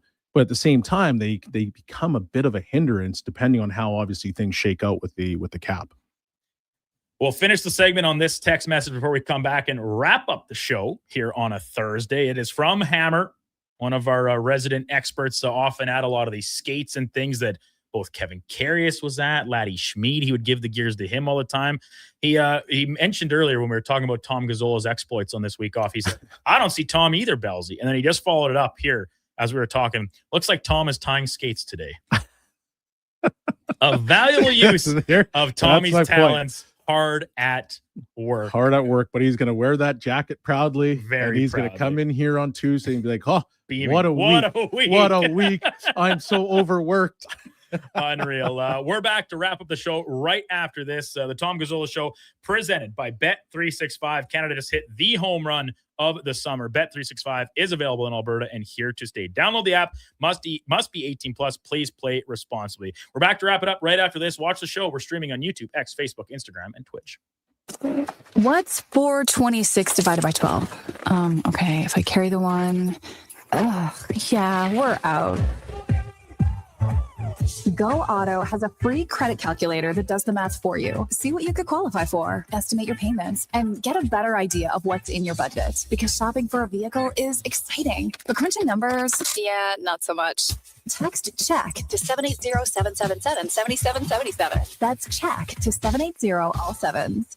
There's still time to book your tournament at the Ranch Golf and Country Club. As one of Alberta's top tourney courses, the Ranch makes hosting fun and easy for any group or business. No matter how unique or unusual, they'll accommodate your vision for an event no one will soon forget. Start planning your tournament today at their beautifully landscaped course on the outskirts of West Edmonton. On-site event coordinators are here to help, but hurry, availability is limited and booking fast. Visit theranchgolf.com. It's Dollar Drink Summer at McDonald's. Sip on a refreshing small fountain drink or a small iced coffee for just $1 each plus tax, all summer long. Only at McDonald's. Excludes flavored and cloud iced coffees at participating Canadian restaurants. Taxes extra. Prices exclude delivery. This summer, cheer on your favorite teams at Sully's Sports Bar and Lounge. Never a bad seat in the house with tons of big screens. Plus, Sully's Big League menu has it all. Small bites and big bites, game day food and drink features, something for everyone. From the gridiron to the diamond, this is the place to catch all the action all summer long. Sully's Sports Bar and Lounge at all 3 Century Casino locations, Edmonton, St. Albert, and Century Mile. Every day is game day at Century Casino. The Lawnmower Hospital. You're looking for the best zero-turn mower? Go to the source. Hustler Turf and the Lawnmower Hospital. Hustler Turf started the zero-turn market in 1964, and they're still the kings of quality, durability, and performance. With versatile sizing from 34 to 104 inches, you'll have what you need to make your summer lawn care a breeze. Financing is always available. Check lawnmowerhosp.com. The Lawnmower Hospital. Question: what do you do with your metal? Lawn ornaments. Statues. I made this hat for Kitty, but it's a little heavy. Sorry, Mr. Fluffles. At Metal Supermarkets, they encourage you to submit your creations to the Metal My Way Gallery today. You can win some great prizes. Go to metalmyway.com, a celebration of metal mastery. Proudly sponsored by Metal Supermarkets, the local convenience stores for Southside, West End, metalsupermarkets.com. From the first pitch to the final out, catch Toronto Blue Jays baseball games live right here. Don't miss a moment of Blue Jays baseball this season. Sports 1440 is proud to be the home of Blue Jays baseball. Now at Pet Value, save $8 on select Performatrin Ultra Dry Dog Food, 15% on all Performatrin Culinary Dog Food, and buy one, get one free on all Oxbow Small Animal Hay. Shop your local Pet Value store and petvalue.ca. Not sure where to turn? Remember 211, the number to contact for mental health, addiction, and community supports. It's free, confidential, and available 24/7. 211 Alberta. One number, countless connections. A message from the Government of Alberta. Recently, our company softball team lost the big game by 1 run. Then Dale tried to console us with the quote, "Winning isn't everything." Well, Dale and I are very different. I get early payout from Bet365. If my team goes up big, I get paid out instantly, even if they blow the lead later. Sound familiar, Dale? Thanks, Bet365. If gambling is affecting your mental health or well-being, 211 Alberta is here to help. Call or text 211 or visit ab.211.ca. 18 plus only. T's and C's apply.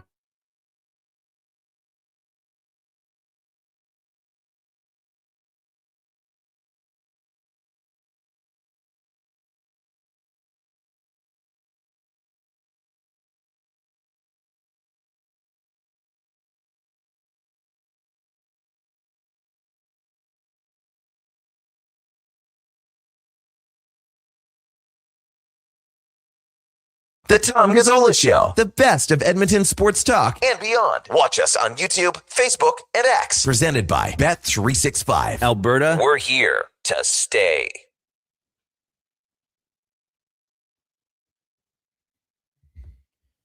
Home stretch of the Tom Gazzola Show on Sports 1440, brought to you by Bet365. You can watch us. We're streaming YouTube, X, Facebook, Instagram, Twitch. Listening options, all there for you as well. The AM dial. Tune in, iHeartRadio, sports1440.ca. And sports1440.ca, should mention, is also where you can find the entirety of the Elks' home schedule this year. We spent a good chunk of the first half of the show talking about this push towards Saturday where the upper bowl might be getting opened up, Belsey, and a little bit of a back and forth on the text line. Because if they hit 27,000 tickets sold by tomorrow, I don't know what time tomorrow, they're cutting it off or something, but it doesn't matter. They are going to open the east side upper bowl, which on the text line invigorated, what side is better? Do you like to sit in the sunshine? At 5 o'clock kickoff, you'll still get plenty of it. Or do you want to be in the shade and a little more comfortable? Where would you choose to go? Well, my season tickets are on the east side in the party deck.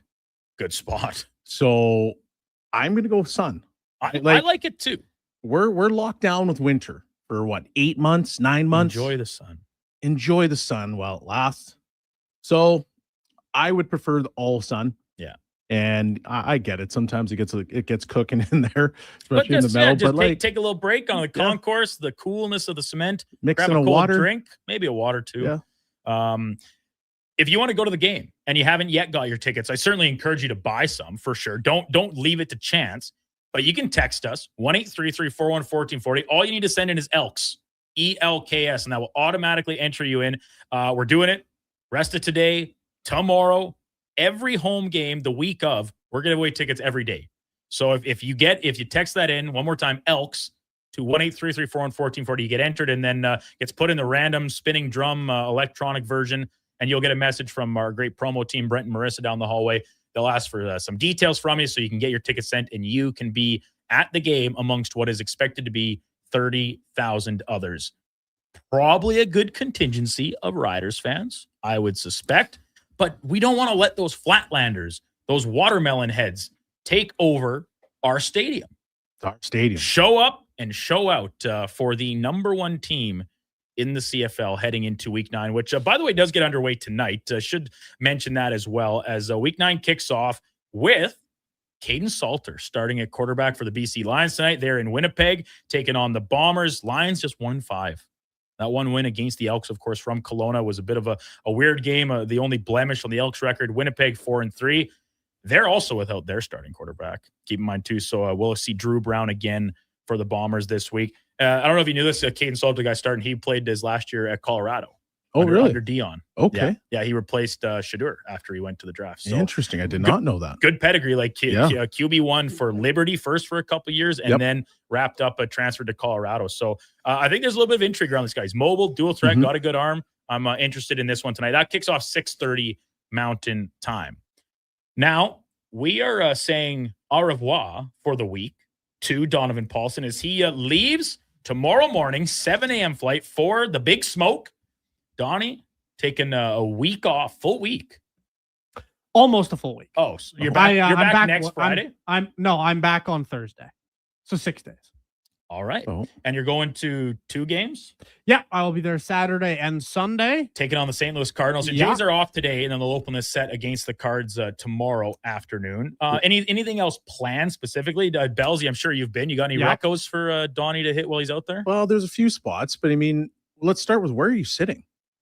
For the first game, I think we're gonna do some cheaper seats, but the second game we've got some very nice tickets courtesy of Andrew Walker. Andrew Walker and the great Walks, people at the Score Bet. So Walks has got to look after his boy over here. He looked after me, so I believe we will be sitting in a box. Oh.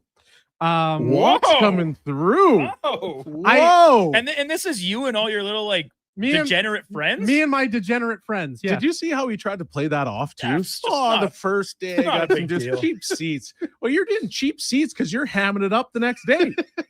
Yeah. So I've never sat in a box at any event in my entire life. I haven't. Actually, I sat in a box at a Riverhawks game one time. It's best I can do. Best I can do. It's Jays game. I'm really looking forward to that. Obviously.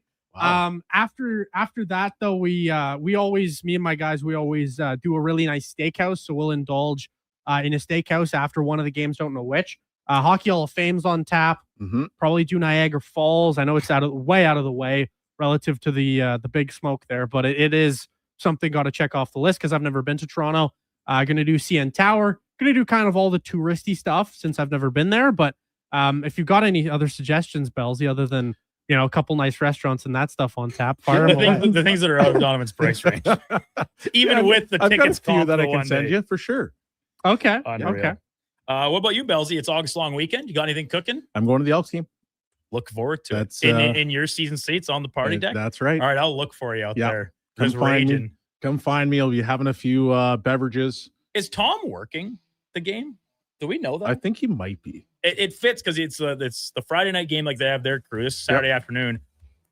I would think there's a good chance. I mean, it's either going to be him or Britt, I would assume, but that would be the perfect cap to Tom's hard at work week to then head down to Commonwealth Stadium and run the sidelines. You got to make sure he's got good shoes on because his feet might be sore from all tying of skates and so much hanging out that he's been doing. Belsy, great stuff. A lot of fun. First time hosting a show with you. Had a lot of fun. Look forward to doing it down the line because I'm sure Tom will take plenty more vacations as most morning show hosts do. Have a great August long and we'll see you next Thursday. Thank you. Yep, looking forward to it. Sean Bell, former NHLer, our Thursday co-host here on the Tom Gazzola Show.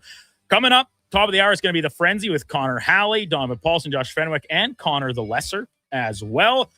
Noon to 2, Lowdown with Low Tide, Alan Mitchell, Declan Kruger and company. And then 2 to 6, the Jason Greger Show, also featuring Connor Halley as Greg's is on some time off as well. Wrapping up the program today, let's have a Sports 1440 update brought to you by Sean Cunningham of Remax Real Estate.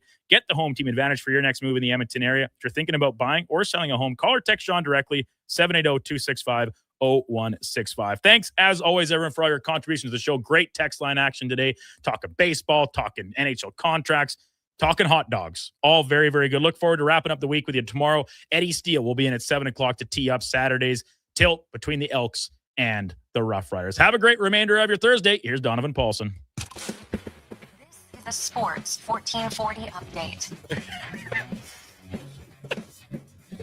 I'm not... We'll start with a piece of NFL news as sensation Shamar Stewart. It is not as bad as previously feared. It is just a minor knee injury. Some MLB action. The Rays up 1-0 against the Texas Rangers in the bottom of the third. Getting underway in just over 40 minutes time. It is the Twins and Royals. The Yankees will be in Chicago to take on the White Sox. The Cardinals hosting the Cubbies just after noon. The Reds battle the Pirates. The Braves host the Nationals. And in a late game, the Mariners look to bounce back against the Dodgers. Coming up on Sports 1440, it is the Frenzy sans Brandon Douglas. I'm Donovan Paulson. That's your Sports 1440.